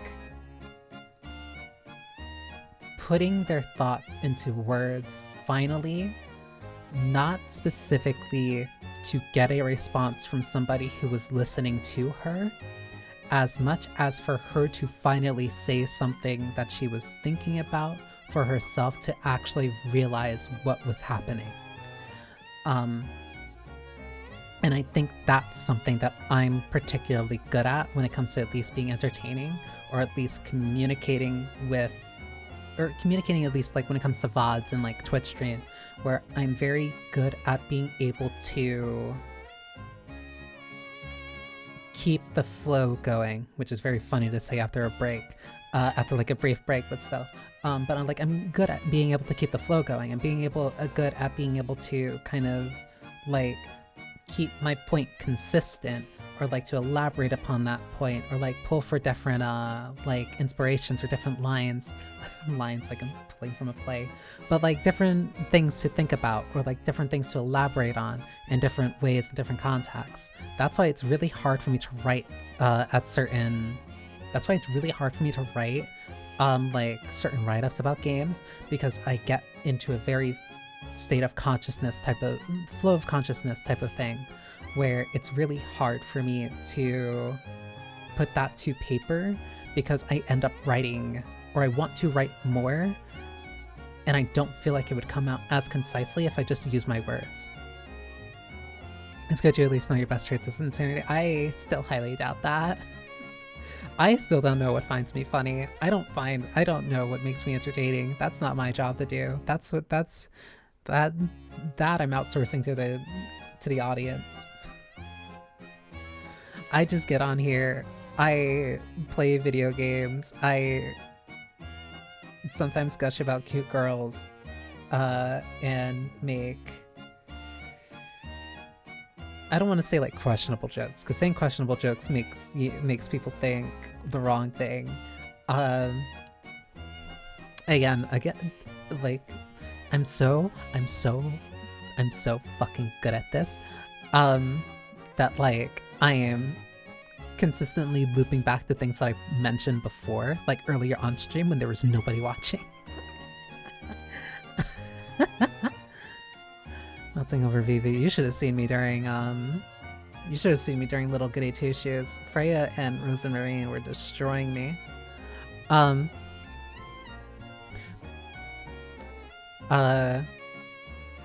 Honesty, like that's also something like that I picked up from kind of stand-up, where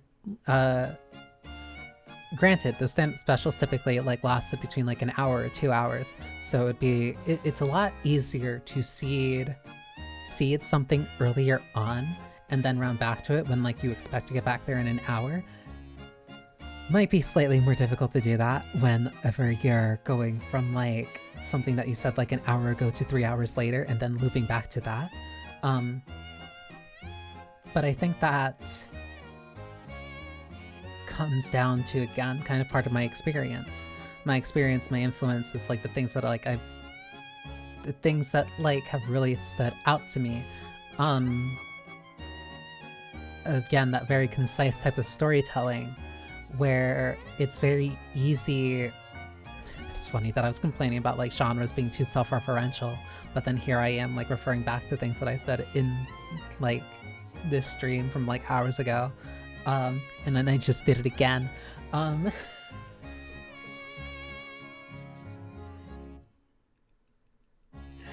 I don't try to do this. This isn't intentional. It's just the way that my brain works, and I don't understand how it works that way. I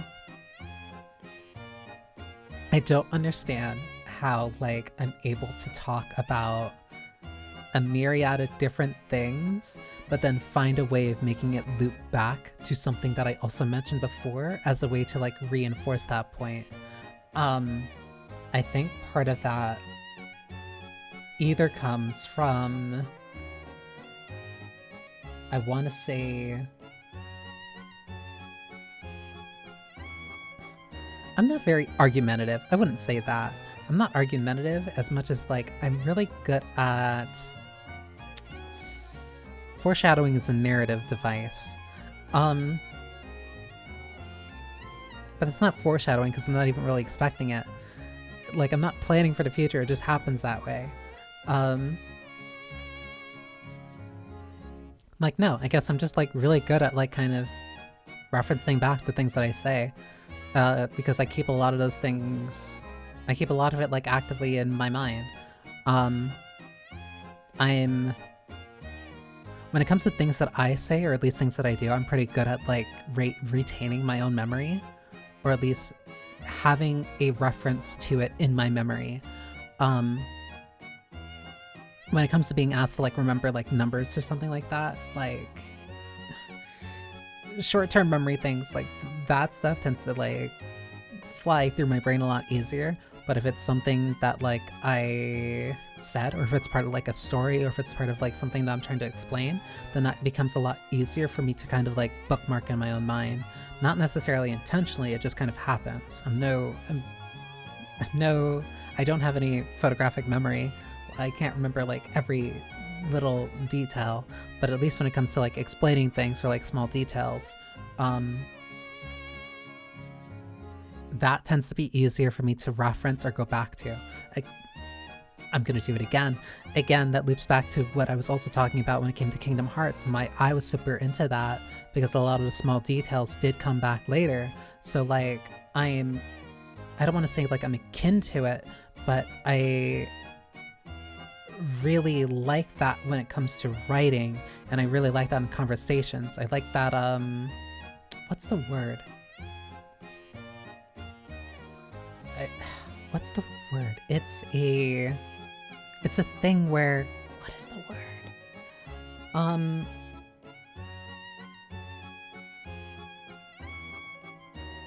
That's gonna annoy me forever, because I want to use, like, I want to say, like, motif, but it's not a motif. That's gonna annoy me, and I'm not gonna think, that's gonna annoy me. I'm gonna not think about it for, like, 2 hours, and then I'm gonna remember what it is when I stop trying to remember what it was. I love the days where I have things I wanted to. Bird is not the word. That is not the word that I'm thinking of. I'm sorry, coffee. I love the days where I have things I want to talk about on stream. By the time I go live, I forget half of these topics. That is also why one streamer that I know of, she said that she took practice. She said before she got better at doing, like, these very tangents and kind of, like, these very off-the-cuff, like, spur-of-the-moment discussion things, she would typically write those down in, like, a little note thing. She'd write down, like, oh, that might be interesting to talk about, or, like, something to talk about on stream. So, like, write that down in a little note, and then, like, whenever, like, you feel like a dead moment coming, like, or is a moment of dead air coming, just open that notepad, and then you would see, like, oh, well, that's right, I was thinking about that earlier. That's also something that I end up doing. Just a bit. Just a bit was all. Don't worry, coffee.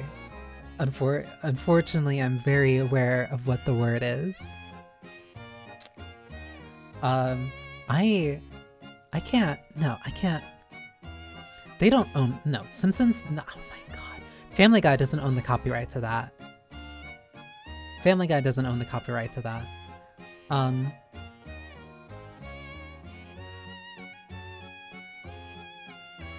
I was trying again for a brief second to remember what the actual word was, but whatever. But yeah, like, no, it's something that takes a while to kind of get used to. It's a developed skill, and I'm honestly kind of surprised that I developed it, because I honestly think I more so just kind of stole it from stand-up comics that I like.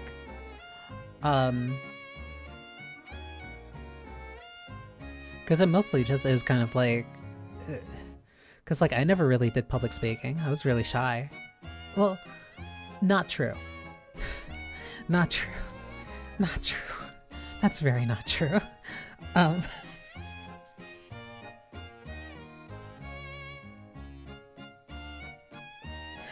was very not true. That is very not true.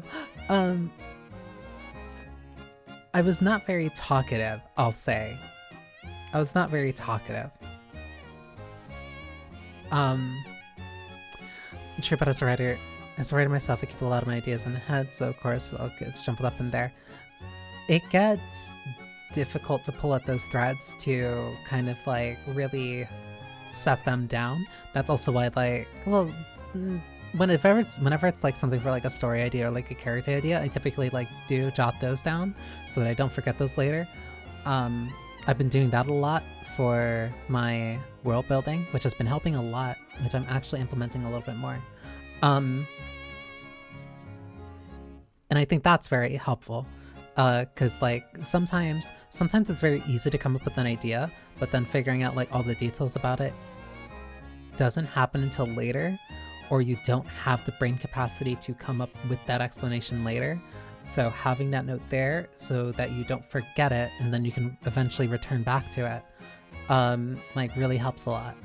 I think that's probably also something that really helped a lot with my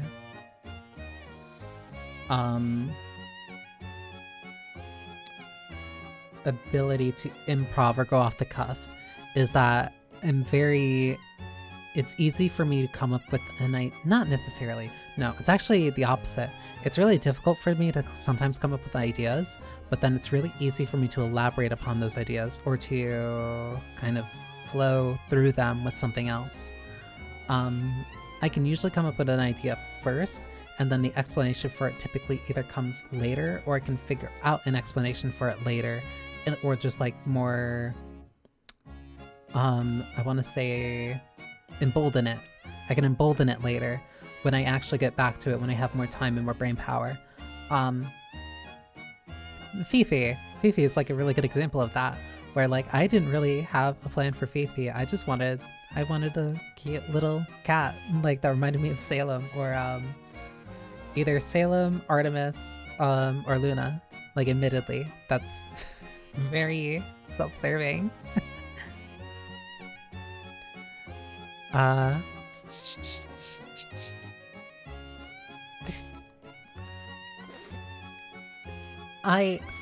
it.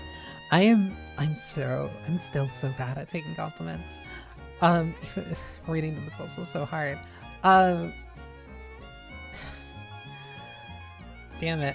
I honestly do find you appealing, in my opinion. You have a good range for explaining what you're doing, what you think of something in regards to what's on stream. Thank you.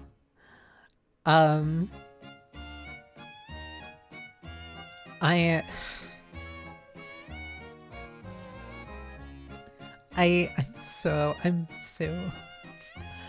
still, I don't think I'll ever get, never say never, but like, I still so bad at taking compliments.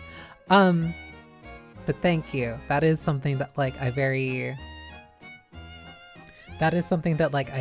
wanted to kind of like practice and get better at, like slowly.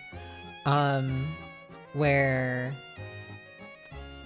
it is a lot of very going through my own head and figuring out how to, that actually is something that like I think I've done like through most of my life, where like I got much better at putting my, I apologize, that's too much. No, you're fine. I I just get bad. I'm bad at accepting compliments. And it's not anything bad. It is simply a me thing. So thank you. But I like the way how do I go about this without being no, there's no way of not being sappy. Because there was a lot of things that I went through. Because again, I'm doing it again. Rounding back to like that thing I said about me not being shy. Like, the thing with me wasn't necessarily the fact that like I was necessarily shy. It was more so that I didn't feel like people really listened to the things that I was saying. Like, I had to explain. It felt like the way that I was explaining things, or even the words that I used, it felt like whatever I would do, it would be very difficult for people to actually internalize what I was saying. That's why I got so specific. That's why I learned how to be very specific with the words that I use. That's why I have a rather large lexicon, or why I use so many different words. Because I'm trying to explain things in a way. I speak from the other person's perspective. What I mean by that is that I talk and I explain things in a way where I think my listener, or the one listening to me, will understand me. Not in a way to talk down to people, in a way that, like, I'm speaking with that other person in mind. I'm speaking to them from the perspective of, how do I explain these things that I would use with my words in the way that they would understand it according to their words. That's honestly why I keep doing that thing where I say, how do I say this, or how do I put this? It's me trying to figure out how to explain words to people in a way that would make sense to them, rather than just speaking in a way that makes sense to me. And so what that resulted in is me developing a way to speak on a person-to-person basis. And I think that helped a lot, especially when it came to streaming, because just like I'm able to speak to other people without expecting them to make all of the effort in understanding me. That's why when I do make the jokes that are like specifically for me, or like the references and stuff that I make, like, that's why my sense of humor is the way that it is. Like, when I want to make myself laugh, or I make myself I do, it sounds silly, when like I make a joke for myself, or like when I want to make myself laugh, that's why like it's very self-centered, because most of the other time I'm constantly thinking about like the other person, or trying to explain it in a way that the other person would understand. Because I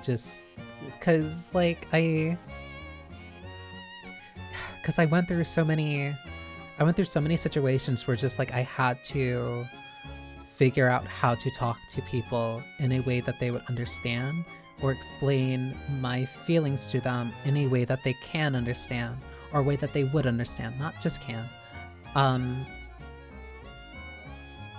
Because I know that the way that I speak is not the way that necessarily other people would. And I think shocking that this actually really helps in terms of like making me a better speaker, because this isn't something that like I did for acting. This was purely just like for a interpersonal thing, where like the way that I speak to other people is very centered on them. It is explaining things to them in a way that is easy for them to get, for them to understand, so that most of the effort when it comes to me and somebody else interacting comes from me, or comes from like the way that I choose to use my words, or how I organize those words, or how I put them together. Because I want to make communication as easy as possible, and so I just, again, put most of that effort on me, as opposed to expecting that from the other person. Not because I don't expect that other person to understand necessarily everything that I'm saying, or the words that I'm using, but it's more so that I'm making it as easy for them as possible, purely to make communicating with them as easy as possible. That's why I have such an interest in language. That's also why that's why I really liked playing a lot of those like information roles. That's why I like doing shoutouts and like doing, not doing shoutouts, like doing callouts and doing those like info important roles and like team-based games, because like I'm used to figuring out how to explain complex things, or like a lot of information in very concise ways, in a way that is easy for other people to process and understand in a short time. That's why I really like doing raid callouts. That's why, like, I'm trying to think of an example of when I did it, because I think I did it mostly during Apex, but I think I did it a couple of other times when I was doing Rivals, but not necessarily when I was using voice chat, but it was always like, that's why my callouts are like very short and very direct. It is very like 5 words, not a lot, like very immediate. Siege again is like a good example for this, because like whenever I would die, like I might get upset, I might get mad, but like if I had to communicate that information to somebody, I would communicate anything that I knew for certain. I would say, this person from there, watch there, or trap there, trap there, that person alive, that person, that room, or like bomb down west hallway, like something like very, very short, quick information, and then I wouldn't say anything else. And try doing raids to try and build community. Yeah, like that's for Final Fantasy, like MMO rating and like Destiny rating, that type of communication, that type of rating, or that type of info and callouts. But yes, you also should rate. Rating on Twitch is very important. It is very useful for making connections. But not only that, like I do like rating out and finding like new interesting people. Like I wouldn't have run into I wouldn't have gotten the idea to like meet or like try to interact with like certain other streamers, or like certain other people, if like I didn't raid out or like try to raid or interact with more people specifically. And also looking for people to raid. Looking for people to raid has been like a fun little thing. So that I raid for the day I raid in 14 will be something. It's not, one, it depends on the raid that you start with. 2, if you want a very short-term kind of experience of it, Rabbit X Steel is like Rabbit X Steel is a very good, smart, a good small kind of snapshot of what raiding in Final Fantasy is like.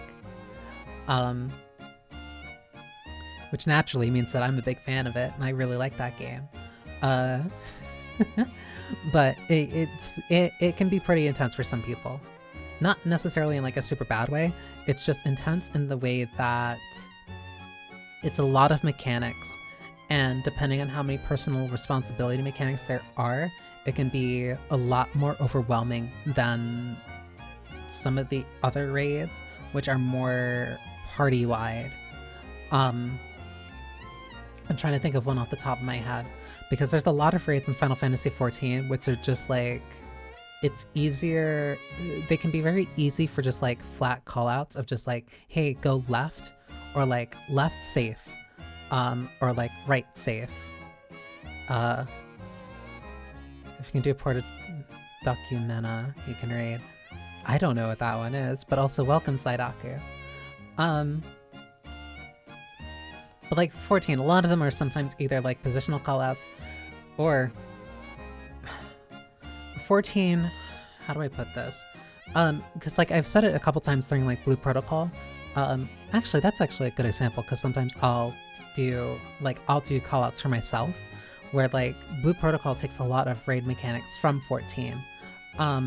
The little blue flame one for Tina's Nightmare. I'm trying to remember where that one was in Ultima. But like there's a blue flame mechanic for one of Tina's fights, for Tina's fight in Blue Protocol, and I keep calling it Nisi.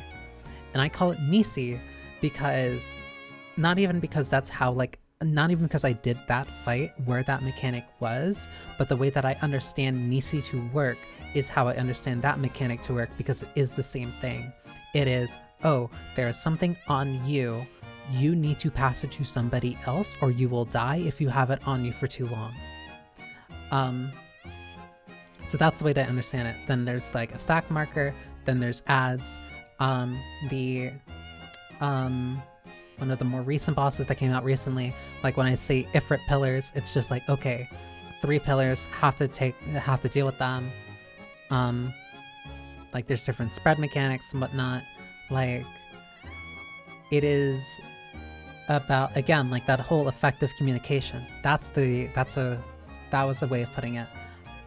Effective communication, where it is concise, packed with information, and it is said in as clear a way as possible for as many people to understand as quickly as possible, so that they can internalize what they need to do before they actually need to do it.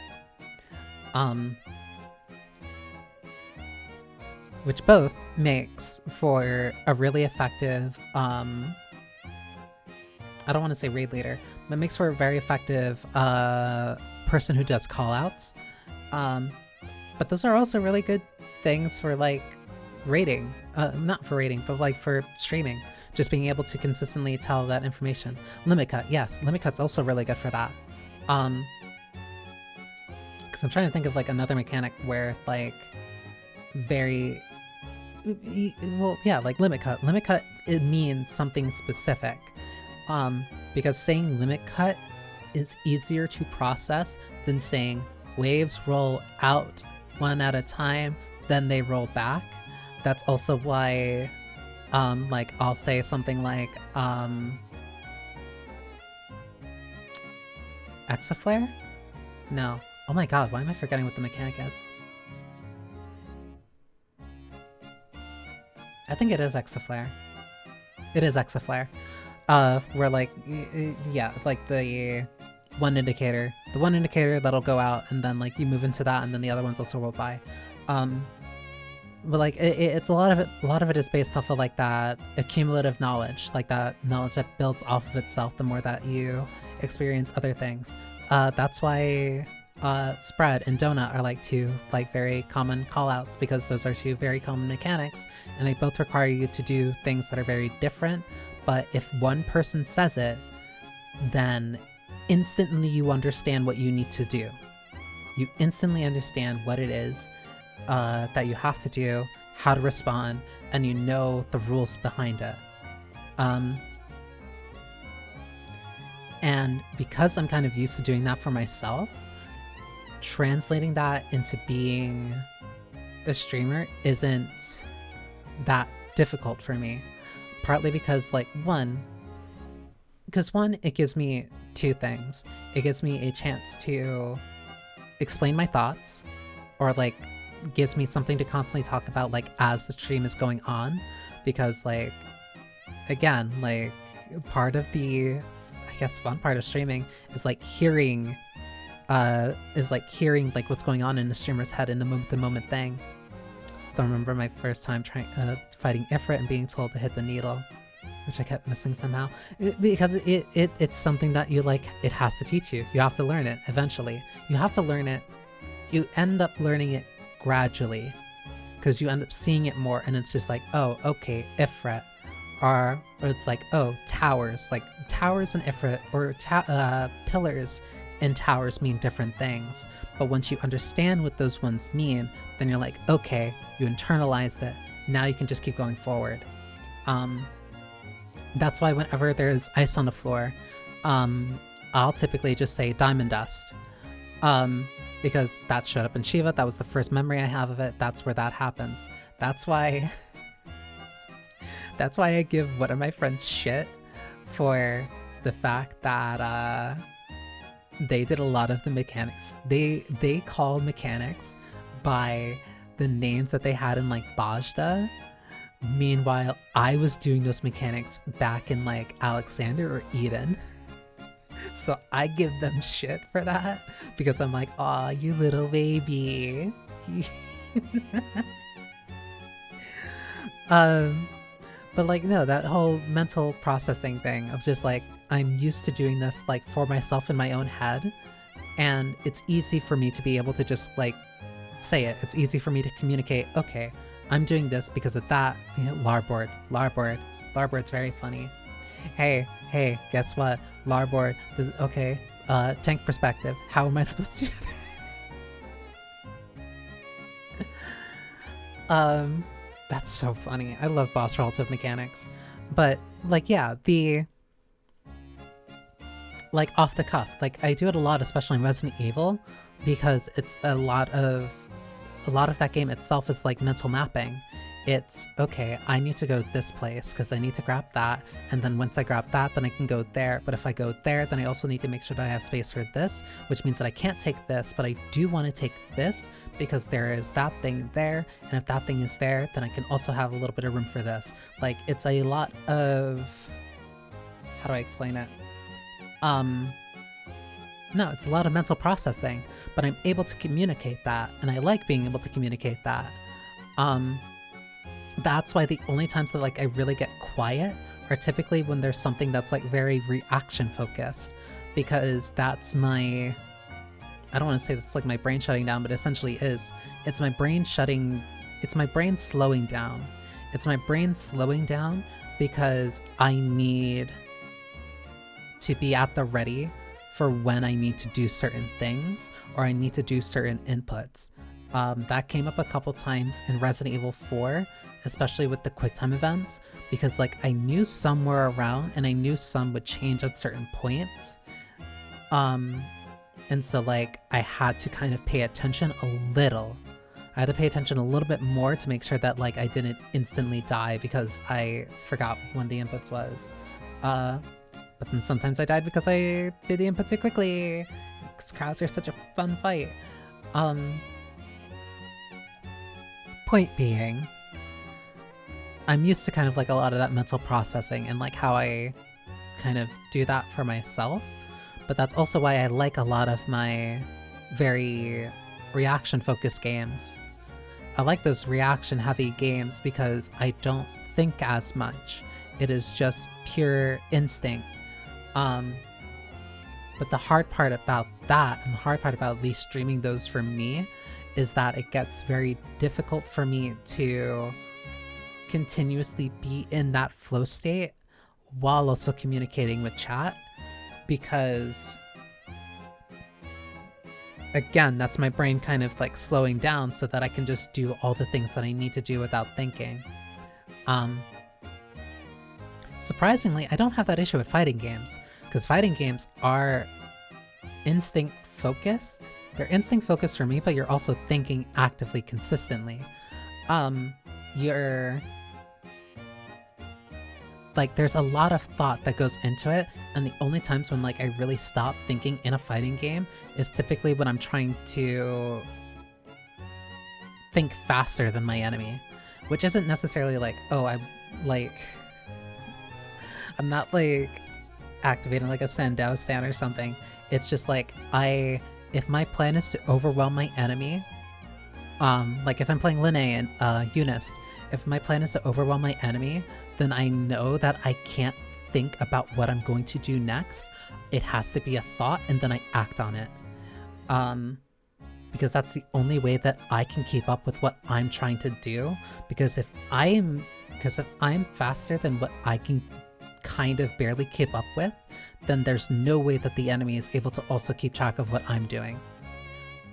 Even if it's something stupid, if it is something stupid and it works out, then I still win.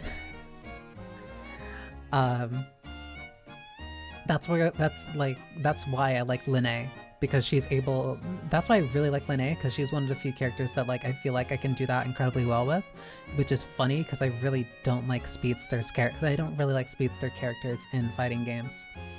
But I also do play like that with Baiken, where I get very it's not even necessarily a mind game, because I'm not mind gaming them. I'm just thinking I want to maul this person, which means I can't give them a chance to think. And if I can't give them a chance to think, then that means that I'm not gonna think either. It's like it is tactical unga bunga, as like the lightest possible way I can put it. Okay. I'm glad to talk to you tonight. Thank you for stopping by, Fizzy. It's always a pleasure. The ad break is going to start in like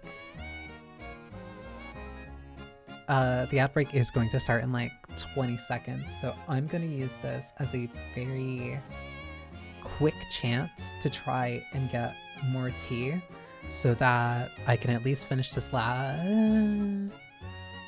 I'll probably go for like another, I want to go for another hour, probably go for 2. But yeah, be right back. I'm gonna hope that I can go for like 2 hours. I want to see if I can go for like a 6 hour just yapping. But also get up and stretch. Yes, I will.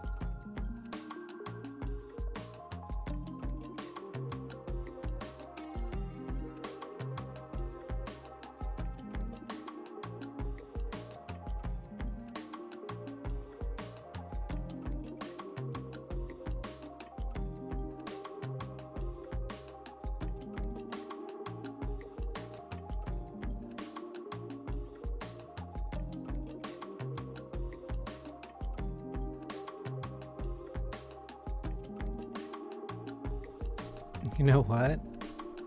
I really am starting to understand the appeal of these breaks.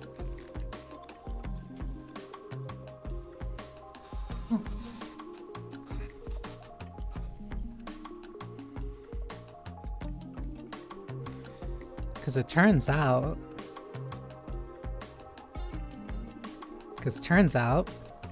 being able to get up for like 3 minutes and like walk around and like get tea, turns out that's really good for you. Turns out it also feels really nice too.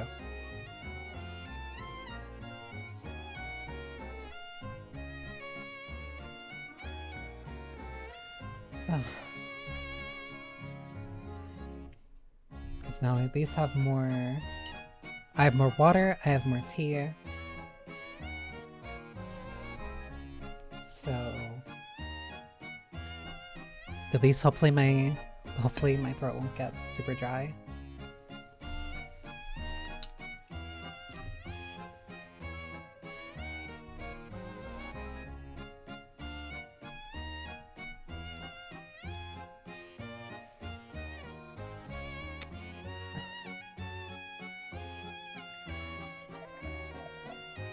I'm gonna have to refill that in a sec though, but that's fine.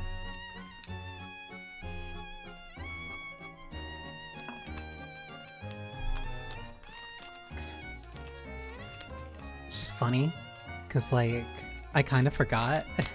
I kind of forgot what I was going to say. Like, not like, okay, not like I was going to forget what I was going to say. I kind of blanked for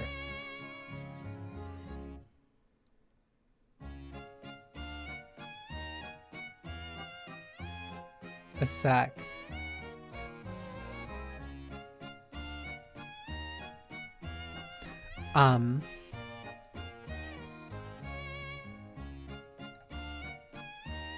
Again, my mind wants to keep saying that word that I was thinking of before was like foreshadowing, but that's not the word. I kind of even forgot, like... No, that's just gonna be gone for a bit. That's gonna be... The worst part about that is that word's gonna be gone, and then I'm gonna think about it like 2 weeks later, and then I'm gonna remember what it is, and then I'll shout it to myself, and then I'll be like, ah, cool. Well, guess it's gone. I guess I'll have to bring it up like the next time on stream. Oh, I think I was going specifically over, not like going over. Hammer candles also help keep a mouth from getting dry. Huh?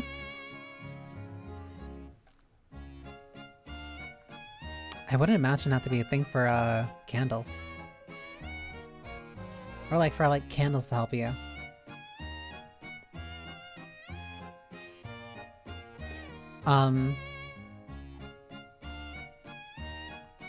What was I right about to say? Oh, I am honestly surprised that like I actually have been kind of going for I'm almost at 6 hours.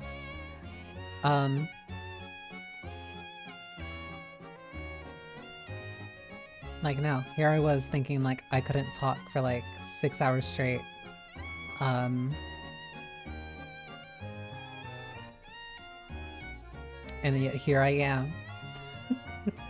Doing just that. Yeah, the candles. Candies. I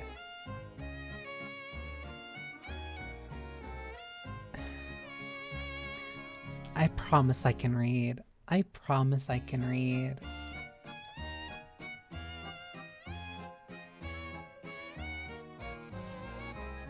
I promise I can read. It's not like my eyes glazed over.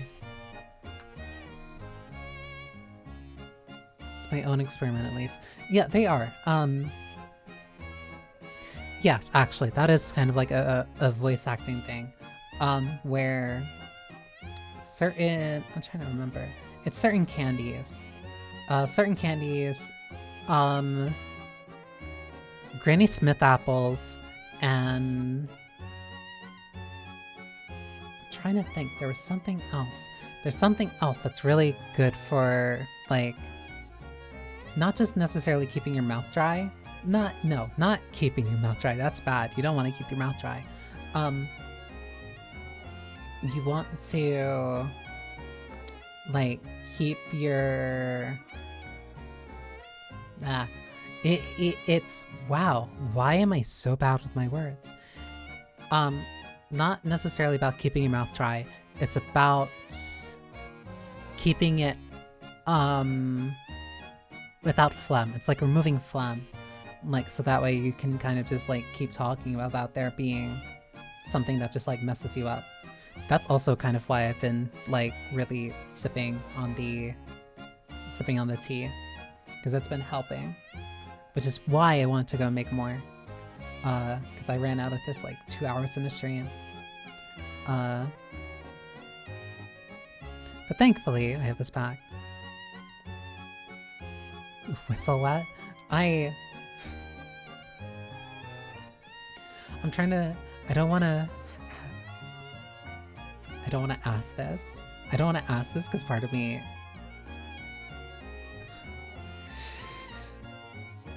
Part of me doesn't want to ask this, but, like... I can't whistle, so, like... Wow, this is gonna be the thing that gets me. This is gonna be the thing that, like, makes me get like this. Like, I can't...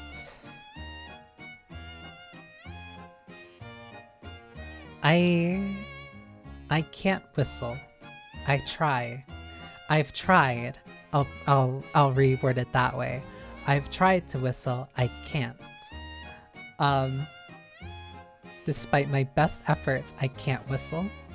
And I think it's specifically the way because of my... I think it's specifically the way that my teeth are. So I can't whistle, so just... Like... I've given up on trying to whistle, so, like, that doesn't impact me too much. Saying, like, keeping your mouth salivated. Yeah, I know, to keep my mouth... oh my god. I am so glad I did not finish that sentence. So glad I didn't finish that sentence. But yes. Wet your whistle to keep the mouth salivated.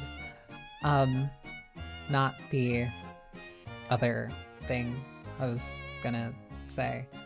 But they also say that, like, whenever you want to, well, typically if you go to a bar, like, depending on the bar, they'll ask you, like, so do you want to wet your whistle? That means I just completely outed myself as being unable to whistle for no reason.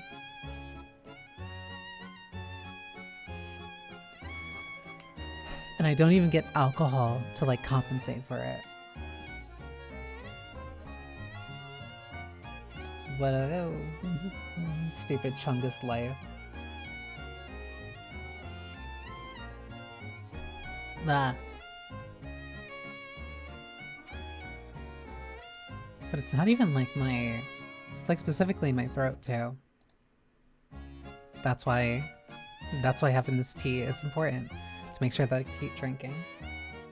And speaking. Because I don't think... Because it's one thing to have the endurance to stream. It's one thing to have the endurance to stream, especially when you're playing something. Ugh,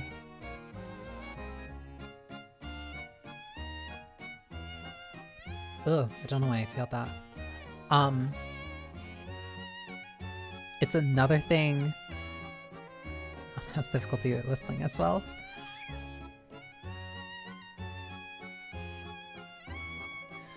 I know that's supposed to be like... I know it's supposed to be like oh, it's not just a you thing, but it's like... It makes me, like... comparing me to an aunt who can't whistle. Like, it's not... Just hearing that makes me feel old, and I know that that's not the intent.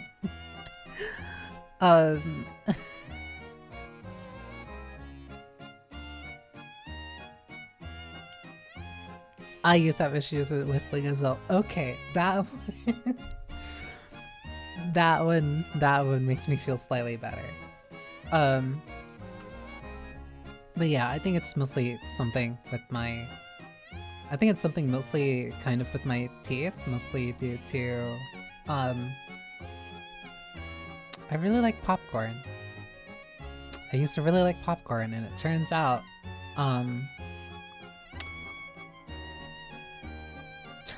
dumb kids like to bite down hard into something that they really shouldn't.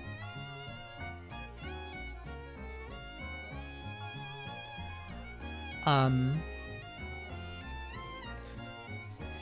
it's not like my teeth are like completely messed up. It's just like a very... Listen, we call it gap moe. That's all I'm gonna say. We call it gap moe. That is the appeal.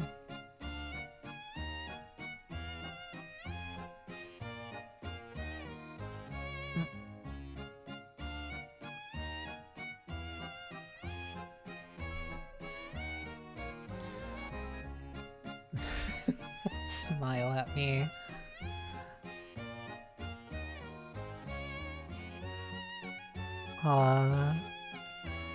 Oh, I was about to say like, oh, is that a calico cat? Calico. Calico. Calico. Huh.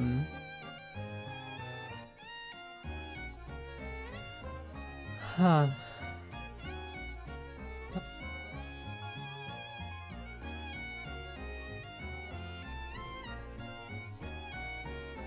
I'm trying to think now. It's very funny that like I came into this swinging thinking like, oh yeah, no, I have a lot to think about. Or like I've been doing so good at like talking. When I think of Moe, it's like cute or adorable. Exactly. I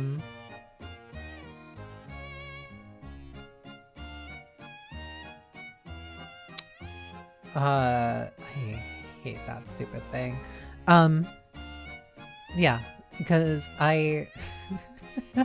yeah, like gap moe, or like moe in general. Like I hate this. I hate this. I have to figure out the right way of putting this. My taste in anime and the era, or at least like the people that I grew up around when it came to anime, like my taste and my sensibilities and my understanding of anime makes me feel a lot older than I actually am. Introducing it gap with moe, it's like Delta with small baby animals.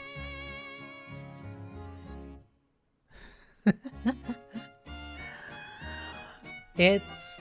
Wait, do you not know what gap moe is? That's gonna make me... Why do I feel like I'm crumbling to dust? I'm not even... I'm old in spirit. I will say that. My body... How do I say this in a way that won't get me in like something... No, there's no way of saying it. My body is youthful and vibrant, but like my spirit is unfortunately old. Oh my god. That's gonna make me feel so old. Sheltered. You're not sheltered. You're... youthful energy, I'll say. Gap moe is like the difference between... God, I hate that this is turning into a lesson. Gap moe is like the distance between when the character is like, can be like super cold or like super mean, and then they also get like a chance to show off like, oh, they can actually be really cute and soft and like, no, they can be really moe. Uncultured, no. It's the moment where like a character who can be like very cold and it's like when... No, because that's just tsundere. The moe is in the gap. The moe is in the difference of the personalities. I'm like clenching my fist tightly because I'm saying this like begrudgingly. I feel like I fall into gap moe, unfortunately. And I even bearing, I hate even self-describing myself like that, because like it's very, the only word I can think of is trite, like to like describe yourself with like anime terms, because like yeah, I'm such a tsundere and like stuff like that. Like please don't, but then like how I go between not being able to, like, I can be very stern and like very focused and like very articulate, and like not really cutesy at all, but then like Freya and like Rose and Marine from like Little Goody Two Shoes, like when certain, I hate that this isn't, I hate this because I'm not even doing it intentionally. I'm like accidentally like a method actor. I don't even want to be, but like when, damn it, when a character gets, when they really do something that like really gets to me, it, how do I put this, when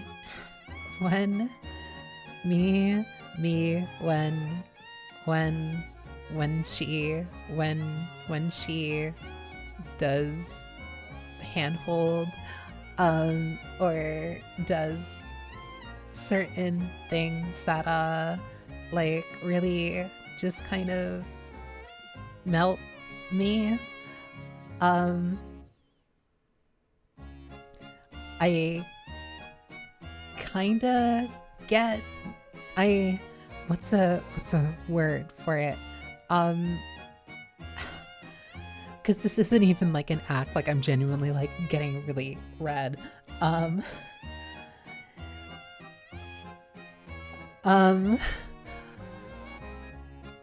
like, god, I can't even, like, oh my god, how do I turn into like a valley girl?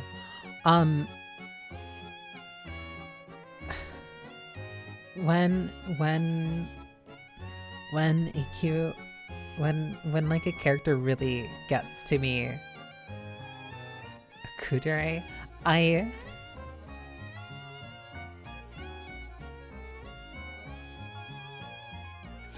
hate that. I can't, I already get called the tsundere. I already get called the pixie dream girl. Like, I'm collecting like all the different tropes like fucking Infinity Stones. Like, come on. It's not fair. When a cute girl just like really ends up melting me in like the right way, and especially in like a game, like it uproots me. Like it completely uproots me, and any attempt of like my very usual ability of being very like calm and put together and collected, like falls away very, very easily, unfortunately, which I think does place me under gap moe.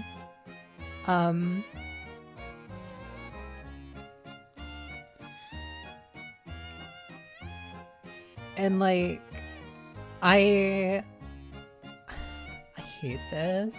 Why did I do this to myself? I get like, I used to do this, but it never used to be like this bad. I would consistently be like called and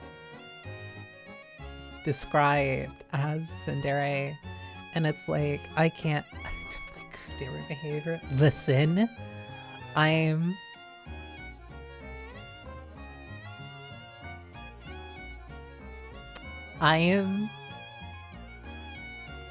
normal. I'm normal. Looked this up recently. What do you mean? Why am I getting diagnosed? Like, I am. There's no, it's not. I can't, like, I can't keep collecting the damn, like, titles. Like, it's not fair. I'm collecting, like, gym badges.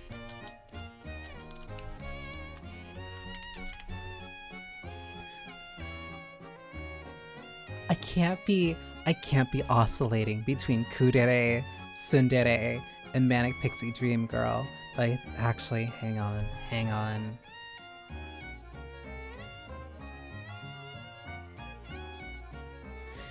Me switching.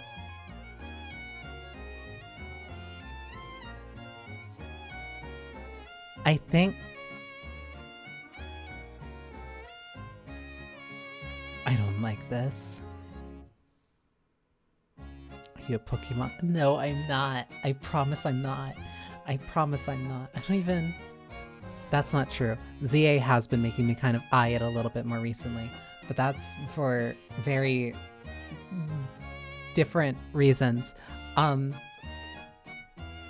like... titles like gym matches. It's not. I'm not. Like...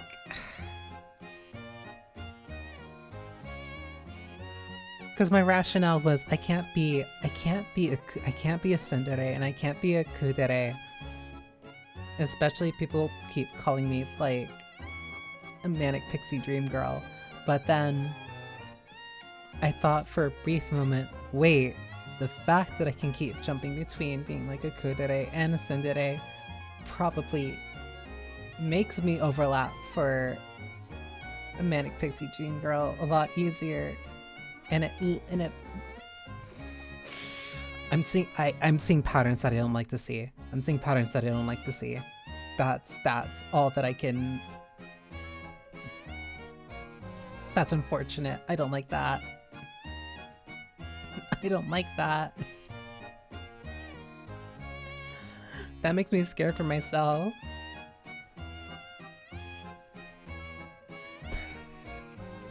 Don't not like that. I'm not. I promise. I'm normal. God damn it. How did... There. I'm trying to...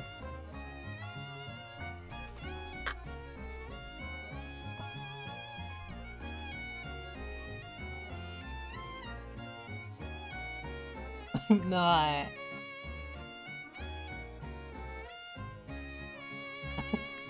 Not.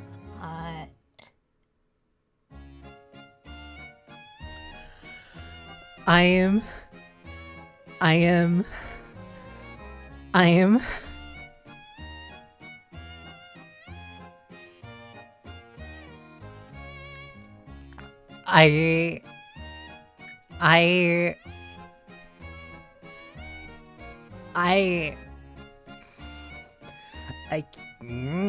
I can't, because if I just try, I know how this works. I know how this works because what do you mean? I know how this works, because if I just deny it, that's only going to serve as fuel to add. That's just going to like embolden the statement. Like, I'm not I'm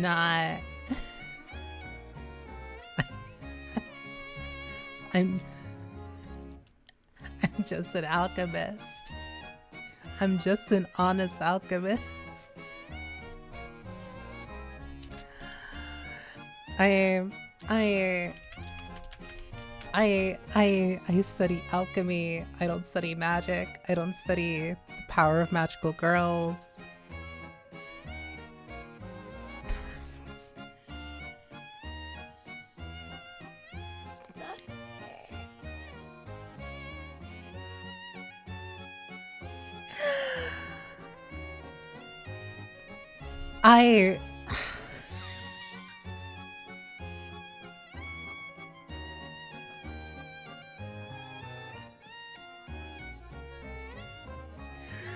I brought this on myself. I brought this entirely upon myself. I sowed the seeds for my own demise. The second I started bringing up older anime and talking about being... The second I started explaining what Gap Moe was, I was sowing the seeds of my own destruction. That was my own fault. That was entirely my own fault.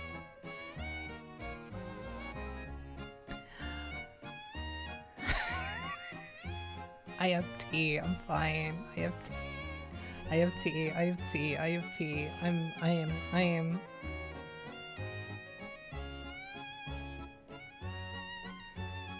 am. Some water will help out. Foki. I'm doing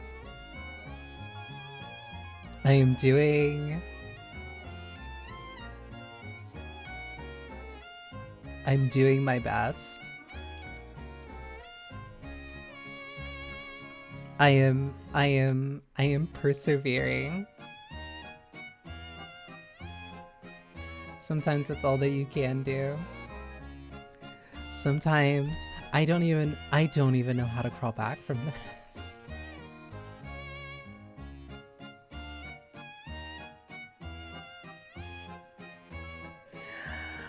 I don't know how to crawl back from this. I'm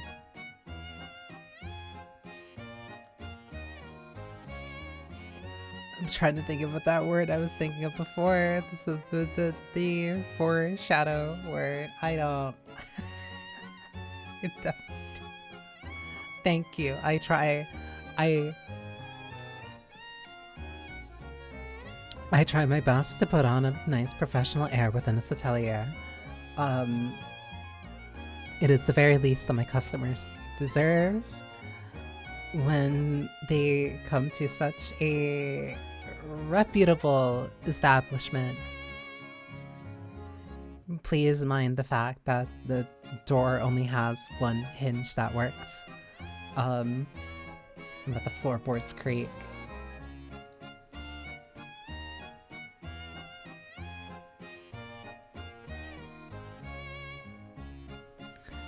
And that maybe a couple of the windows aren't exactly windows and are more so just like holes in the wall, but that's beside the point.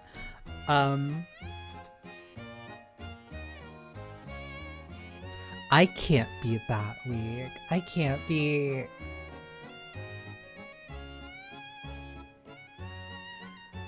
How?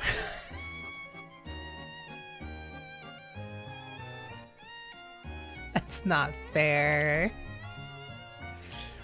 At the very least, I didn't need to worry about this stream not being entertaining.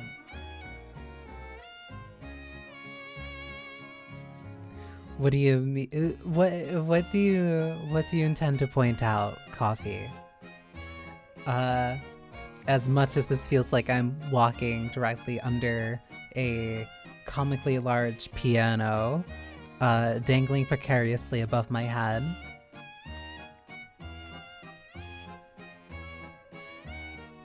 At the very least, it's not rake stepping. Alchemist.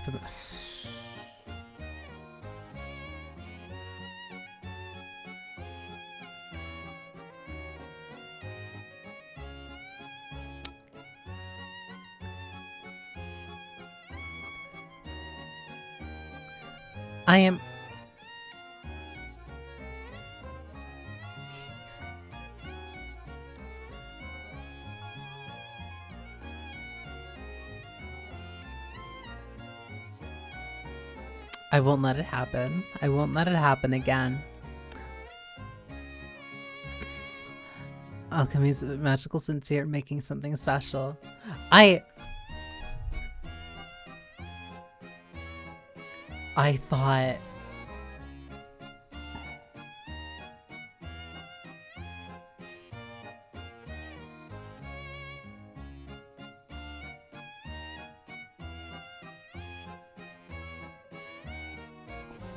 Oh, a magnificent experience of something out of nothing and changing the property of what was once before. You... Okay,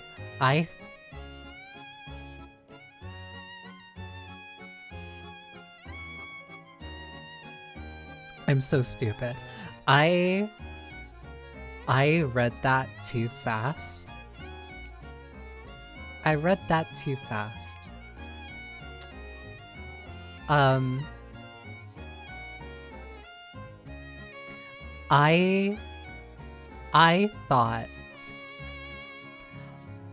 thought that sentence actually read as, alchemy is a bit magical since you're making something, or you're making it.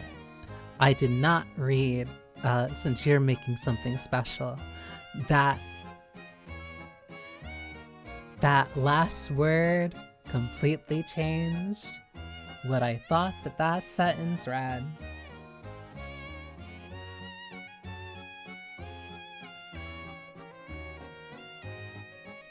I am going to lose my Kudere license.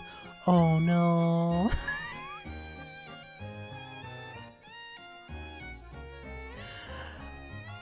Hi, Tiggy. Hi, Tiagi. Your Banii is perfectly okay. Thank you.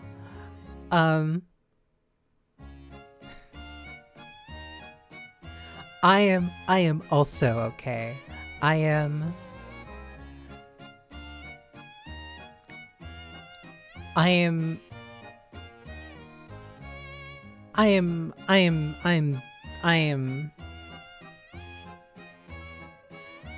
I'm God's silliest clown.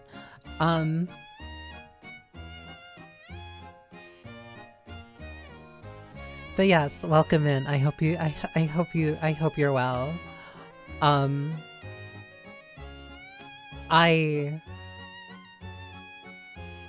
I have completely just lost the ability to like form sentences or like speak normally, I guess, for like now, like the past like 40. It's not easy to fluster me. It is not easy to fluster me.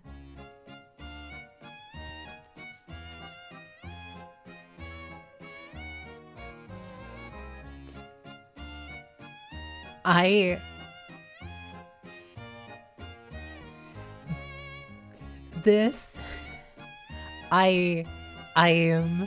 am listen.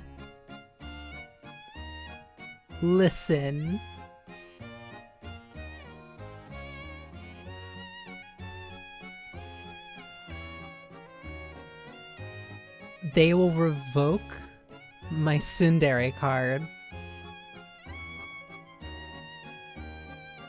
I won't be allowed in a club anymore. Listening intently.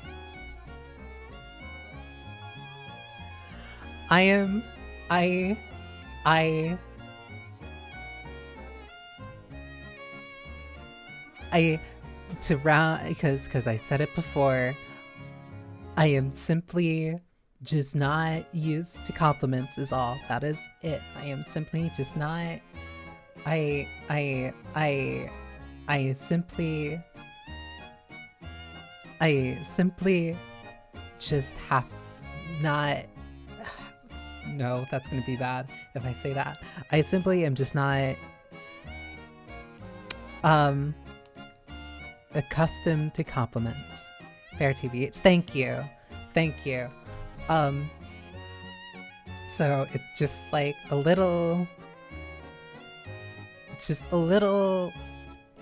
don't want to say, how do I put it? It's difficult for me to like accept them. I feel like accepting compliments is a skill. It is. It really feels that way. It really feels that way. Like it's really... That would explain why,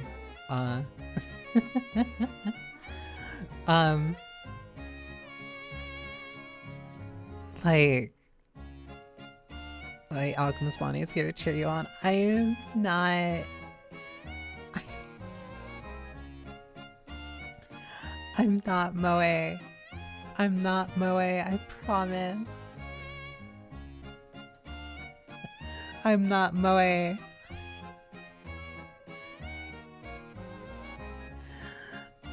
I simply... thinking about Freya and Rosamarine, like, were perfectly enough to, like, completely just upend me. Like, I was going for 5 hours solid. 5 hours.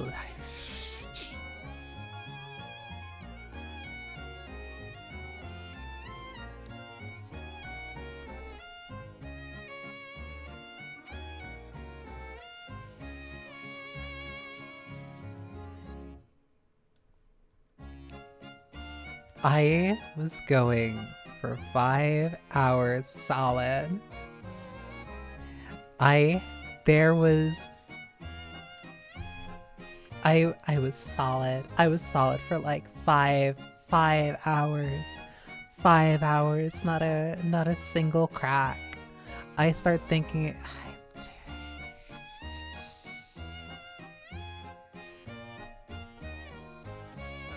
I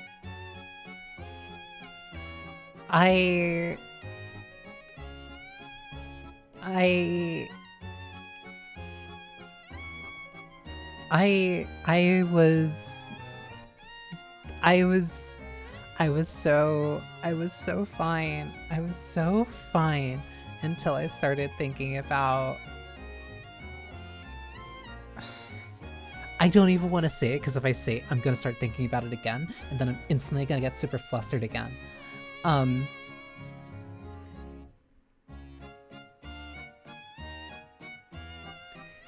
Like, I can't. I have a reputation to uphold.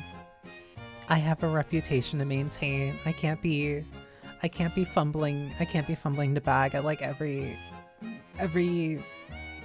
10 steps. I was doing so good for like 5 hours, and like nothing came through, nothing cracked. I'm still flustered because I'm thinking of Freya, and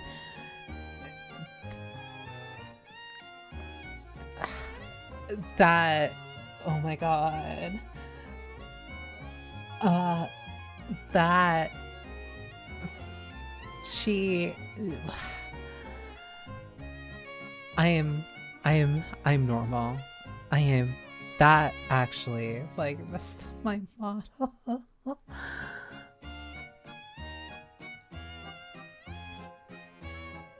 I am 1, welcome Jackie.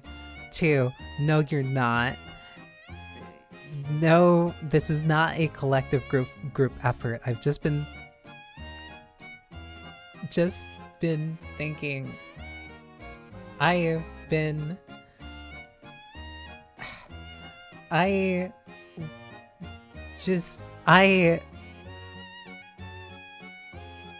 this isn't fair. I was thinking of a cute girl. I was thinking of cute girls, and then I had to explain. I explained Gatmoe, and then I thought of cute girls, and then I completely just like fell apart. Jenga tower. My face is hurting. Like, I didn't do anything. I didn't do anything. I did nothing wrong. I did nothing wrong.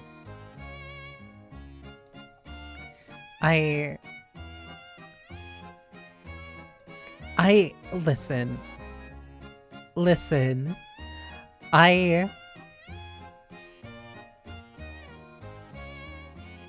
I did nothing to deserve this.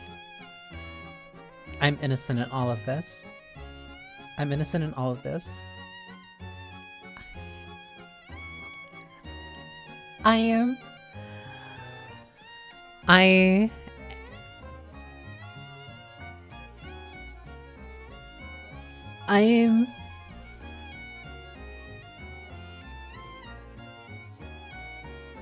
That gets so dramatically harder to say when my cheeks are like in pain.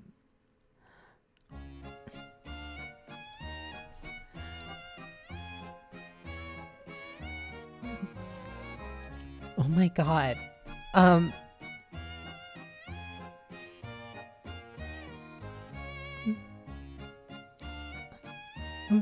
my god, why am I choking up?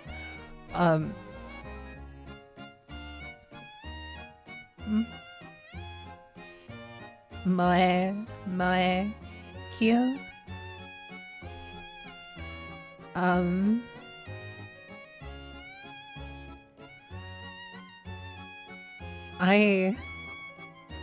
How, like, I don't,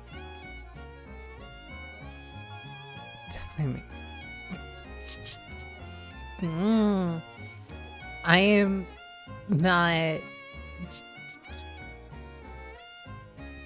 listen, I am doing nothing. I am doing nothing that deserves this. All I was doing was just explaining what Gatmoe was. I was simply explaining what Gatmoe was. This was not any type of setup or any. You can't hit me with that. You can't hit me with that. I'm not doing. Listen. That was not enough to melt me. I was thinking too much of Freya. I was thinking too much of. That's a trap. I'm not gonna. No. I'm not going back there. I'm not going back there. I'm not explaining. I can't explain, because if I explain, it's gonna hurt more. If I explain, it's just me, like, face planting into a landmine.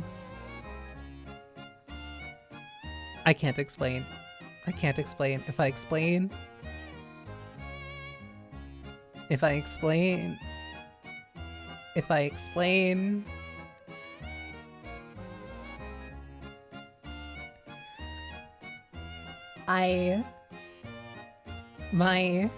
my face will never.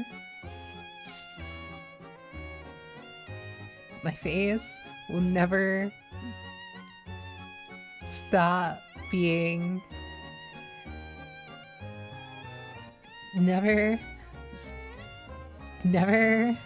stop being red.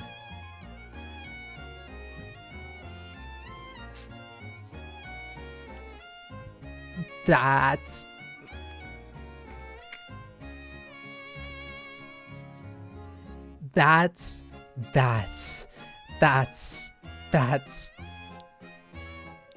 nasty work, Jackie. That's devious.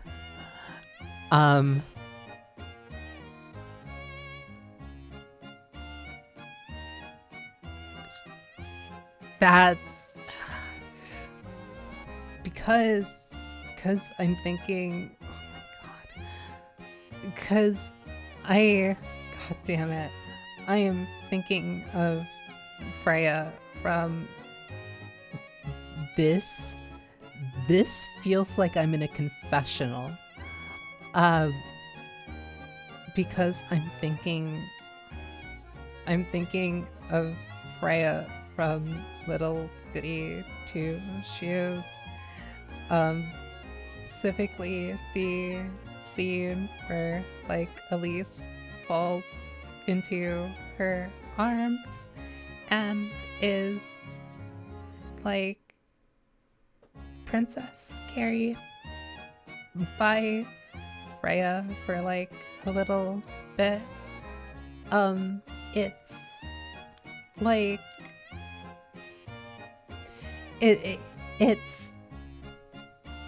it's my favorite scene in the game. It's really cute. It's really cute. I really like Freya. I like Freya a very normal amount. She's really neat. I really like cute green girl who is very strong, and who says that she can lift me like a feather. It's really it's really neat. Yeah, I think she's neat.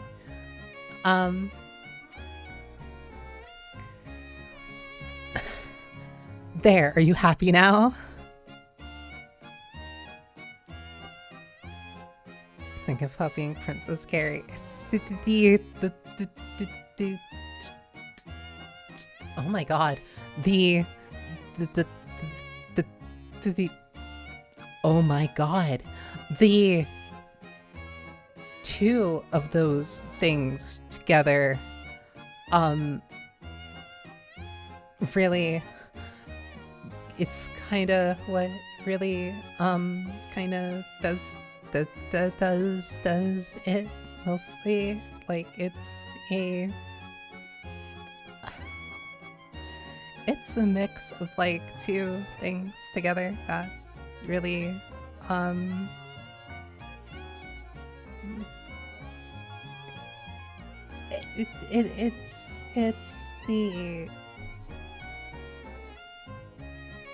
it's the two things together that really kind of get to me, I'll say. Don't. Oh my god, I have never stuttered like that before. I am combusting at the seams.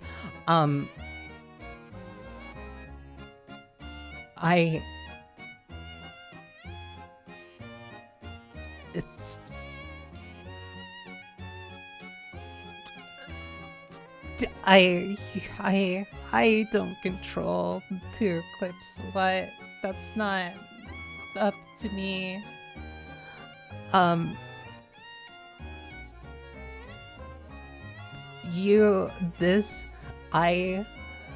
can endure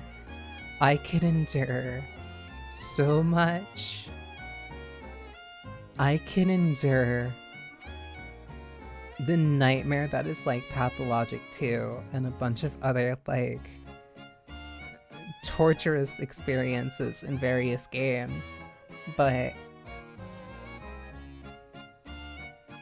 like, I come apart at the seams when it comes to just like a pretty, pretty, pretty, pretty, pretty. Oh my god. When it comes to a pretty girl princess carrying me, that's just this, you know, you, oh my god, you, oh my god, I can't speak. You know, I was really wondering if this, if like me doing like a just chatting stream would like still somehow fit thematically or like whatever, because like I wanted to do like a consistent thing for the for October for like spooky horror stuff, but this just this did turn into a thematic horror experience, at least for me.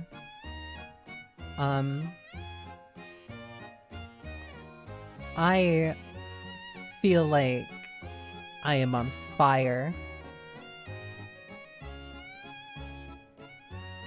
Women had a reason to be flustered. I kept that way myself. When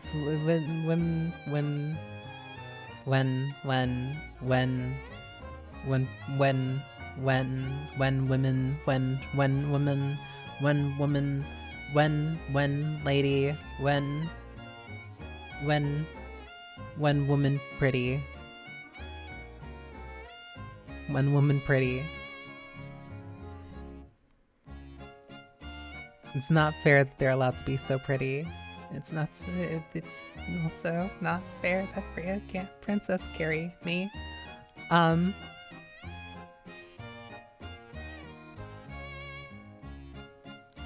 brain concerns I've got.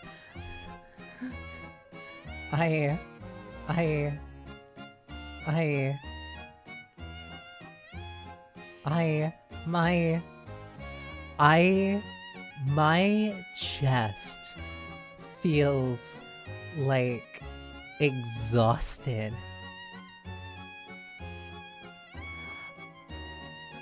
It is remarkable that like the most significant stretch of this stream where I've been unable to talk has been this. And not because of my mouth being dry or like my throat being coarse. It was specifically because I got flustered thinking about Freya.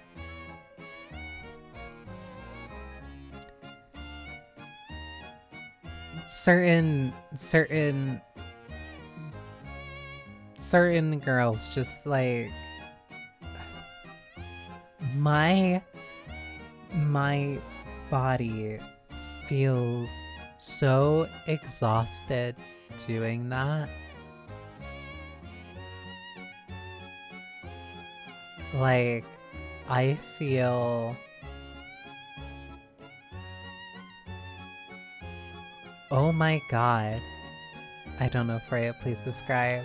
She is... Oh my god. She's... Hang on. She's one of the emotes.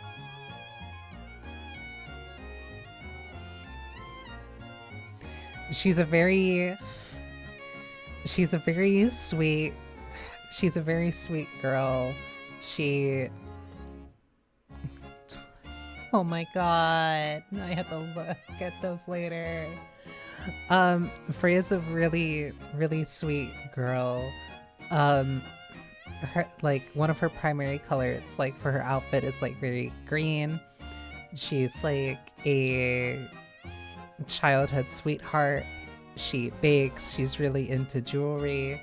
She's really talented at, like, dressmaking. She's also really strong.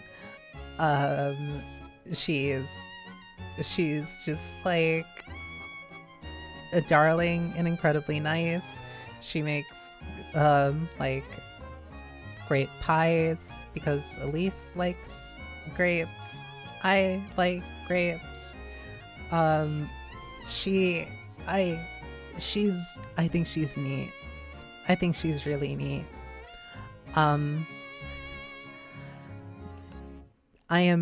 I have never been more happy to see an ad break coming up in 30 seconds in my life. I actually get to have like 5 seconds to like actually breathe.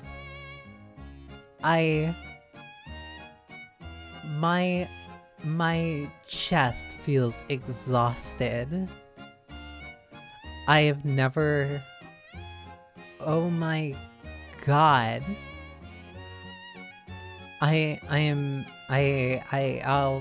I'll stretch and drink water, so should you.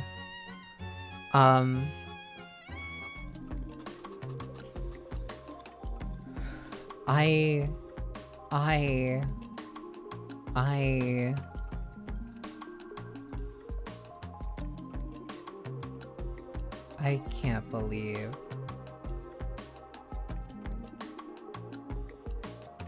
can't believe. I can't believe I shattered like that.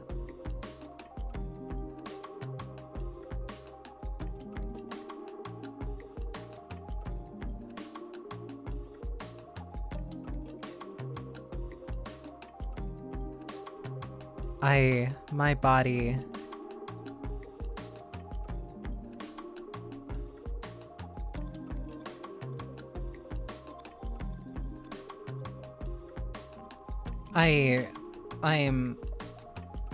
I'm going to just like... I'm gonna stretch the pain away.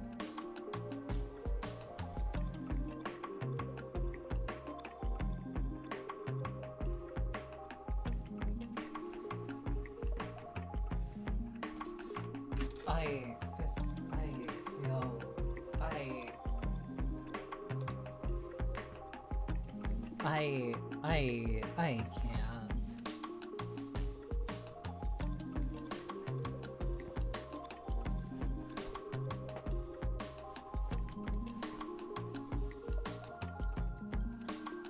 Why does this have to happen to me?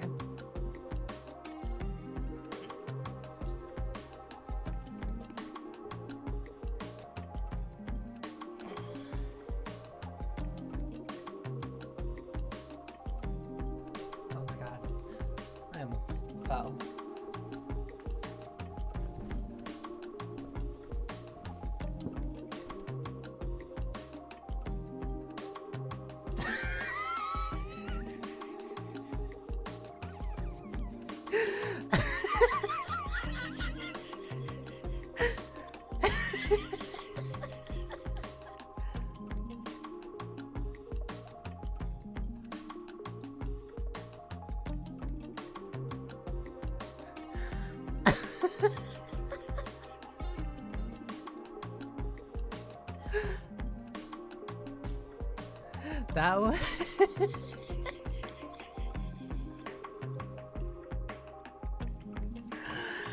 That one might be one of my favorites. I'm so glad I added that.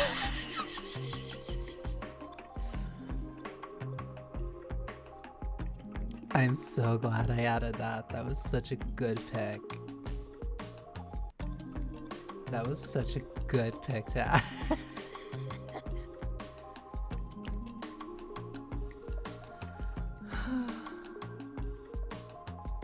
Oh, I feel insane.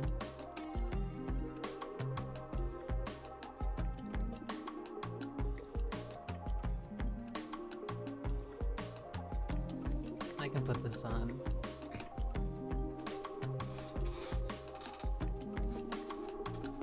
Oh, my back.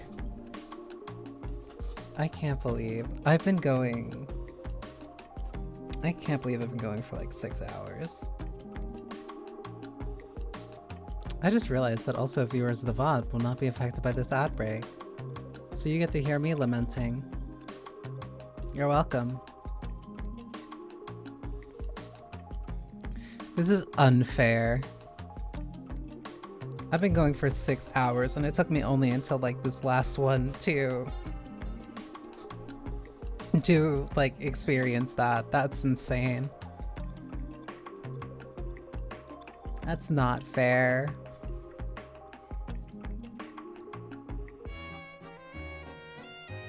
Also,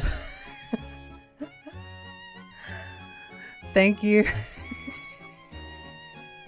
I love that point redeem so much. I love that point redeem so much. I literally just added it. I literally just added it and it's too funny. I genuinely love that one.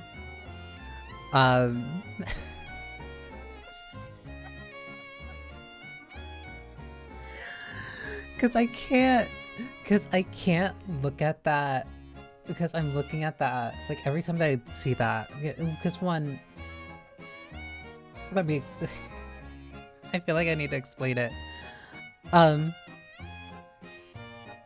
No, it's me laughing at the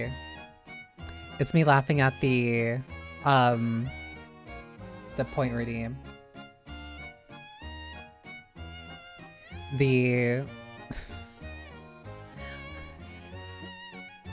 Even saying it is like funny to me. Her pronouns are they, them. You're quickly becoming my favorite. I don't deserve that. You're very sweet. Thank you.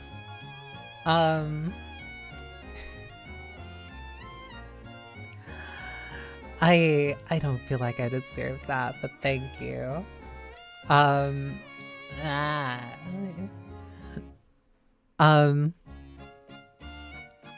But like, because I was thinking, what other streamers are this flusterable? There has to be more. There has to be more that like, because that's not my fault.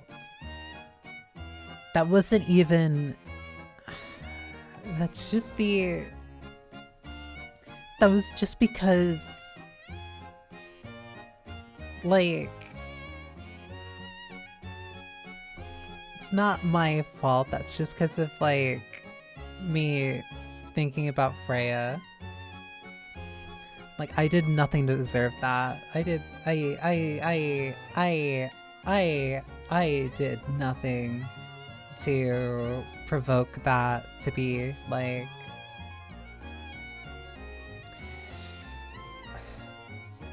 I don't even know like the right words to say it, because it's not like, it wasn't done with malice. It's not malice. Of course it's not malice. But like, no, that was me just tripping into a landmine then. Cause like,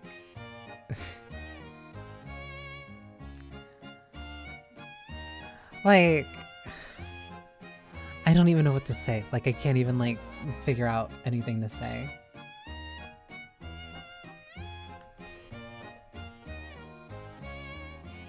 Because I did nothing other than thinking about like a cute girl. A cute girl from a game that I only play, well, not only played, because I did play it last year. And I might have been thinking about her for a while since. Definitely thinking about women's ATPH. It's specifically not... I'm not like a disaster. It's not... Why did CC say that? By the by, you're over 6 hours now. I am very surprised that I actually hit over... that I hit over 6 hours. Because this has just been a pure challenge stream. Like, I've done literally nothing else. Like, this has been just pure... Like, very pure just talking. Not necessarily... No, it has been pure. Like, I've been talking about various different things and just like...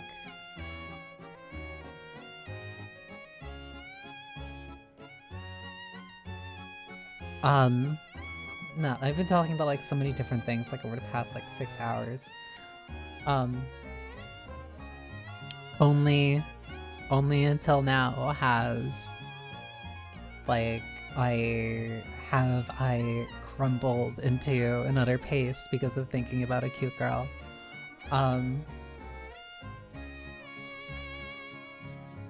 But also this was partly out of just like a vague, how do I say it? This was partly out of a very general curiosity, I guess, especially because I wanted today to be like a more I wanted today to be like a little bit more of a low-key stream, but then here I am like feeling chest compressions because I'm thinking about a cute girl princess carrying me.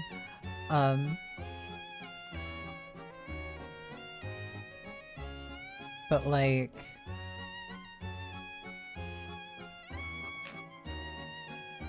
this was I at least feel confident in my ability to now do like another chatting stream like this. Because I used to always be kind of like impressed by I would always be impressed by like other VTubers who were like doing like multi-hour Zatsus. And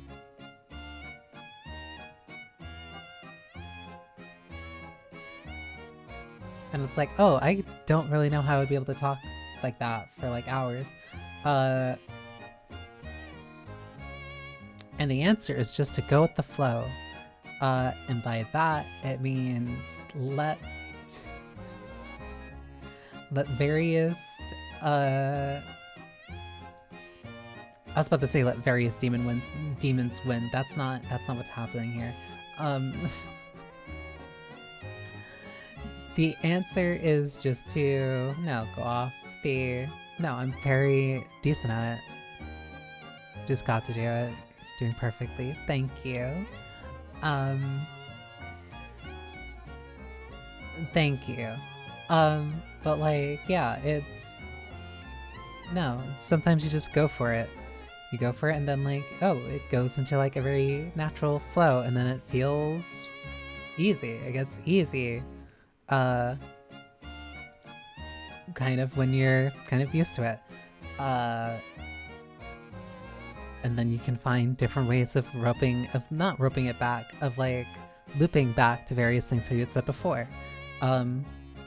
Again, like that's part of like why I really got into stand-up comics, or at least why I really like stand-up comics, because they make it seem very easy, because it's not necessarily like a supernatural thing. Like it takes a bit before you get into the flow of it. Going with the flow of him. Lester Banii in the chatting stream gets very lively. Listen.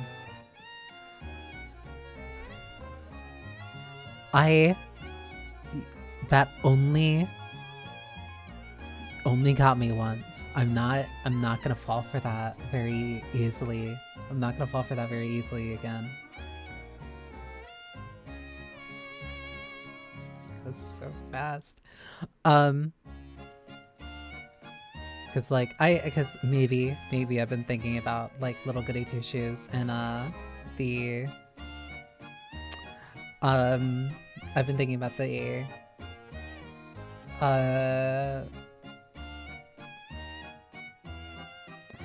no, because like I've been thinking about Astral Shift again, because like I was just playing Hell Maiden like a lot yesterday. Well-known moe. I am not a well-known moe. Like this is rare form. I don't know what type of NB you take me for.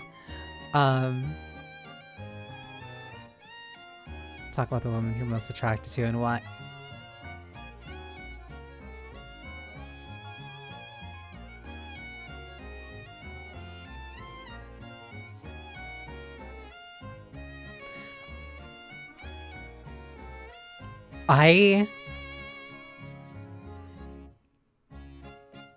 That's different.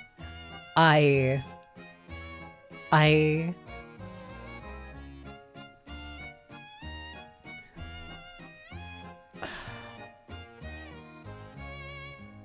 That's dangerous.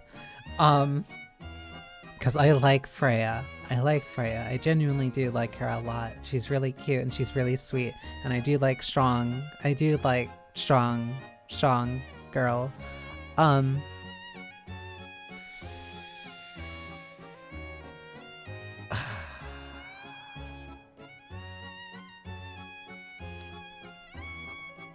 Oh, that's plural. I thought that was just...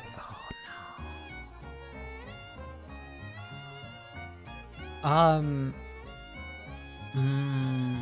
I need...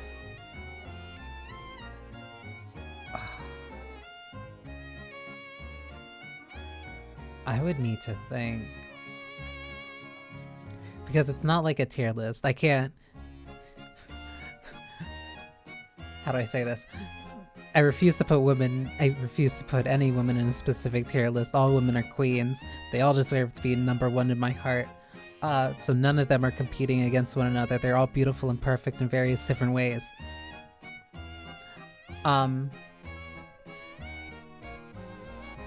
That said, oh, this is gonna turn into a disaster. The first one that comes to mind, mainly because like I have been talking about Limbus Company so much.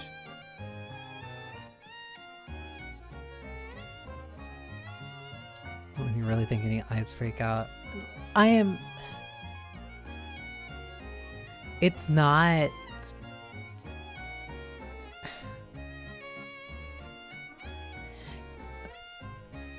I almost tried to connect that into like that question, but if I did that would also been implicating me. I think I can say this because it might be vague enough. Because there was a VTuber who I really liked for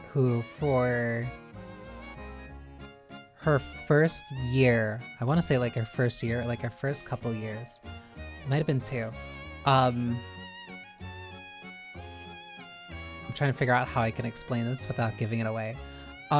Due to simply the setup that she had, it would detect her eyes weird. So it would make her eyes look far more shaky than they actually were.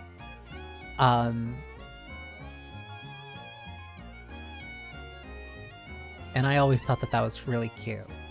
But she's also kind of a dork. But like, no, that's part of her charm, on top of also having a very strong work ethic. I don't want to say more about that one. Typically, like, when it comes to like, I'm very weak to very hardworking women, especially like artists or like creatives in any sense. Like that very much kind of like endears me to them very easily. That's why I really like Ryoshu from Limbus Company, because she's a very passionate artiste, to say the least, an aestheticist. Using her own word.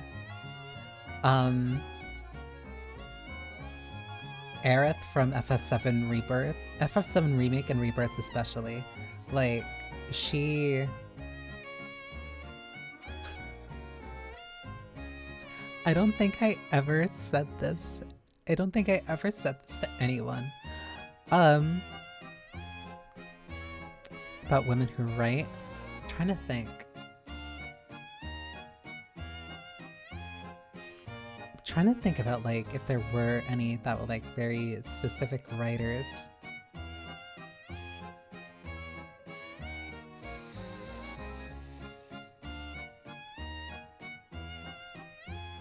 I'm trying to remember the name of the author for Wuthering Heights, because I also know that she's a woman.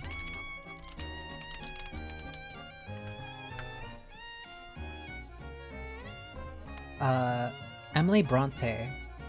A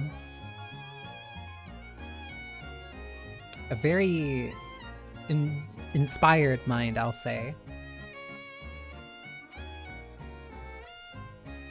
I'm not gonna lie, for like a good couple seconds, I was trying to figure out like, was there any moment in like FF7 remake or rebirth that like that Aerith was writing?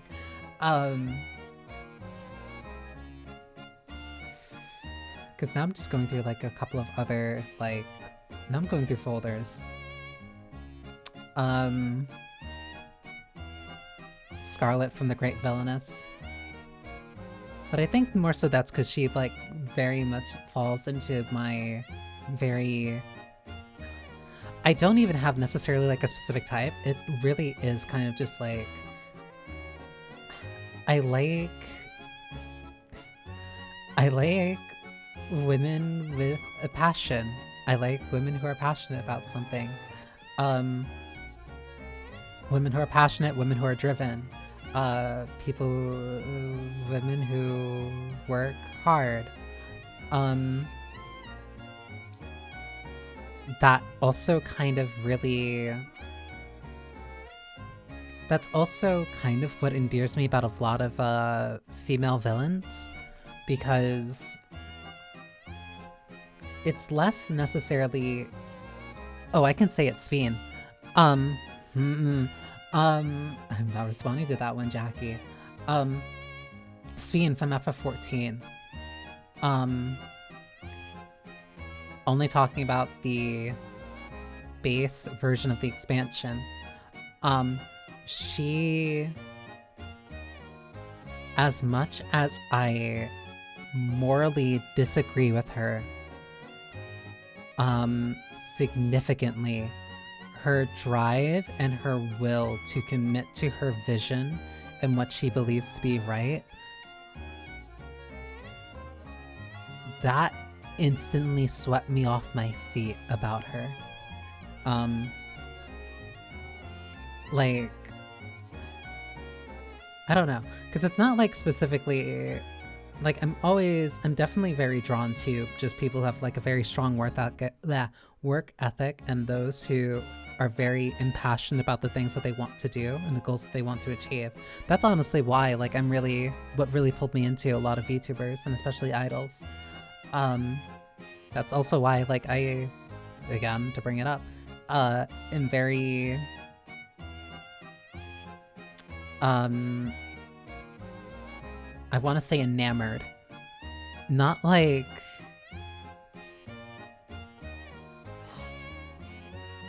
I'm enamored by, like, Suise. Again, because partly, like, the work ethic. Same thing with, Mel, too. Project Melody. Like, no, I really respect her as a creative.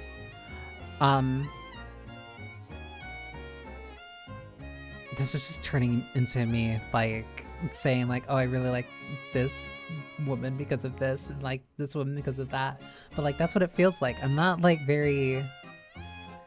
like, there are parts of, like, certain... Not parts, that's not the right word. There are elements to certain, like, characters or women that, like, I'm very much, like, drawn to or attracted to. But... they don't necessarily need to have those parts specifically or those elements to make me drawn towards them. It's more so, you know, it really is like that person as a whole.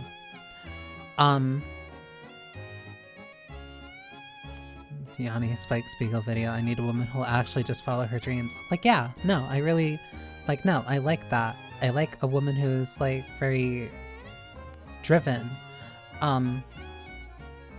One who's very autonomous, who really kind of, like, knows what she wants and goes for it. Like, that's something I really respect. That's why I really like A2 from, Automata. Like, granted, I have a weakness for, very rough around the edges,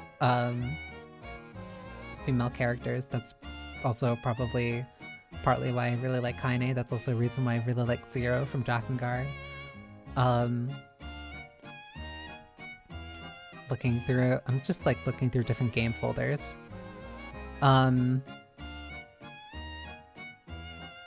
Ada from Resident Evil, easily one of my favorite like female characters. Like not only is she really pretty, but also like very, no, she's smart. No, she's smart, she's resourceful, she's very confident, and like she always feels like she's in control of situations. Even if she's necessarily on the back foot. Like, no, I really like her. I like her a lot. Trying to look through, like, the rest. Because it's easy to say, like, yeah, I like... Well, no, I was about to say, like, it's really easy to say that just, like, I like a certain fighting game character. But, like, no, I really like Baiken. I really like Baiken also largely for that very independent, free-flow nature. Even before Strive, like, when she was a lot more angry, like, much more on a warpath, like, I really like that, again, that, like, self-assured, confidence. Confidence is, like, a very big... confidence is a very easy thing for me to kind of, like, be attracted to. But even in Strive, when she chills out a lot more. Like, she's not hell-bent on revenge. Like, she's more... No, she's more lax. And I like that she's kind of, like, trying to impart that message onto others.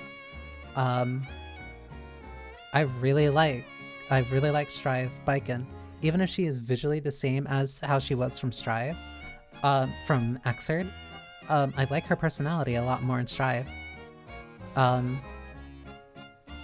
really like those characters who kind of, like, can calm, or, like, very steadfast and calm, like, through the storm. It appeals to me a lot.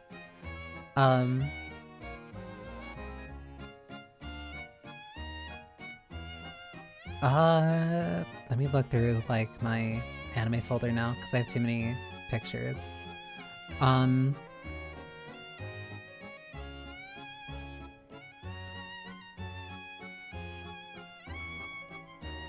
Trying to think now, because, like, no, there's just so many that I like that it's really hard to just, like, pick specific ones. Like, some of them, granted, are definitely more just, like, ooh, girl, pretty. But, like, no, I think the ones that, like, leave a more lasting impact on me. This feels, it feels, like, nuts to say it, but, like, no, I really like Panty from, Panty and Stocking. Like, I think I made a statement, not a statement, it sounds so official, I made a statement about it earlier. No, I made a post about it. I really like Panty mostly for her very free spirit nature. Like, she's not provocative for the sake of being provocative. It's more so that just, like, she's really, again, self-assured, but also very comfortable in who she is. She doesn't really hold herself back for the comfort of others. She's someone who kind of goes into a space and kind of takes up that space because she wants it, but she also has, like, a genuine, really soft side to her. She just doesn't really show it often because she's kind of just, like, I don't want to say she's egotistical, because she's not. She's just very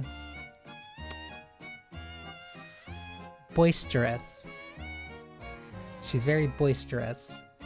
She can be very loud and kind of direct. Direct is a very good word. And that typically means that she kind of chafes against, like, Scanty and sometimes even Stalking. But, like, no, she's a really self-assured, very confident character who knows what she likes and is very open about it, and I really respect that about her. Like, she's really fun as a character to watch because of that.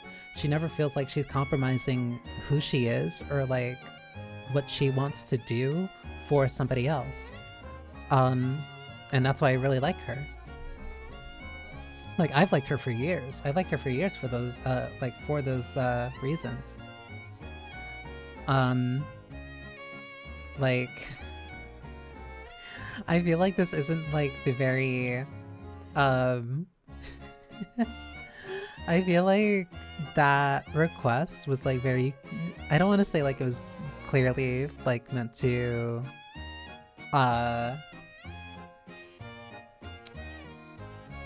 make me very unbecoming, but like I feel like I turned this like inadvertently into like something very like wholesome.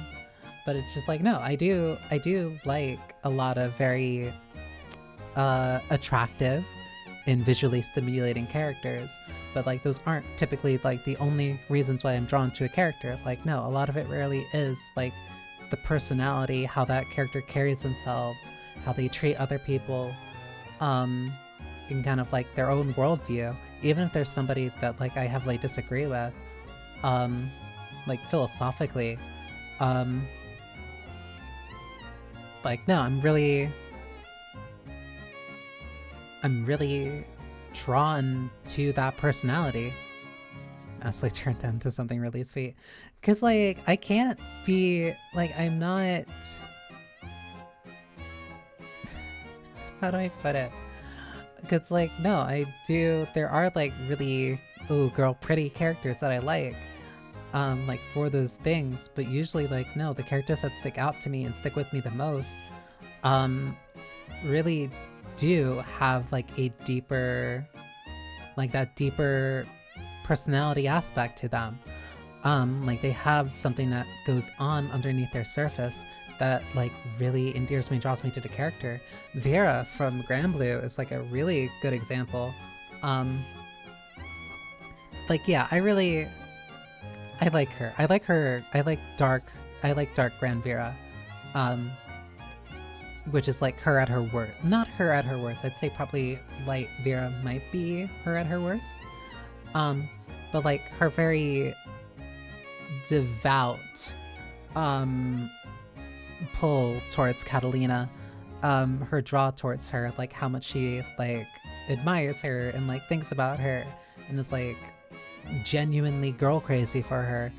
But like, no, she also eventually mellows out and learns how to like interact with other characters. She learns how to interact with other people beyond like being so shallow and focusing only on Catalina, that there are other people that are nearby her who do care about her and like see her at least even just as a friend, which is kind of what she needs. She needs that more than she thinks that she needs Catalina to like depend on her solely. That's why I really like Vera from Another World, because the Wind variant of that is like, yeah, no, she gets a dress from like somebody new. She gets a dress from somebody who's like really cool and it's just like a friend that she actually gets to make. I really like that about her.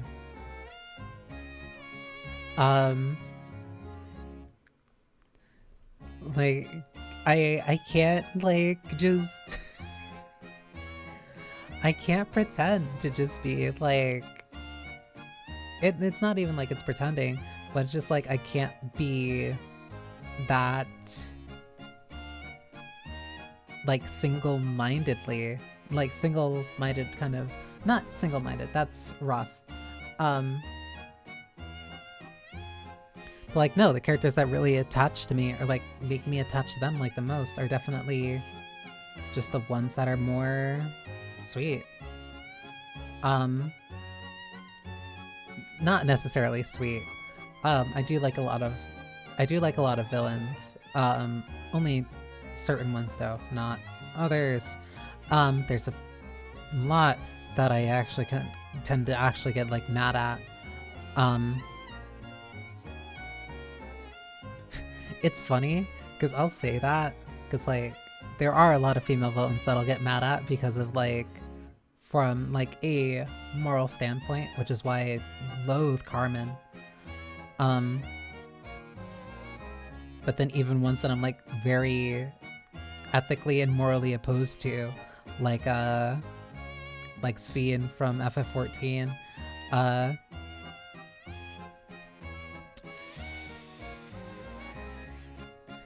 Sometimes certain things, I'm willing to excuse certain things if she's sweet enough about it.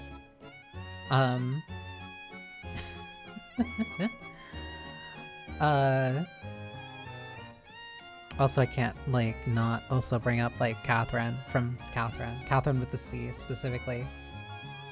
I like her a lot. I like her a very normal amount. But yeah, that's 6.5 hours, and I need to go and I need to actually do like some laundry. I also need to probably get something to eat. But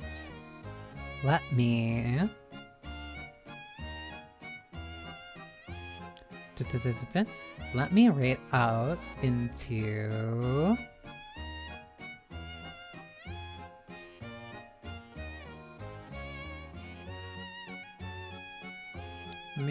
another NB. I can't not. So yeah, we're gonna raid into Zoe. I need to think of... Actually, let me, because I was actually workshopping this one. I will get some Raz. Thank you, Coffee. Hang on, let me do...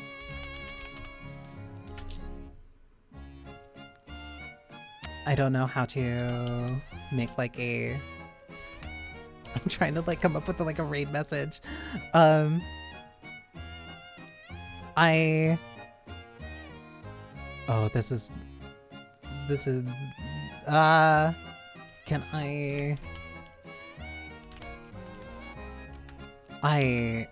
I don't know how to do...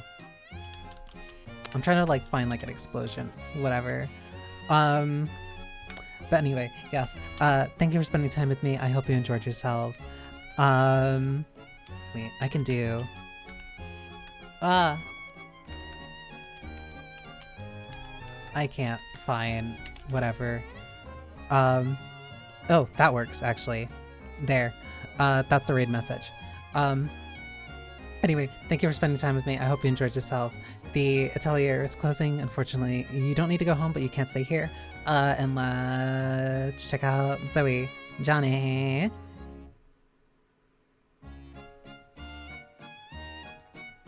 I also have to make sure to close.